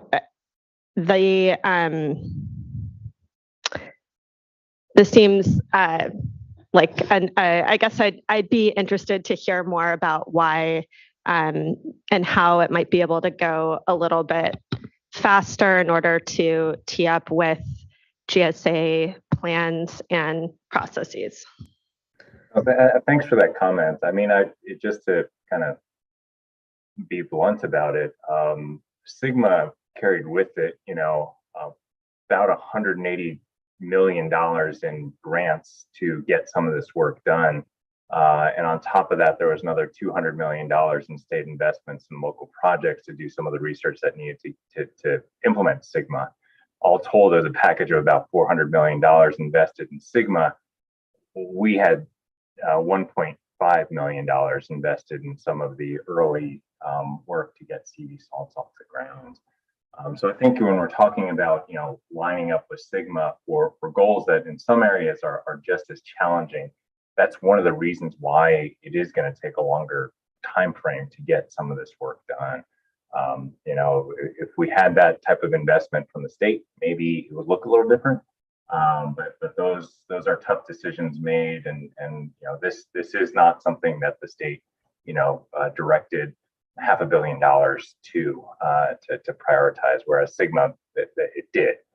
So I think that's part of the conversation. But certainly we're working as hard as we can on our end to make sure that these very complex studies get done as quickly as possible, because as we all know, land is being retired right now due to salinity issues. This is not an issue that will hit in 45 years. So we are losing ground every year that we don't establish a salt control program for the Central Valley. So that's absolutely understood by our board. It's absolutely understood by our management. It's absolutely understood by our ragtag team of kind of 4 staff and that implement this program on our end. We're doing the best we can to accelerate that schedule with the resources that we have at our disposal. And certainly, that's not to knock the fact that, all of the dischargers are putting in their own money to fund these projects and get this thing underway. And I would just add too, I think it's important to remember that when we think about CV salts, we need to think about it in the entirety with the salt control program and the nitrate control program, and they are both happening at the same time, right? One of the other, components is you have the same group of people, which we're going to talk about implementing the nitrate control program at the same time in early action plans on the nitrate side. So there is a significant amount of, complexity associated with the SALT program, and clearly GSPs are important. We are aligning with them. The studies will be working with the GSAs. We need to incorporate their information and all to the work that we are doing for the SALT prioritization and optimization study, which is not just a groundwater basin by basin, but it is a combined surface water, groundwater look at salt management within the valley. So fairly GSPs and GSAs are not easy, and then combine that with a valley-wide overlay and the surface water movement, and it becomes triply more complex. So, but just a reminder, we are also doing the nitrate control program in parallel at the same time, and at some point there's only so much time, bandwidth, and resources that we can provide in order to do everything that needs to be done.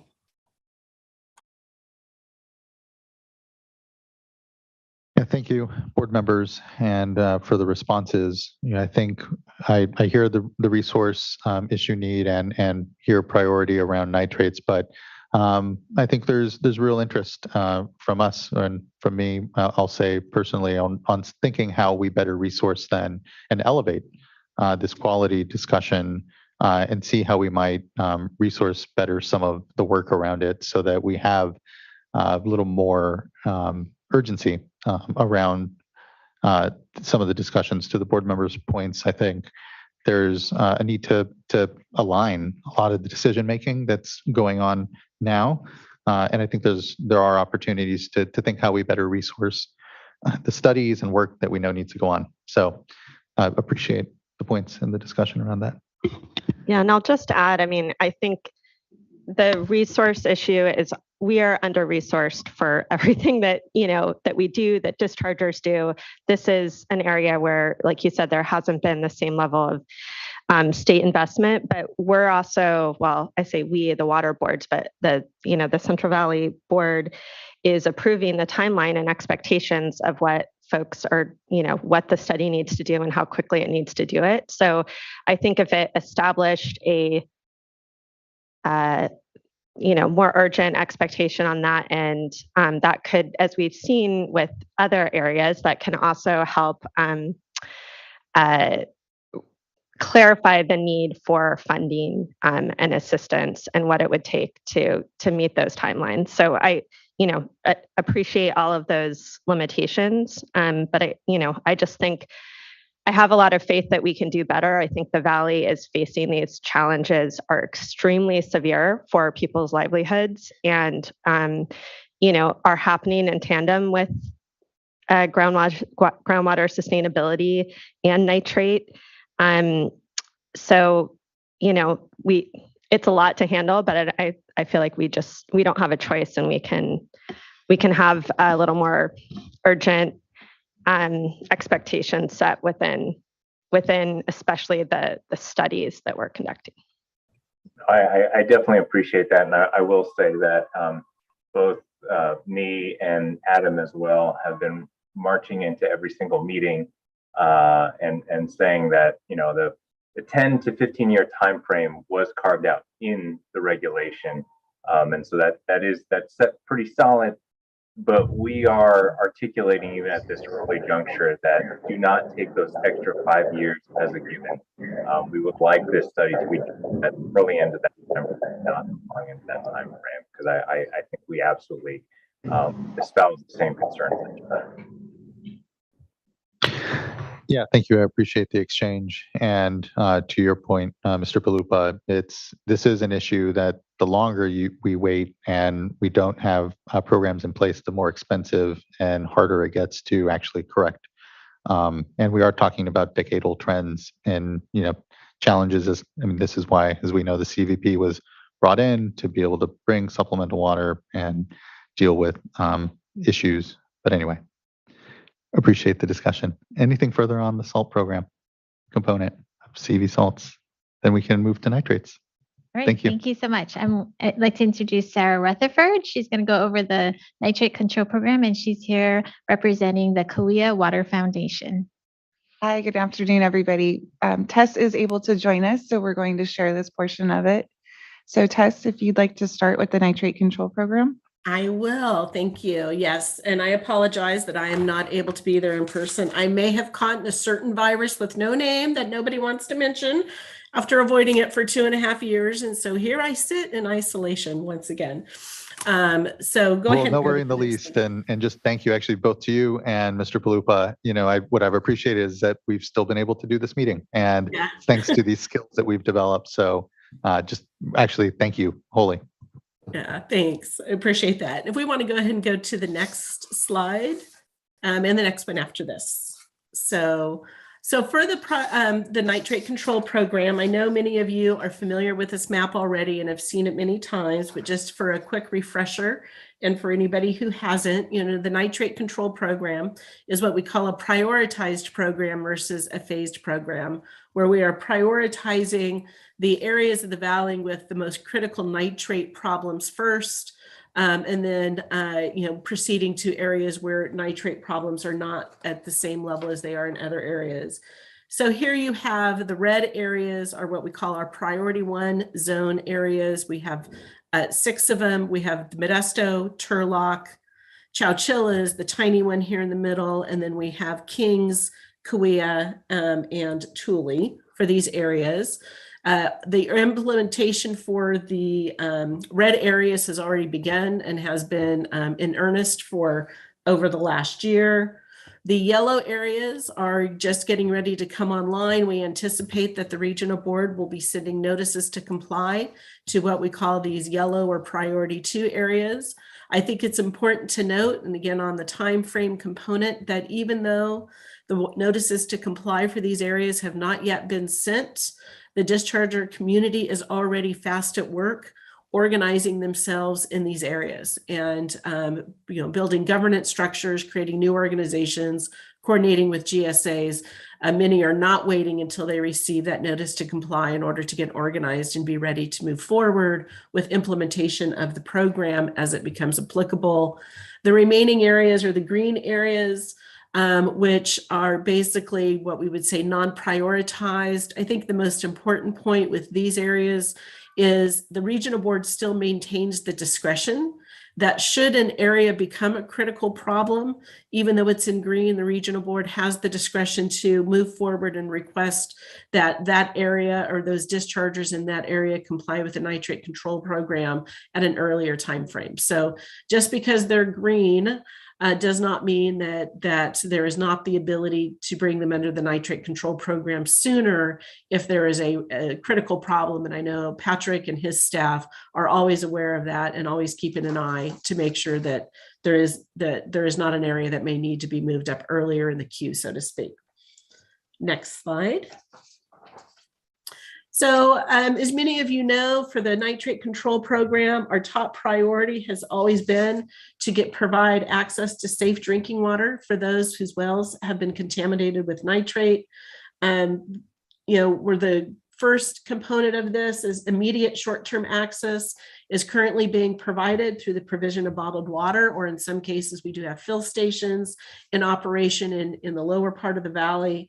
We are also where it is appropriate and we have the right information, individual well owners may be eligible for a home-based treatment unit. And so some of those are being installed where appropriate.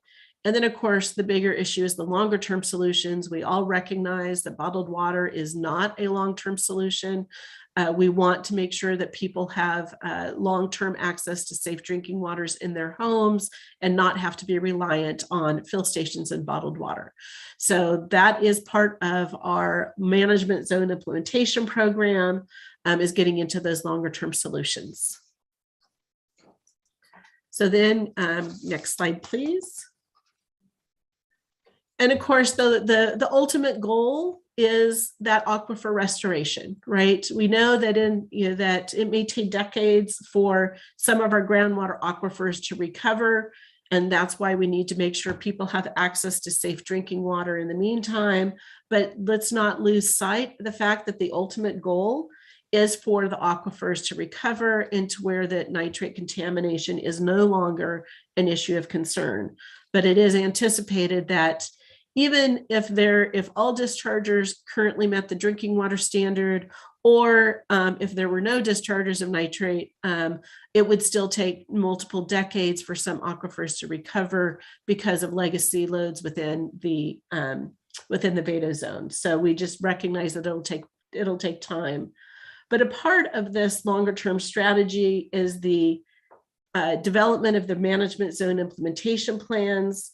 And the management zones are currently looking to identify, as a part of that management zone implementation plan process, the management zones will be looking to identify the sources of nitrate to groundwater within and impacted by the zone, and looking to determine the relative contributions from the various sources. The plans will then need to identify and include milestones, the pathway for how all of these sources will ultimately reach a point where they are no longer causing or contributing to an exceedance of the nitrate drinking water standard. For some sources and industries, that pathway is likely to be easier and shorter.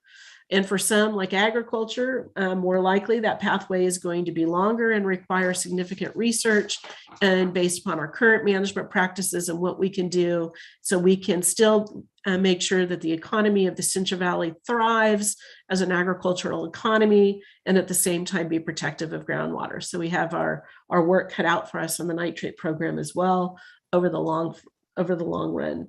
I know many of you are wondering, when will we get to these management zone implementation plans?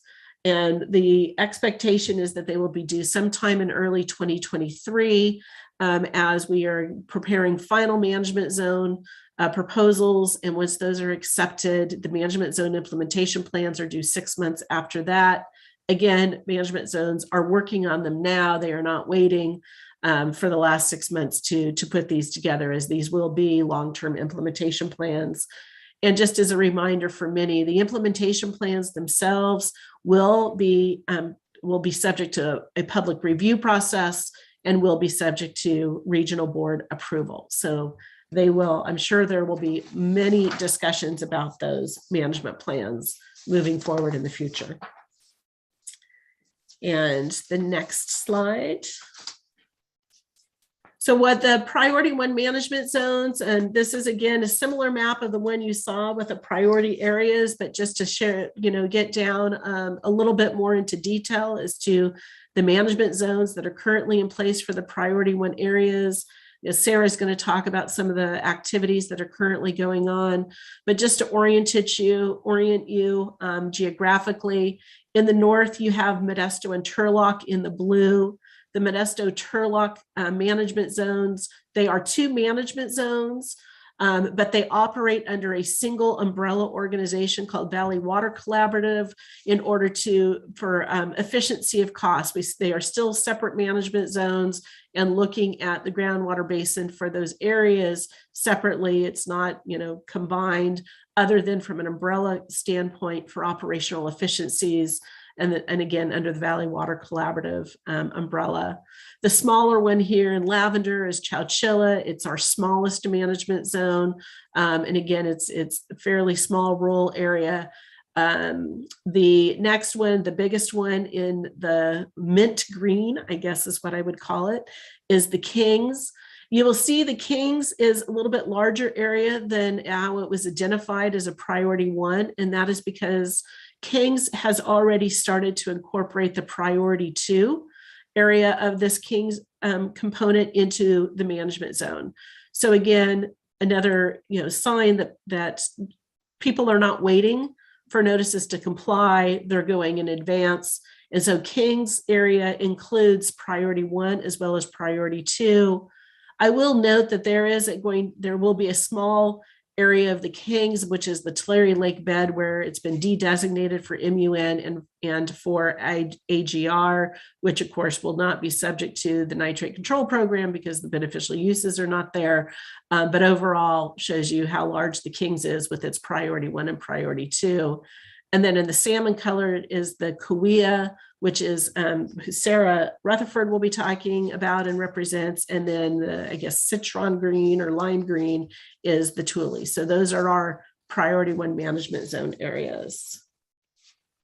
And the next slide. I apologize. And for the nitrate control program, I think it's really great to be able to show that for this program, 90% of the permittees or the dischargers within these 5/6 management zone areas have selected to go the management zone program or process and work collectively and cooperatively with each other. The small, less than 2% of individuals that have decided to go on their own, those typically are facilities. It is not irrigated ag. It is not dairies. Pretty much all dairies and irrigated ag is in the orange 90% through their coalition activities. The no pathway selected, I know Patrick and Ann are going to address a little bit later on the activities they'll be undertaking in order to take care of those that have not yet made a selection. But, overall, with less than 2% of facilities joining management zones, I think shows a great success in the program. And I know the regional board is still in the process of reviewing those submittals for that 2%. And we'll have to determine if the submittals support the individual going the individual pathway, or if perhaps they need to be encouraged to connect with their local management zone. And with that, unless you have any questions there, I'm going to turn it over to Sarah. And Sarah's going to spend some time talking about some of the specific actions and activities that the management zones have been implementing for the early action plan, which is the getting out and reaching the residents and the communities for offering sampling and drinking water. So Sarah. Thank you, Tess. Good afternoon. Thank you for allowing me to share with you some of the highlights of early action plan implementation during this past year. Collectively, can we go to the next slide, please? There we go. Thank you. Collectively, all 5 management zones have worked together to provide a summary of outreach efforts that are described on this slide. It's important to recognize that the efforts illustrated here come from a broad geography and include diverse demographics and different regional concerns. And not all management zones have approached community engagement in the same way. Interestingly, we see that management zones observed various responses to community outreach. So beginning on this slide with postcards and flyers, there have been at least 35 campaigns in the past year, and this includes things like direct mail to the actual resident addresses themselves, alongside door-to-door flyer distribution. And we count here flyer distribution where, say, we knock on a door, but someone's not available to have a one-on-one conversation. Those are captured in the next category. We found that this door-to-door flyer distribution and engagement has posed some unique challenges in remote areas, especially during COVID and given the remote environment that we're working in. The next category, we have attempted to quantify one-on-one discussions through those door-to-door visits and conversations, through street fairs and by phone. Here, when we can engage with community members, we often talk about services provided and where they can ask for help. We are there to provide assistance in completing applications for the free domestic well testing for nitrate and for free bottled water delivery. We also share additional contact information for other water-related concerns, for example, self-help enterprises. Next up, looking at media campaigns, which include our social media, radio, newspaper, and TV. There have been over 1,000 placements with almost 1.5 million engagements. In most management zones, websites have been a hub of activity and information. Total visitors to all management zones are just over 25,000, and there are over 1,200 online applications alone, not counting those paper applications that we receive. Various management zones have held community events and online meetings through Zoom or other events to encourage participation. And almost 3,000 people have attended more than 100 events and counting. I'd like to ask you some questions on this and just maybe open it up to some general discussion. I have found that as I've talked with some of the entities that are working on these events, they seem to think that there is a challenge regarding the status of potential participants that are, maybe potentially undocumented. And, trying to get the word out, but having challenges overcoming the reluctance by some to participate in a program, providing personal information about their address, looking at maybe different options, like maybe, picking up water at a kiosk, which is not necessarily ideal, but then, still having to overcome sort of that reluctance in providing information. And then, maybe to the extent that people are being paid under the table and, just general concerns that would lead to a reluctance. And so wanted to get your comments on that. Is that something that you're seeing as well? And what can be done, whether through the program itself or anything that we can do to provide assistance through our Office of Public Participation to help people to overcome this challenge?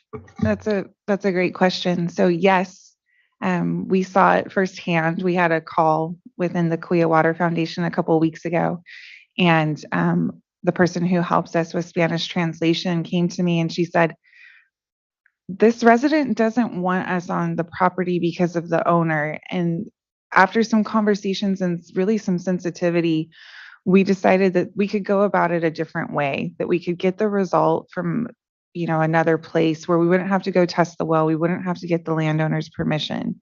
So I think the first answer is just being sensitive when we're talking with people. The second part is really becoming recognized within the communities as a name unto itself, whether it's the Thule Management Zone or Clear Water Foundation, where people can go to their friends or their family and the reputation precedes itself to say, I've worked with them and it was fine and I trust them and it's safe and it's really straightforward. They drop the water off and it's not intrusive. To your question of what could we do to help, one of the things that we've talked about with you in the past and continue to work with is how we can submit this water quality data, which is part of the program, whether it goes to GeoTracker or one of the new databases, say like CLIP through SAFER. There are concerns about water quality data being uploaded to a state database, where people feel like that's more exposure to the state itself and that reluctance to trust state entities is there too. I think we're continuing to have those conversations where maybe we could obscure that address just a little bit, a half mile, a mile even, or maybe a little more so that people feel like their information about water quality data at their own house isn't out there for everybody. But Tess, did you want to add anything to that question?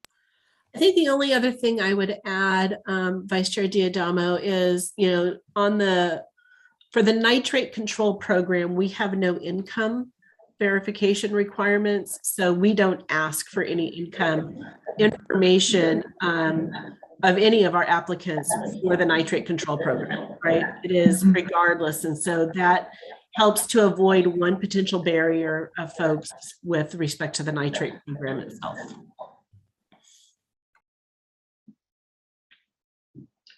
Thank you, Vice Chair. Very helpful. Anything further on this from other board colleagues? Okay, thank you. All right, so the next slide, please. So here are some highlights from just the first year of implementation, which include a little more than 4,000 total inquiries and almost 2,000 applications in total. Within management zones alone, almost 1,000 domestic wells were tested for nitrate during the past year. Later, you'll hear more about additional testing completed by the ILRP Drinking Water Well Program. And as of May 1st, 2022, management zones have provided almost 600 households bottled water delivery direct to their door. The graph on the bottom right illustrates participation for inquiries, applications, well testing, and bottled water deliveries. All metrics have increased over the past year and continue to increase looking forward. Additionally, some management zones have promoted free water filling stations. There are 7 water fill stations which provide clean water available 24 hours a day, 7 days a week, again with no screening criteria. Each fill station provides enough water equivalent to the use of approximately 350 households each month. Next slide, please. So now I'd like to highlight a few management zone specific community engagement events. These stories are just a fraction of recent community events, but I hope to illustrate the creative approaches management zones have taken to build capacity within communities. For example, the Tule Management Zone recently hosted a community fair where more than 30 local organizations provided resources to community members. The event included live entertainment, drawings, and important information on clean drinking water and free domestic well testing for nitrate. Also recently, the Valley Water Collaborative invited local high school students to participate in a creative art contest to design and illustrate water dispenser jugs. That's pictured here in the middle. Local elected representatives reviewed entries, and the 3 top awarded participants shared $3,000 in prizes. These art displays are now a key part of farmers market and community fair outreach for the Valley Water Collaborative. Events like these allow management zones to join community members in conversations where they're already at. Next slide, please. The Chowchilla Management Zone participated in the recent county fair, and for 5 days in a row in May, they connected with approximately 1,600 residents and received 14 applications. So part of participation in community events has led management zones to be innovative in this engagement, especially in the context of a regulatory program. Sometimes engagement includes things like photo props, which you can see here on the left. That's Walter, by the way. And also, we've engaged in raffles or sometimes handing out free bottled waters as we're talking with people, or sometimes even bubble machines, because that draws people in and everybody loves bubbles. Bubbles are fun. Recently, the Kauai Water Foundation and the Tule Management Zone, along with self-help enterprises, worked collaboratively to host a table at an event for community organizers. Labeled here in the illustration on the right, Dynamic Connections in Tulare County, self-help enterprises worked to produce this graphic, which shows services provided by each entity. Again, referring to the water kiosks I mentioned earlier, you can see that those are provided here by both the Tule Basin Management Zone and the Kauai Water Foundation. And those work not only to provide clean drinking water when needed, but also when bottled water is hard to find or there's shortages, like during the early pandemic, or also when there are drought-related emergencies. So unless there's other questions on that, I can hand it back to Tess to talk about our coordination with the Department of Financial Assistance. Thank you, Just Sarah. to transition over, just a thank you. I know we started off some of our discussion wanting to see more additional, urgency around some of the salinity work, but I have to acknowledge, particularly when it comes to this work around nitrates between the Irrigated Lands Regulatory Program, the CV Salts Program at large, that these are issues that face other communities nationally, and we're fortunate to be what I feel is at least decades here, oftentimes ahead of some of that discussion, whether in the replacement of water for communities or in the collaborative work that's going on. We know that we always need to be doing more. We I think certainly always feel the urgency, particularly coming from our communities. But I think here just have to take a moment to think and acknowledge that we, especially as you look nationally, we have programs here and a discussion that I think a lot are of communities and others are looking at us to say, how best can we begin to address these challenging issues of water quality and nitrates. And so just thank you. Thank you so much. I appreciate that. I'll relay that to the other management zones as well. And I would agree, as we've gone through this, looking for new ways to get at this, again, coming from most of us have worked in a regulatory context before, we looked nationally for other examples and other projects that maybe we could learn information from.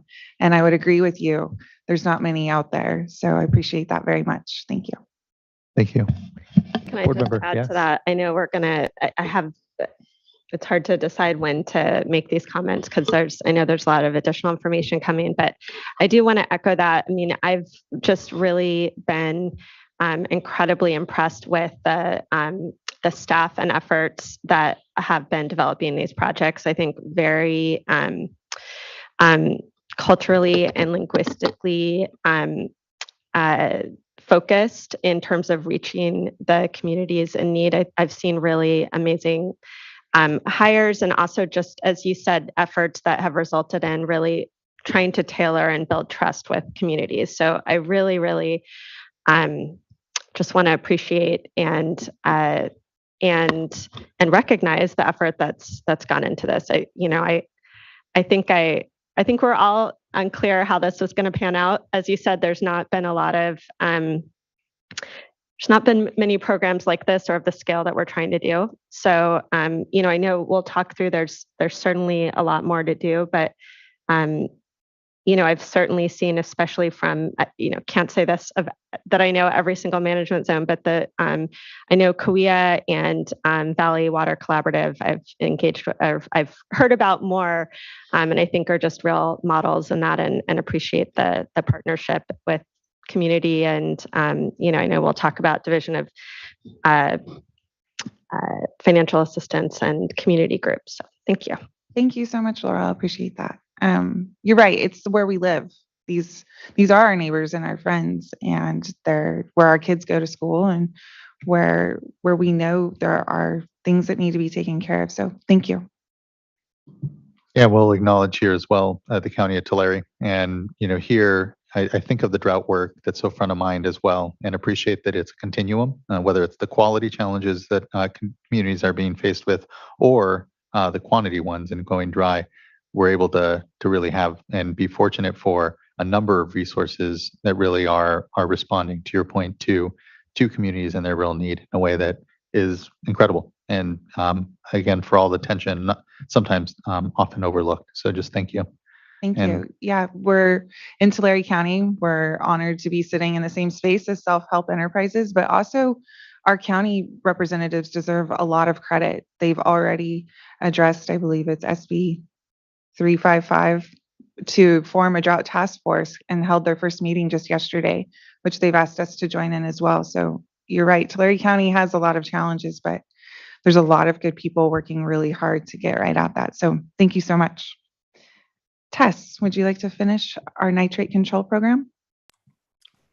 Sure. And just a couple of kind of quick notes here on where we're at with coordinating funding with SAFER for multi-contaminant testing. I know this has been of much discussion over the last year. And, we have, hats off and thank you to your staff, the Division of Financial Assistance. They really have been just amazing to work with. We have every other weekly calls to coordinate to make sure that we can make this program as successful as possible. They were very quick in turning around and we received an approval letter for the Valley Water Collaborative, which you may recall earlier is the Northern the northern 2 management zones for the Modesto Turlock area. And so they started in early this year doing multi-contaminant testing. As of, I don't even know what date it was. Again, this is always in flux. I'm certain this number has changed since this slide was submitted. But at the point that the slide was submitted, we had about 122 wells tested for the co-contaminants through the SAFER program. What we were finding is that about 45 of those had both nitrate and other contaminants. And then of course the others were some mix of other contaminants, no nitrate, or no contaminants at all. So it's much smaller amount as far as no contaminants. So that program is off and running, and we are close to having a final approved agreement, but with the approval letter, the Valley Water Collaborative has moved forward and started implementing that program. The next one in line is Sarah and the Kuya Water Foundation have been in constant communication with your staff as well, going through draft budgets and getting it to the point that we probably will be submitting a application soon, like probably before the next time you meet or before the next time you meet after that. So in a very soon manner, there will be another application submitted by the Kuya Water Foundation with budget and scope.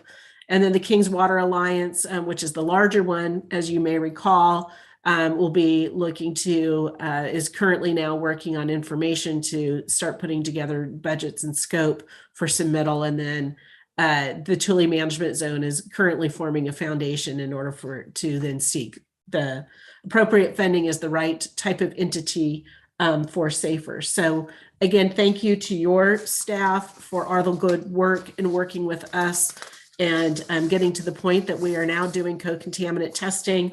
Again, because water quality is a big issue, and it's not just nitrate in the valley. There are many other contaminants of concern for our communities. And if we're out there pulling samples for nitrate in a well, it sure makes sense for us to determine what other contaminants might be there as well too. Next slide. And then just a little bit of kind of where we go from here with respect to the early action plans and next steps. The first year, basically this is our anniversary of the first year, which has been a lot, but it's been very significant. It's been very busy. We see the early action plan implementation programs continuing as we have lots of lessons learned, and we will push forward all of our combined efforts to inform the public about the well testing that's available in bottled water at no cost to residents. We want people in the program.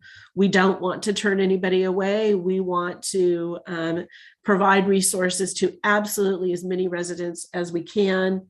As I said, and as Sarah noted, we're finding out what works and what doesn't. We're also learning that what works in one management zone doesn't necessarily work in another management zone. So they're each finding their own stride and understanding their residents.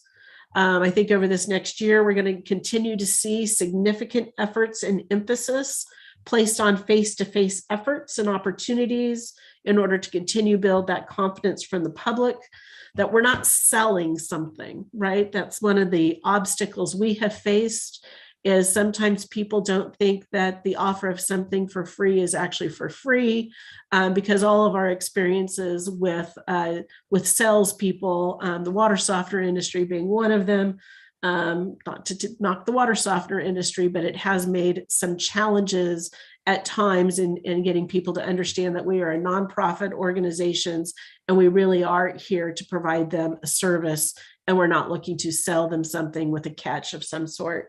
So we will continue to look forward, working with your staff and all of you. And of course, it was very helpful when Laurel came down, when the Valley Water Collaborative did a press availability for the notice of the SAFER program. We received a lot of great press on that. And so we will be inviting you, board members, to maybe come down and join some of our events so you can see firsthand some of the community interactions that we have going on. Thank you. And I think that's it on the nitrate control program, unless there are questions, and then I'll turn it back over to Ann and Patrick. Just huge thanks again. I know that certainly including other contaminants and setting up the agreements to fund that work, it complicates the program. And I know there was a lot of issues to unpack around what it meant around liability and whatnot. But I just want to appreciate and thank the leadership for everyone to say, yeah, it's worth it, especially because these resources we have with SAFER, the Safe and Affordable Fund, and the SAFER program, and/or CV salts, they're too precious, if you will, to really let an opportunity to maximize this benefit for our communities go by. So I just have to thank everyone for that. And now that we have a model and an opportunity to replicate that, be able to expand it. So just thanks for that. And I guess if now's is there further discussion or presentation on the panel, or now is a good time to launch into some question? Okay, well, I'll wait. I'll hold my questions till we get a little further in then. Yeah, there's a little more coming from Ann and Patrick. Great. But before we move on, I want to echo what Tess said and thanking your staff at Division of Financial Assistance, including Megan, who's back here too. They've been great to work with. They've made this process, to your point, there was some initial discussions of, is it worth it? Should we expand the scope here? And really, they've made that so much easier than we could have ever hoped for. So very much appreciate their work. Thank you. Can I ask, as you go into the next portion, which I think will include the irrigated lands regulatory program, just one question as you go through that is just to understand where there, in terms of replacement water, that the early action plans, are they providing replacement water to those areas that have tested over the limit for nitrate? So not just how many are tested, but also how many of those that were tested through the irrigated lands program that have high nitrates are then enrolled in getting replacement water through the management zone. That'd be great to know. Thanks. All right, so just to recap where we are with the management zones and their deliverables, this slide kind of summarizes where we are. And as Tess mentioned, it's been an anniversary date here recently for when they first started last year in 2021 with their early action plans in May. And then next up are the final management zone proposals, which are due in August 2022. And these plans will contain an assessment of water quality conditions in the management zone, a final governance plan, and a list of the management zone participants, in addition to a tentative implementation timeline. These documents will go out for a 30-day public comment period. And then upon acceptance by the Central Valley Water Board, the management zones will have 6 months to submit a management zone implementation plan. And as Tess kind of talked about earlier, these plans will contain the proposed regulatory timelines and strategies for nitrate reduction and compliance in each management zone. And these documents will initiate the Central Valley Water Board's development of waste discharge requirements to implement nitrate reduction targets. So we're looking at a pretty busy year ahead for CV salts, and we still, in addition to this, we'll be getting ready for Priority 2 nitrate control program permittees, and then we have the salt control program going on as well. Next slide. So before I switch over to the enforcement topic with Patrick, I just want to remind folks that the nitrate control program is not the only program testing for nitrate in the Central Valley. Another important program testing for nitrate is the Irrigated Lands Regulatory Program, or ILRP. And starting in 2019, ILRP began rolling out their phased requirement for nitrate monitoring of drinking water wells on enrolled coalition parcels. These participants report their results to GeoTracker and may provide replacement drinking water if nitrate results are above 10 milligrams per liter. This map shows the wells that overlap Priority 1 management zone areas that have been tested for nitrate as part of the ILRP program so far. Next slide. This table provides a breakdown of estimated totals for Priority 1 wells tested and the number of wells above the nitrate standard, first for the management zones, followed by the Irrigated Lands Regulatory Program, and then the combined total for both programs. In total, the estimated number of drinking water wells tested by both programs in the priority 1 areas was about 7,400, with a little less than 3,000 of those above the nitrate standards. These totals show that many wells have been tested in priority 1 areas. But it's an important caveat that the ILRP program, unlike the management zones, does not target high-risk areas. Due to a lack of reliable data on private domestic wells, more work is needed to make a good estimate of the total number of high-risk wells and associated users in priority 1 areas. The bottom row shows the conservative estimate of people in priority 1 areas who rely on private domestic wells and are likely impacted by unsafe drinking water, as presented by the Corona Environmental Consulting Report for developing equitable and effective early action plans. But this estimate is likely on the low end since it was based on a limited data set. Next slide. So without a reliable estimate of wells in high-risk areas, it can be hard to gauge program effectiveness as it relates to the targeted sampling being conducted by management zones. However, since the ILRP program requires sampling across a coalition and does not target high-risk areas, it made sense to do a comparison of the percentage of wells above the nitrate standard that have been tested by management zones versus the ILRP program. The ILRP wells that tested above the standard range from about 11 to 47%, averaging at 33% across priority 1 areas. With management zones, that percentage is much higher, ranging from 40 to 94% and averaging 61% across priority 1 areas. So to be clear, this is just a high-level snapshot. It doesn't capture the nuances and complexities of the programs in different areas. But however, it does seem to provide that general sense that the management zones are successfully targeting higher risk areas.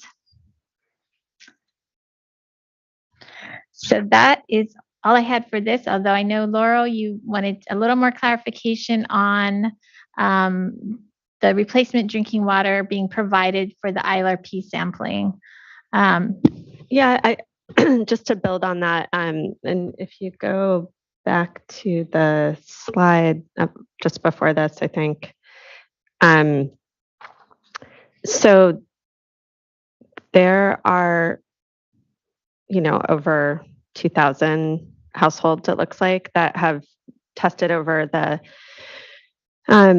nitrate limit for through just the ILRP. And,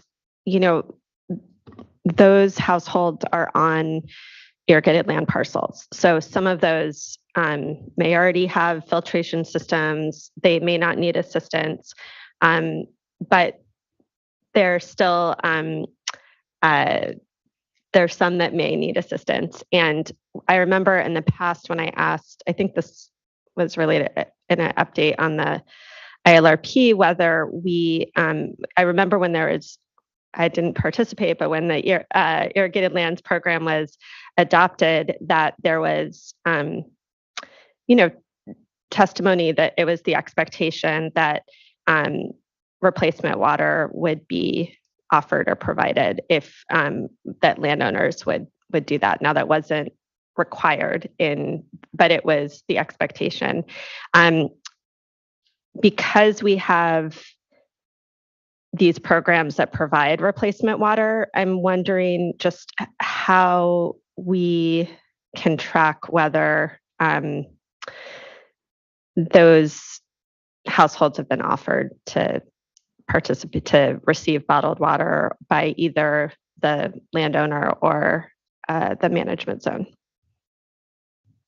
So I understand there's not a perfect overlap here, but there's a lot of people, there's been a lot more coverage, which is great to see. And I find also just these slides incredibly helpful. So thanks for the effort that I know had to go into to trying to provide that context. But just wondering how that then translates and in turn, and I don't know who can answer that question.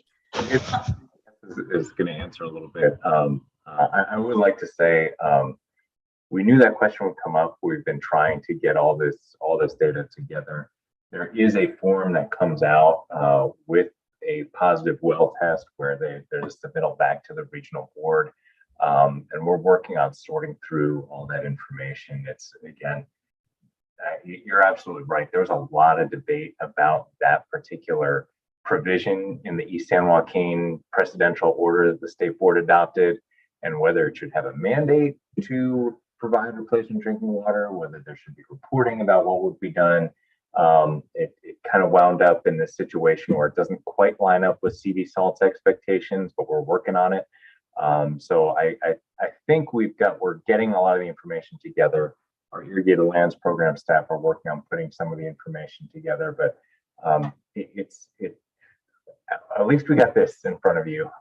With the next go around, we certainly endeavor to get the next round of how many people are still in need of replacement water if their well has tested above the standard and they're on a parcel in the irrigated lands regulatory program. But I saw Tess might add a little bit of nuance to that as well. The only thing, and I apologize, I'm going to have to jump off here, but the only thing I would add very briefly in response is the management zones basically are not they don't discriminate against whether it's an irrigated ag parcel or anything else. If someone comes and wants drinking water, then they are treated equally the same.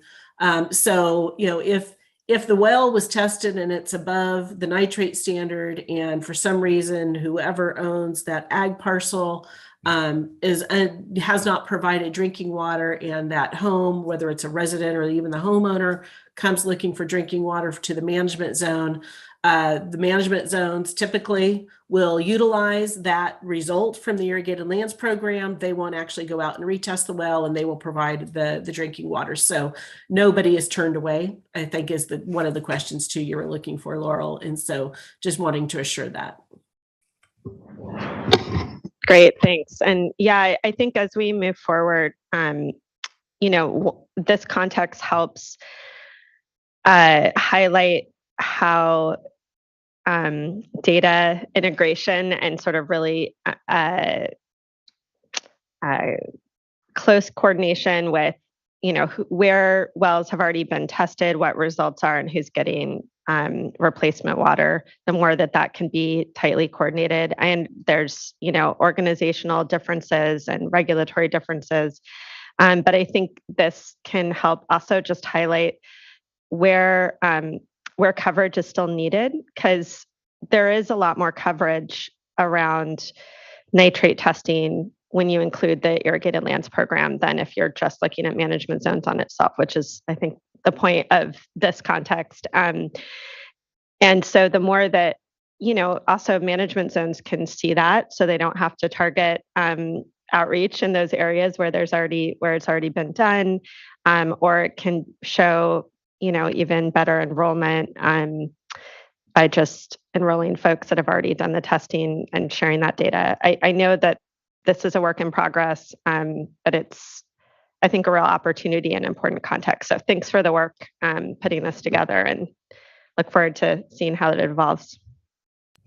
Certainly, no, and again, I actually kind of these numbers are in response to queries that you made during the irrigated lands kind of update. So I think it was important to get this in front of you. It's important to really show how robust the program actually is, even though we're missing some data points at this juncture. I'll also say that in our kind of, it was like a tentative, it was a concurrence with the kind of pathway that the management zones are on.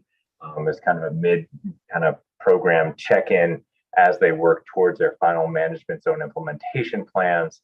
The Central Valley Water Board issued a series of letters to the management zones stating that it is our expectation that the final management zone plans integrate this information, and that it be provided in an iterative process as they develop their final management zone proposals and implementation plans. So that's certainly part of it. That information, again, we expect that this information will be in front of the board pretty soon. Just we haven't quite gotten it to the point where we can talk about it just yet, but absolutely good attention into this area. Next slide.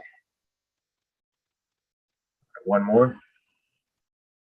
Enforcement. Okay, this is the board just approved in April a new enforcement strategy to kind of get the resources available to do the enforcement for those dischargers that have not taken up the opportunity of participating in these programs for whatever the reason. That's something that we're going to be getting to the bottom of. Next slide. For the salt control program and also for the nitrate control program, I don't want to lose sight of the fact that Ann's unit is very small. It really was just a relatively small team that was aided in large extent by the Salinity Coalition. But we got nearly 90% of the facilities in a compliance pathway, paying a lot of money to participate in this P&O study. That includes literally every single acre of irrigated agriculture that's participating in our irrigated lands regulatory program, nearly all major sectors of most industries. We have a few stragglers, and that few is still about 350 facilities. That number is kind of inching down each and every day, but we're currently in the process of developing an enforcement strategy to take action for both those folks who are in the salt control program or not in the salt control program and need to be in the salt control program, and likewise for those folks that are need to be in the nitrate control program and are not in the nitrate control program. Salt control program is a little trickier in that about the 3,000 facilities that need to be in the salt control program span the entirety of the Central Valley. That's kind of the entire jurisdiction is where those non-compliance are. So our enforcement strategy here will likely consist of finding those actors who absolutely should know better. They really are either taking a business shortcut or are just kind of thumbing their nose at the board. Really should know better, really should be paying their fee. And we'll be penalized for it. We'll start getting notices of violation and have our enforcement mechanisms gear up to take on that challenge. Next slide. The nitrate control program is certainly a smaller subset of facilities. These are just facilities that are in the priority 1 basins. That's about 1,100 facilities, still a monstrous amount of facilities. That is more facilities than some entire regional boards regulate are just in our priority 1 nitrate control program. So this is a huge undertaking. We've got about 100 of those facilities that are not yet in a compliance pathway. We're trying to winnow that down even a little bit more by having very last chance opportunities to participate in this program. Reaching out through trade organizations and other avenues to make sure that we get these facilities in there. If you look at the breakdown of the facilities that have not chosen a compliance pathway, we've got a significant component that are concentrated animal facilities, most likely dairies. They are not paying into the dairy representative monitoring program. So these kind of are outliers even within the dairy program that are causing problems here. Then there's a handful of those non-15 facilities, essentially are discharged to land. A few food processors, a few other facilities of that nature, a few POTWs that are not enrolled in the compliance pathway, a few composting operations, and then a small sliver of oil and gas operations as well. I will say one of the challenges within this program is the fact that there are facilities that are publicly owned treatment works that are serving very small communities that are also disadvantaged communities that are impacted by nitrates. So theirs is a pretty tough problem. I don't think we want to throw a full monetary penalty their way.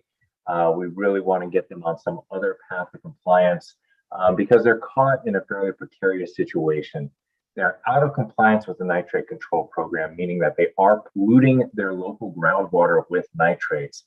But that said, they are also providing an essential utility for their small community that's also the beneficiary of the nitrate drinking water program. So we're really working with Joe Karkowski and Division of Financial Assistance to see what mechanisms could possibly be in place to facilitate plant upgrades or other mechanisms to kind of nudge these facilities into compliance, with the understanding that there are pretty significant capital costs involved with upgrading these facilities to make sure that their nitrate levels are meeting the applicable standard. Again, a lot of tough decisions have to be made in this program. Next slide. But nonetheless, we're still working on an enforcement strategy. I think, you know, the second bullet point here is really key. We've really assigned a program lead to ensure accountability for the nitrate and salinity control program police effort. So we essentially have a task force composed of a few members of a variety of our different programs. People from our dairy program are participating in this, our enforcement program, our non-15 program, and certainly our CV salts program are all working together to develop these cases, to work with the Office of Enforcement to bring forward administrative civil liability where those are warranted, and really to figure out what we're going to do with those facilities that are not paying into the drinking water program and are not paying into the prioritization and optimization study as we move forward. We're going to have regular updates on case development in our executive officer reports starting in August about essentially the non-compliant case numbers, whether notices of violation have been issued, and whether, you know, administrative civil liability complaints have been issued, or other enforcement actions like time schedule orders or cease and desist orders. We aim to get that number down. We know it's not going to get to zero, but we are going to endeavor to get both of those numbers down from the 350 some facilities that are not compliant with the salt control program, and the 98 facilities are not compliant with the nitrate control program, down as much as we can by any means that we can, including the issuance of administrative civil liability where appropriate. With that, I think that concludes the presentation.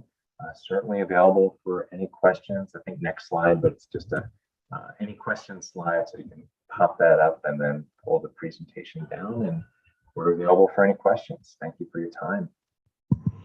Thank you, Mr. Palupa, and I appreciate the gloss on the enforcement work that we're doing. Yeah, I know we always come at our jobs here wanting to help folks comply, and but there does come a point where here, especially given the non-response, it's important to have a level playing field for businesses who are then complying, and then here others that are getting a benefit by just ignoring the good work that is going on amongst them. So I appreciate the need to gloss on our enforcement strategy, so that too is transparent and folks know that the opportunity to be serious is now.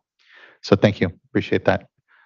Other questions or comments here from board colleagues? The only other thing I was going to just flag is I appreciated the good graphics showing, you know, the progress made over the last year when it comes to testing and number of households touched.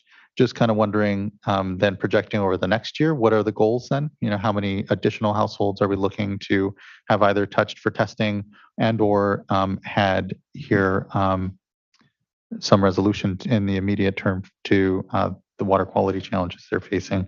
Just kind of trying to, I guess, prepare ourselves for what that arc might be. That was the only other question I was going to add, but other colleagues? Board Member Morgan, please. I just want to, just say thank you. I appreciate the update and just seeing the progress of the program. Most of you know, I at one time worked at Region 5, and the program at that time, it was in its infancy. It was before, it was just the regulation was just being put in place, and so it's really good to see just the first year or two of implementation, and to have the good, as the chair said, the good graphics, the numbers, how many touches, and then also, just the lessons learned of, continuing to learn and to improve as the program is being implemented. And so with that, just wanted to with working with the Division of Financial Assistance, now that the first agreement, is like in place, if we can, just again, take a look, see if there's a way to streamline that process so that can continue to just have that expanded testing done, and to where those agreements can get into place quicker so that we can continue that coordination with the SAFER program. And that's another thing that this program has done, the work with stakeholders, that coordination, and then also just with other programs. It's touching on so many different programs, not just with the Central Valley Water Board, but then also with the state board, and the coordination between, all of those different programs. I know that that is just extensive, and working within the Central Valley Board, but then also working with, the state board. Just want to express my appreciation with that and keeping that coordination going. And then, just the enforcement, just, what was just touched on there.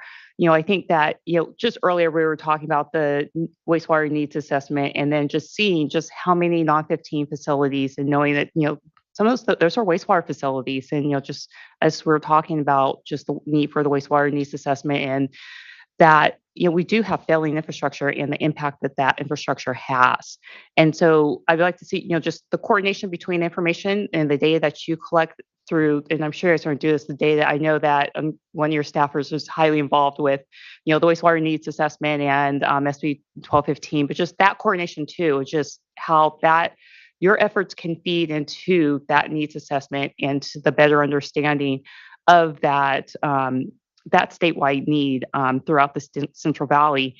And I appreciate that the focus on the disadvantaged communities and those non-15 systems, because many of those non-15 systems, those land discharge systems, are serving disadvantaged communities. They're having impacts to the groundwater and the source of drinking water, and the focus of how to help bring them into compliance, and doing that thoughtfully, of working with DFA, reaching out to them, and working collaboratively to help them to understand the importance of this program, and the need for them to come into compliance, and not just ignore that, hey, this isn't just another regulation, and to continue about what they're doing. So really do appreciate that focus, and looking forward to seeing the executive officers, the reports later this summer.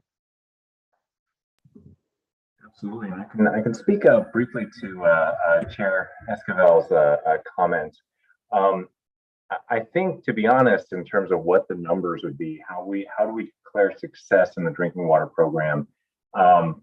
That's one of the metrics that's not written out. So we're actually working pretty hard with the management zones. We've inquired with a variety of the environmental justice organizations that are working in this space to try and help derive them. And as we develop and approve the final management zone implementation plans, that's going to be a key component. How do we declare success in this program? It might not be testing each and every well, but it certainly is a problem that we would continue to chase as long as we are continuing to find domestic wells that are impacted by nitrates that don't have a replacement drinking water solution out there. How do we define that? I think we have a program that really is one of a kind, and so there's not really a good template to borrow from, but we are actively working on that. I wish I had an answer for you today, but to be honest, we don't. We're working on trying to figure out what that answer is, where we're going to, when we can declare success with that program. And with respect to Board Member Morgan's concerns, certainly share the compliments of the team that's been working on this. It really is extraordinary, the amount of conversations that they need to have with all sorts of different organizations. Certainly SGMA is mentioned, and state water boards mentioned, but it really kind of, to me, belies the fact that we are at a very unique moment in the history of groundwater regulation in the Central Valley, particularly as it relates to drinking water as a resource for vulnerable communities.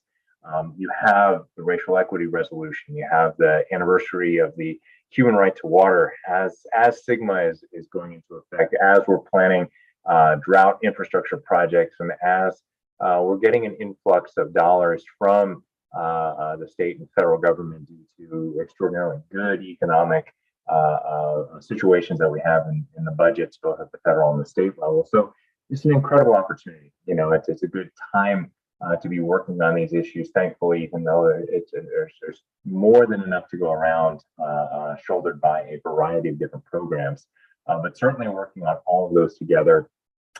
Again, my appreciation goes out to you for that action that occurred earlier on your agenda today. It's something I think is super critical.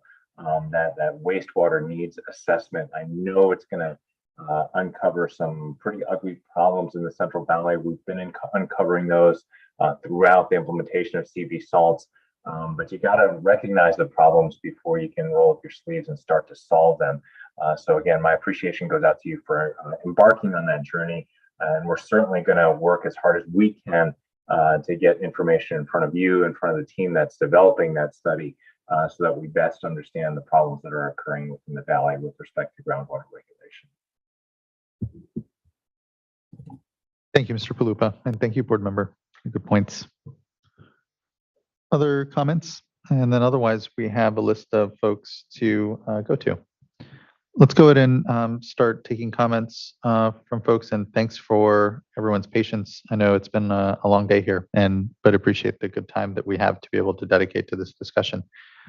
First, I'd like to call up Perry Klassen, who will be followed by Eric Oriana and Godu Atume.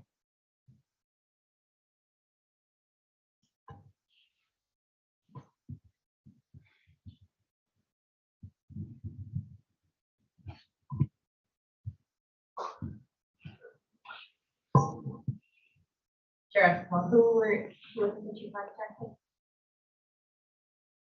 Perry Klassen first, I think, is who we have here. Oh, thank you. Good I'm afternoon. now. Yes, it was given granted to be unmuted. Thank you, Chair Esquivel, members of the board. Very good presentations today.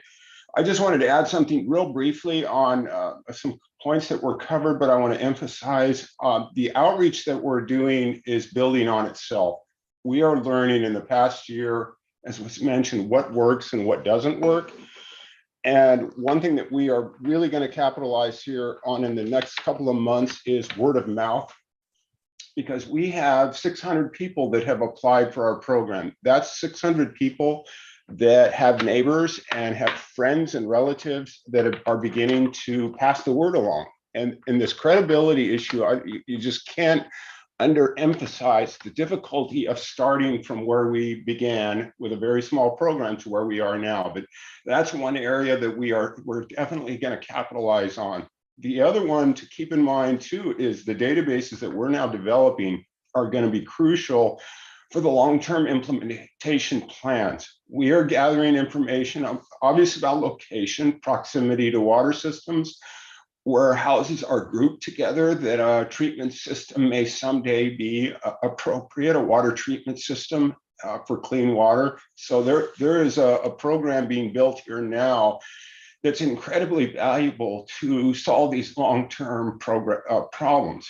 So I think that it's not apparent when you hear these statistics, but we have a long view in mind as we're pursuing the requirements of nitrate control program. And with the help of SAFER, we're going to be able to accomplish those and even expand beyond those points. So thank you for the time. Thank you, Mr. Klassen. I appreciate those good points, and I appreciate as well the acknowledgement that we're all together in this on the long haul, and that right now we are in a mode of learning, and we all need to be open to being able to continue to recognize that it is going to be a longer term project, but use here all these opportunities to accelerate what's incredible work, to your point, that's going on. So thank you for that. And thank you for, I know, the good work that the collaborative has really been leading on a lot of this. So thank you. Next, I'd like to call up Eric Oriana and then Godu Atume.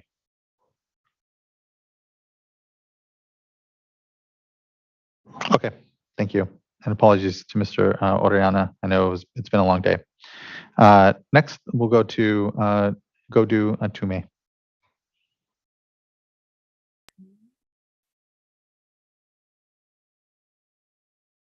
Good afternoon. Good afternoon. So good afternoon, Chair Escobar and board members. Thank you for the opportunity to comment today and for holding this board meeting. It's been a long day, but thank you all. My name is Godo Atsumi. I work with Clean Water Action, and we have been engaged in the implementation of the nitrate program and since the beginning. I'll be speaking today in alignment with comments from Community Water Center. I believe Kara is commenting after me or later on, and from Leadership Council. I want to begin by acknowledging the presentation that was given by management zones, and also to say, we've been keeping track of this program and just to appreciate the effort and the program and the progress so far. It's been a year. That being said, it's been a year since the adoption of the early action plans.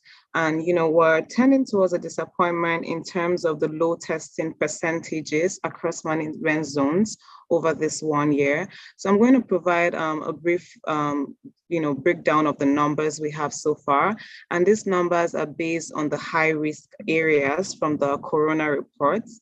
So currently, the well testing percentages are 6% for Tuli, Kings has about 5%, Korea has 8%, Chichila has 6%, and Valley Water Collaborative Modesto Tulok has about 14% of well testing based on high risk areas identified in that Corona reports.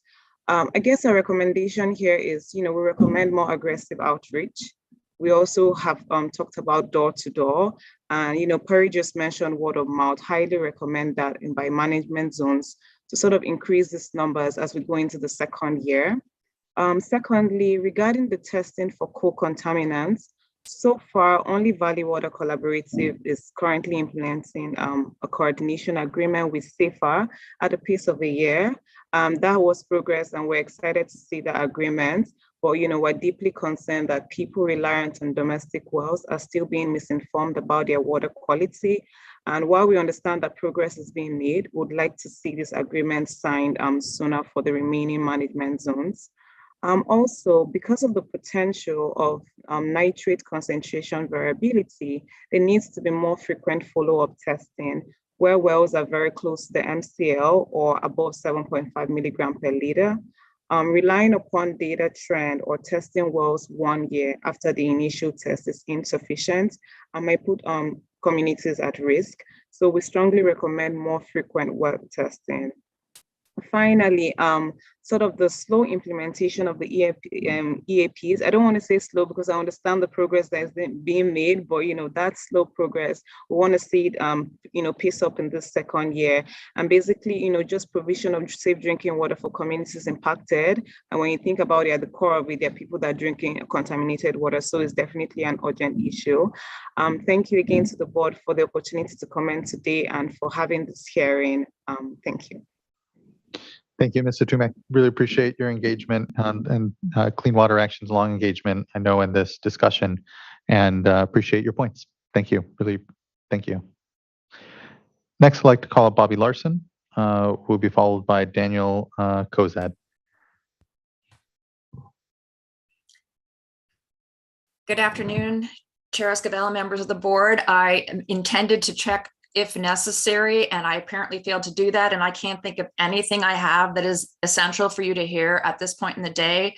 I think all the questions have been answered. I just wanted to note that I am working with Daniel Kozad with the Central Valley Salinity Coalition, and one of my tasks is to help get this P&O study done. And so I would just like to say that both Daniel and I are resources for the board and the board staff if you have any further questions or want to dig deeper into it, because I can tell you that while we also understand that a 10-year study seems like a long time, when we look at what we have to do, we think we don't have enough time. So don't need to get into the details now, but just wanted to let you know that we're available to you, and if you want to get more into the details of the study. And thank you for all the time that you spent on this today. Well, thank you, and glad you didn't check it so that we could have a check-in with you. It's good to see you, Bobby, and thanks for your good work on this.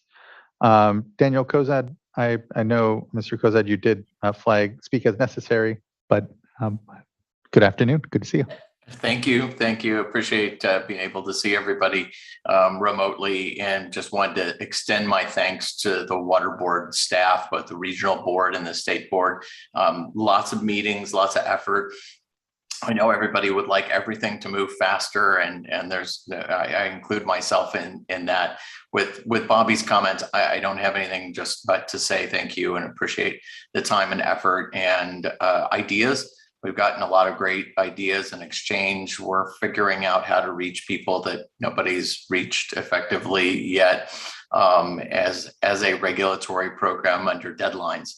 So we're looking for some venues to share some of that information, because it's very unique, and trying to, as Patrick said a little bit earlier, identify kind of what some of the metrics are, what's the aim, how should we identify budgets and organizational structures to be able to do our work in both management zones and the P&O side more effectively. So if you've got ideas, as Bobby said, we're open to be a resource, and appreciate the opportunity to take some time and help you understand the program.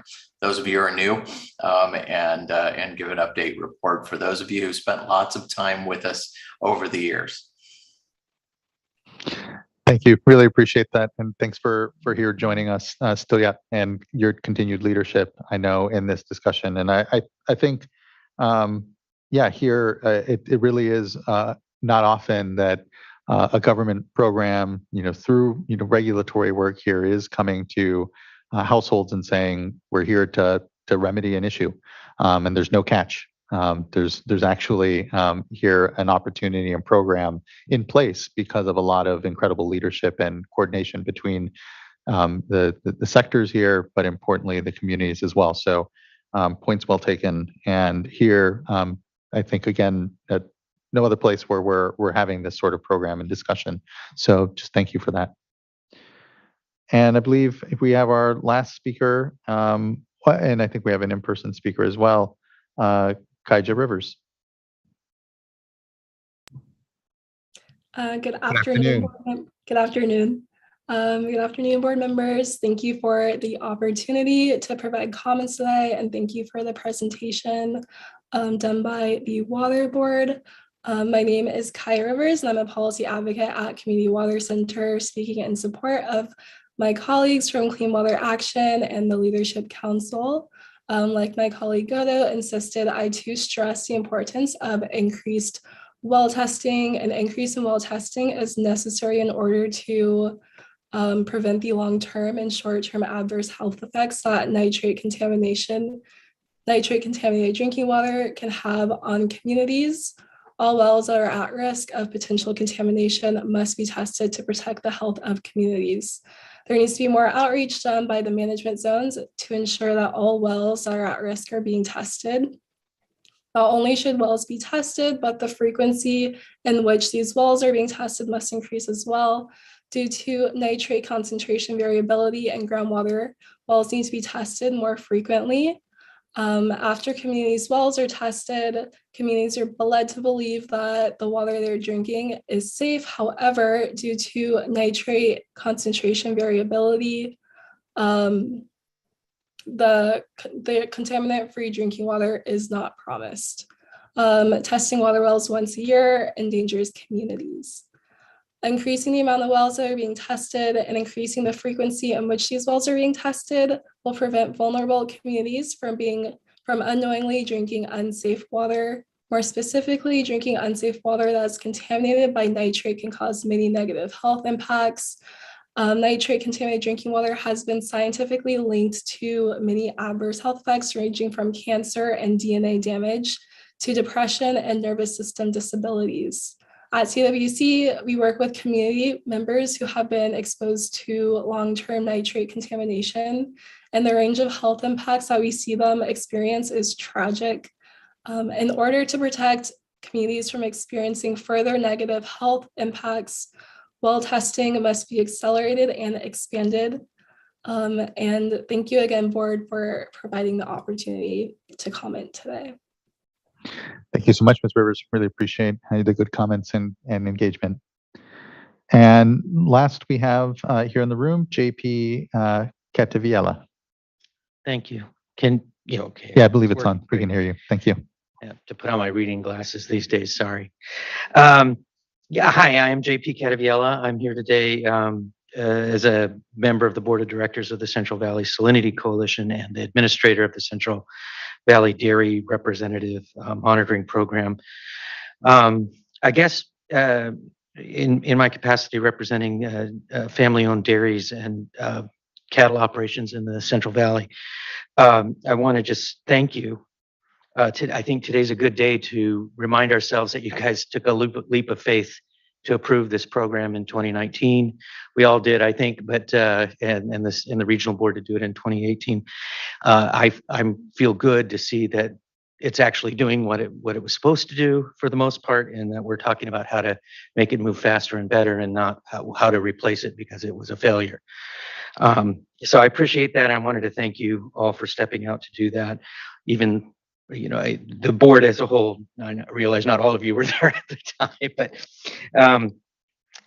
I just want to say too, our coalition has invested on behalf of these dairies, you know, hundreds of thousands of dollars in each management zone. And so I may have a somewhat unique perspective from some of the other stakeholders you've heard today. Because of that investment and because of the need for us to steward it properly, I go to management zone meetings, and I think it's fair to say I've attended dozens, if not more than 100 meetings in the past year, all over. Thank goodness, you know, for COVID, I guess, because I was able to zoom into most of those meetings. I'm kidding. But I attended quite a few meetings over the past year to see how folks are doing and to make sure that, you know, quite frankly, that you were getting what you expected, because I knew if you didn't, that this program would be a failure. So we were watching out to make sure shortcuts weren't being taken and that sort of thing, but also to see that what we're paying for is actually getting accomplished with the dollars we're investing in the program. So we're looking at it both ways. I guess I just have to say, I'm glad I feel like the presentation communicated some of that today for you, the success of it. And I think they did a wonderful job of summarizing not only the effort, but also the actual accomplishments of these management zones across the board. What's difficult to summarize is how much work it is. You can't experience that in a slide. You can only experience that in all these meetings. Laurel, I know, has a great idea because she sat through the CV salts process, so she knows, well, that same thing is playing out, except multiplied across all these local areas, having local meetings. And so I just want to acknowledge that. You know, we're talking about thousands of hours at this point of paid staff like Sarah, but also paid consultants like myself, and many volunteer board members who are there to steward the money, and that's where a lot of volunteer stakeholders are there. So just a lot of people working together locally to make sure this thing is a success. And I just wanted you to hear that from me, that I'm so proud of all the people on all sides of this issue that have worked together to make this a success. And so I just wanted to thank people like Sarah and Perry and the many, many others that we just don't have time to name that have done that for us. So thank you. Thank you, Mr. Catavella. I appreciate that acknowledgement. And you know, not too many times you can say, you know, thanks to COVID, but truly, I mean, when we think about the scale of the work that needs to be done and the amount of engagement, kind of bringing ourselves a little into the 21st century by hook or crook here, it really has actually benefited a lot of this work. I think of even earlier today, our adoption of the voluntary agreements on the Russian River watershed, and to your point, many hours and hours and hours. And the slides that we get to see here at the state board level in our discussions really, you know, can disguise what is an incredible amount of work and effort going on in so many of our watersheds. And there, you know, talking about quantity and rights, here quality, but still the same level of engagement that we need to see around complex issues, which just take a lot of time and people power. But when we self-organize ourselves away around things like this, we can accomplish incredible things. And so just thank you for your comments and acknowledgement of the work that it takes to get it done. That brings us to the end of our commenters.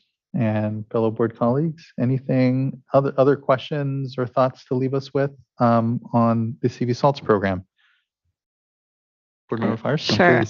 I, want to reiterate just, and actually, JP, your comments I agree with. I think it is somewhat a leap of faith how this would work. Certainly, I had a lot of hope, but also skepticism that it would, but I just am really, there's a long way to go. We're not where we need to be yet, but I think there's so much really sincere commitment and investment that's gone in. And I do have a lot of faith that that will continue to build momentum to get where we need to get.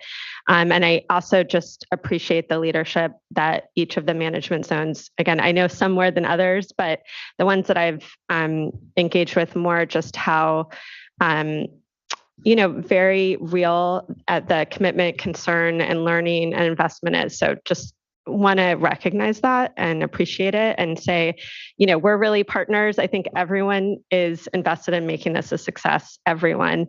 One comment I just want to say, and this is really to us at the State Water Board, I think we, what we've been able to do and are looking to get in place with even more management zones around the SAFER program and co-contaminant testing, I think is a testament to we are really partners. We really want to get, these sort of information and access to folks that need it.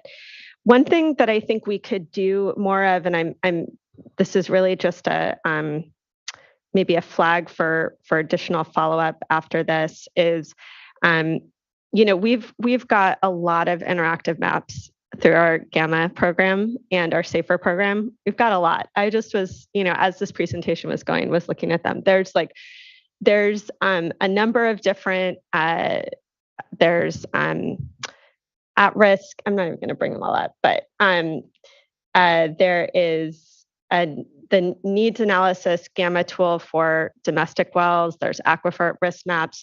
But then on the Gamma side, there's is my property near a nitrate impacted well, or is my property near a 123 TCP impacted well?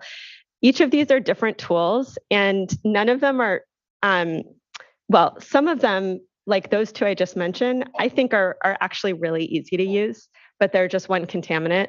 And so just to say, I know the management zones are investing and have been developing kind of interactive web tools where you can see who to contact, which management zone to contact and things like that. But if we could partner and make sure that we're helping to facilitate just a really easy lookup tool for, what are the contaminants what are the contaminants that may be at risk in my area for your address, and then being able to make that available to all the management zones as they do outreach, and then connecting that to the management zone and the other TA providers that are providing assistance. I think we've got a lot of great tools out there, and I want to make sure they're not getting missed. There's not an opportunity for us to help leverage all of our efforts and be a partner. So before we commit to that, I'd like to have an opportunity to get together with the Gamma folks and look at what we have and how we can do that. Each one of those wonderful maps takes a lot of interpretation, and so it's not just running a script. So I will get together with them and we'll look at what we can do about other contaminants. But yeah, that'd be great. I think this is really just a flag for follow-up and discussion, see what's possible. And again, trying to make things easy for the management zones in terms of setting things up for success, as well as, all of the private well testing efforts. Thanks. Yeah, I agree. There's some useful tools out there, and we've looked at some of them, and we're continuing to be exposed to more as we have more of these conversations, because there's always a new one. For what you're suggesting, of more localized contaminants, it really just depends, right? So in Tulare County, we'll see a household test in excess for nitrate and TCP, and literally next door, nothing. But where areas where maybe contamination's more confined, it is very helpful. At least in my neighborhood, we just assume it could be everywhere, unfortunately. And so we work on that premise. But in other areas, that can be helpful for residents to be better informed of their potential risk. And there's some work management zones did in their preliminary proposals to also interpolate existing data from both Gamma and GeoTracker to make those estimates. But again, as we collect more data, we can become more precise in making those estimates and interpolating the data. So it'll continue to be more refined. But you're right, there's some great tools, and really something that we've asked for is when we're working with DFAs, show us, show us what you think is the newest, the brightest, the shiniest one, so that we can be fully versed in the dozens that are out there. Yeah. So thank you. And I'll just say, I think from my end, my sense is that we, the management zones and DFA and the technical assistance providers at this point do know the contaminants that are, should be tested for. But a lot of what you all are doing is, the challenge here is connecting with individual people that are not thinking about their household, that don't even think about what is coming out of their tap. And when I was hearing what Valley Water Collaborative was doing around press outreach and, local radio and newspaper and social media and stuff, I think getting easy tools into individuals' hands, especially if it's, if it's done in a way that's easy to use, can just help folks even understand that it's an issue and what might be there. I think, again, you all are going to test for, at this point, for what we've got for co-contaminants, we know what those should be tested for. I think we've got a good list. So it's really more in raising awareness and interest in the program. So just, and it goes to kind of communications and how we can all support that. So thanks. Yeah, I would say that's where COVID wasn't our friend. And more than, I'm sure we've got a long list, but that was certainly not helpful with families being so concerned and bandwidth during this past year and a half as we got going.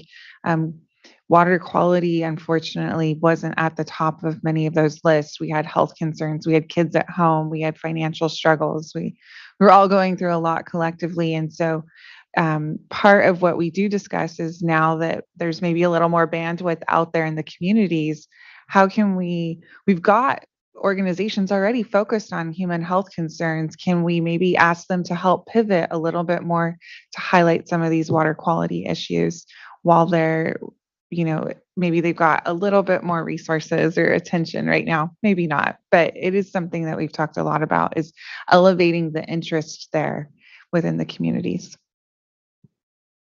Well, just thank you, and thank you to the work board member has done to start to do that, and the invitation for additional board members to go out and really highlight the program. Thank you. Fellow board colleagues, anything further? This is no action. It's an informational item, so no call for a motion. Okay. Thank you. Thank you all again for just a robust and really timely and important discussion, and looking forward to further update. Thank you. Thank you, Mr. Palupa. Thank you, Patrick. Both of you.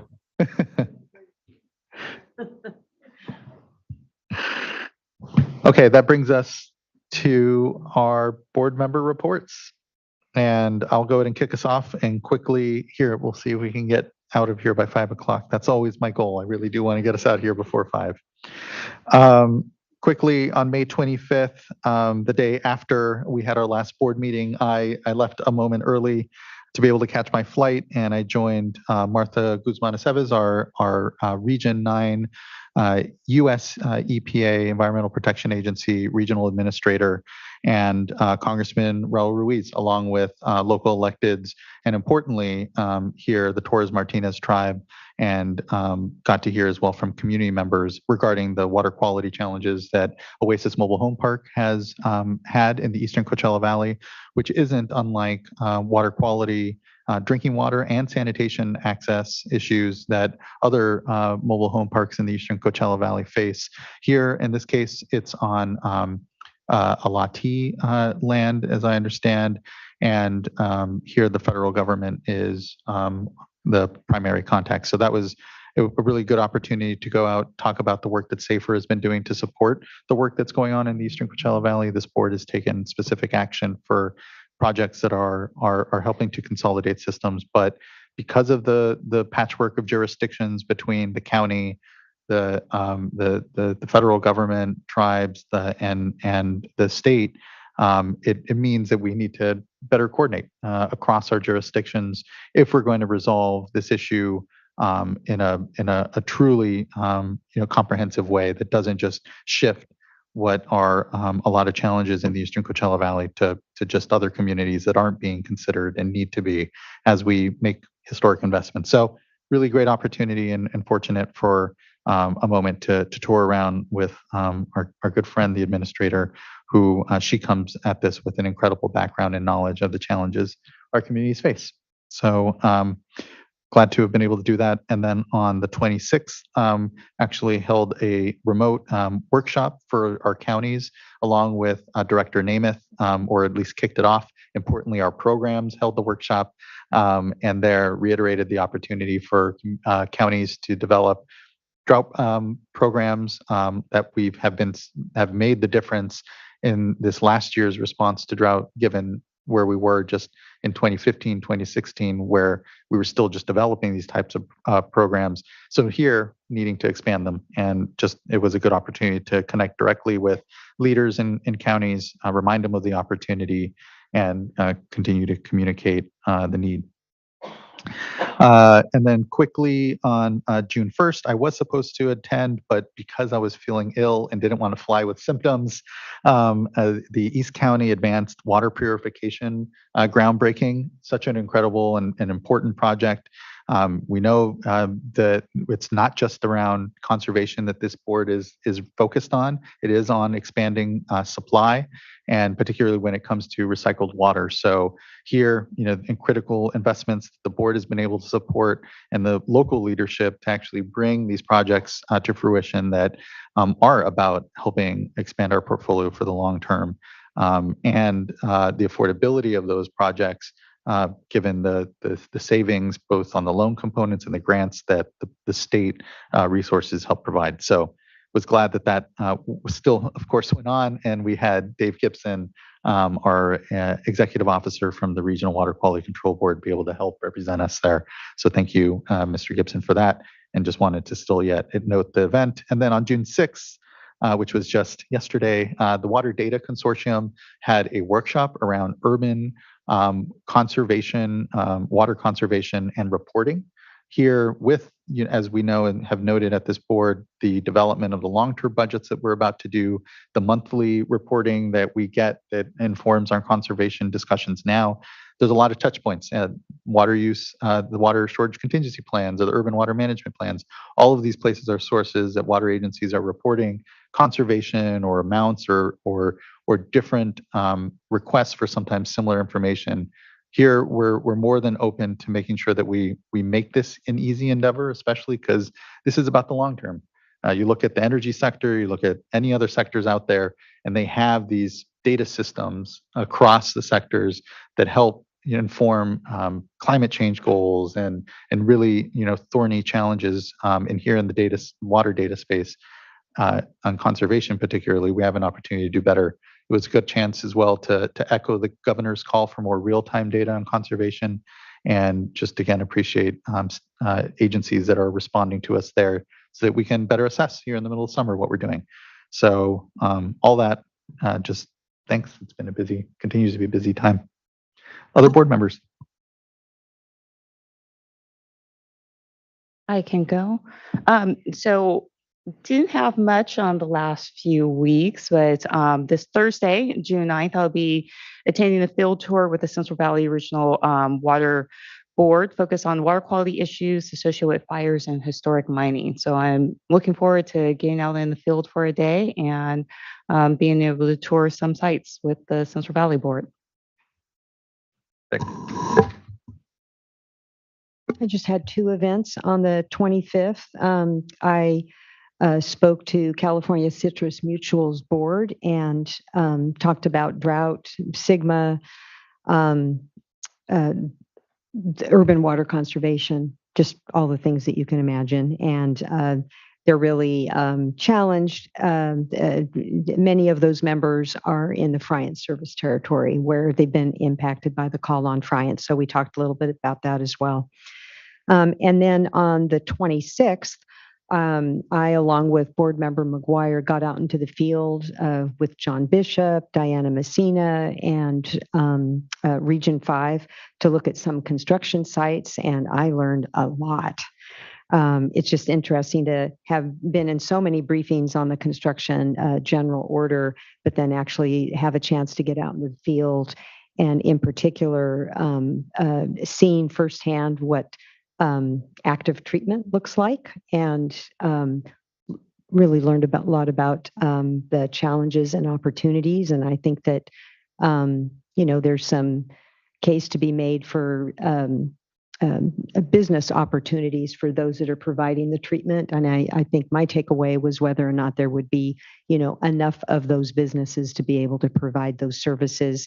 And we had a really good discussion with a company that runs active treatment where they contract out with construction sites, and then getting out to some of the larger construction sites and really just being blown away by all of the earth moving activity that's going on, and the need for continuous monitoring and ongoing treatment once construction sites are closed. But really, there's no substitute for getting out into the field. And I think that I'm in a better position to be able to ask questions and better understand the discussion in our next briefing. Fantastic. Yeah, no substitute at all. And I'm glad you got to put some hard hats on, take a look around. I don't know if we did get a hard hat, or I don't think we were promised hard hats, and I never saw them. So we did a lot of windshield tour. So it was, that's fair. It was a good time. Yeah. You summarized it well, Vice Chair. It was a really time well spent. Anytime I can get out in the field and see what it is that we're contemplating for sometimes many years in terms of our permit updates, it's valuable information to have. So thank you for coming along on that. And then also thank you for the invitation to join you yesterday at the Water Data Consortium discussion as well. I have a background in urban water management planning, as I've said before. And so to hear about the different ideas to streamline reporting, to get it more up to date, to actually address some of the redundancies that are out there, all these topics that were well teed up yesterday. I wasn't able to stay for the whole event, but I'm looking forward to the report out and sort of the next steps and finding ways that we can not only get faster, but also more effective. There were a whole lot of ideas coming out just from that discussion in a short amount of time. So can't wait for that. And then I don't have anything else, no public events to report on, but since we're all here, I just wanted to say I look forward to our next opportunity for a board priorities discussion, whenever that can be scheduled. It feels like it's been a while. And I know there's a lot going on, and that's part of the reason why I think that would be a valuable discussion to have. And maybe here as the state budget gets some more clarity behind it, and whatever the right timing is. But I value those discussions, having sort of that mid-year check-in on where we're at with our own board priorities, and then everything else that's kind of been thrown into the mix here over the last 6 months or so. I think would be very useful at this point. So just wanted to flag that for you all. Yeah, thank you, board chair. board member. I'm the chair, I suppose. Thank you, board member. I'll consult the chair and see if he thinks that's something worth having. The only thing I wanted to report is that I met along with staff with Commissioner Sharoma, who is leading the a proposed order instituting rulemaking at the CPUC on acquisitions and consolidations with investor and utilities. So that's sort of a rulemaking process they have there that is very germane and is, I think, going to be a significant driver for investor and utilities incentives and abilities to consolidate or have different kinds of acquisitions, which is obviously an important thing for SAFER and our overall priorities for underperforming systems in particular. So that process is just at its beginning. I know our staff are already talking, but one thing that we discussed is in the past there have been joint workshops with the CPUC and us, and so that's optional. But if other board members or if our board wants to participate in that, I think there'll be some opportunities coming up later this year or next year to hear more about those joint areas of interest and priority. So thought I'd flag that now. Thank you for doing that. The joint work between us and the PUC, given the importance of the IOUs, the independent owned utilities, is really critical. So thanks for continuing to make sure to bird dog and cross pollinate on that. So thank you. I'll just note, the Water Data Consortium we're very fortunate for because they can convene in a way that brings us and other state agencies along with them in a more structured way than we could necessarily develop within water agencies and others. So yeah, it's exciting and good work. Okay, I think that wraps up our board member reports. Anything else for the good of the order? Hearing none, our next board meeting is on June 21st. And until then, this board meeting has concluded. And just thank you everyone for your time. I know, and here, and I'll stop talking. I'm getting us done right at 5. So thanks everyone. Have a good evening and appreciate everyone's engagement today. Thanks.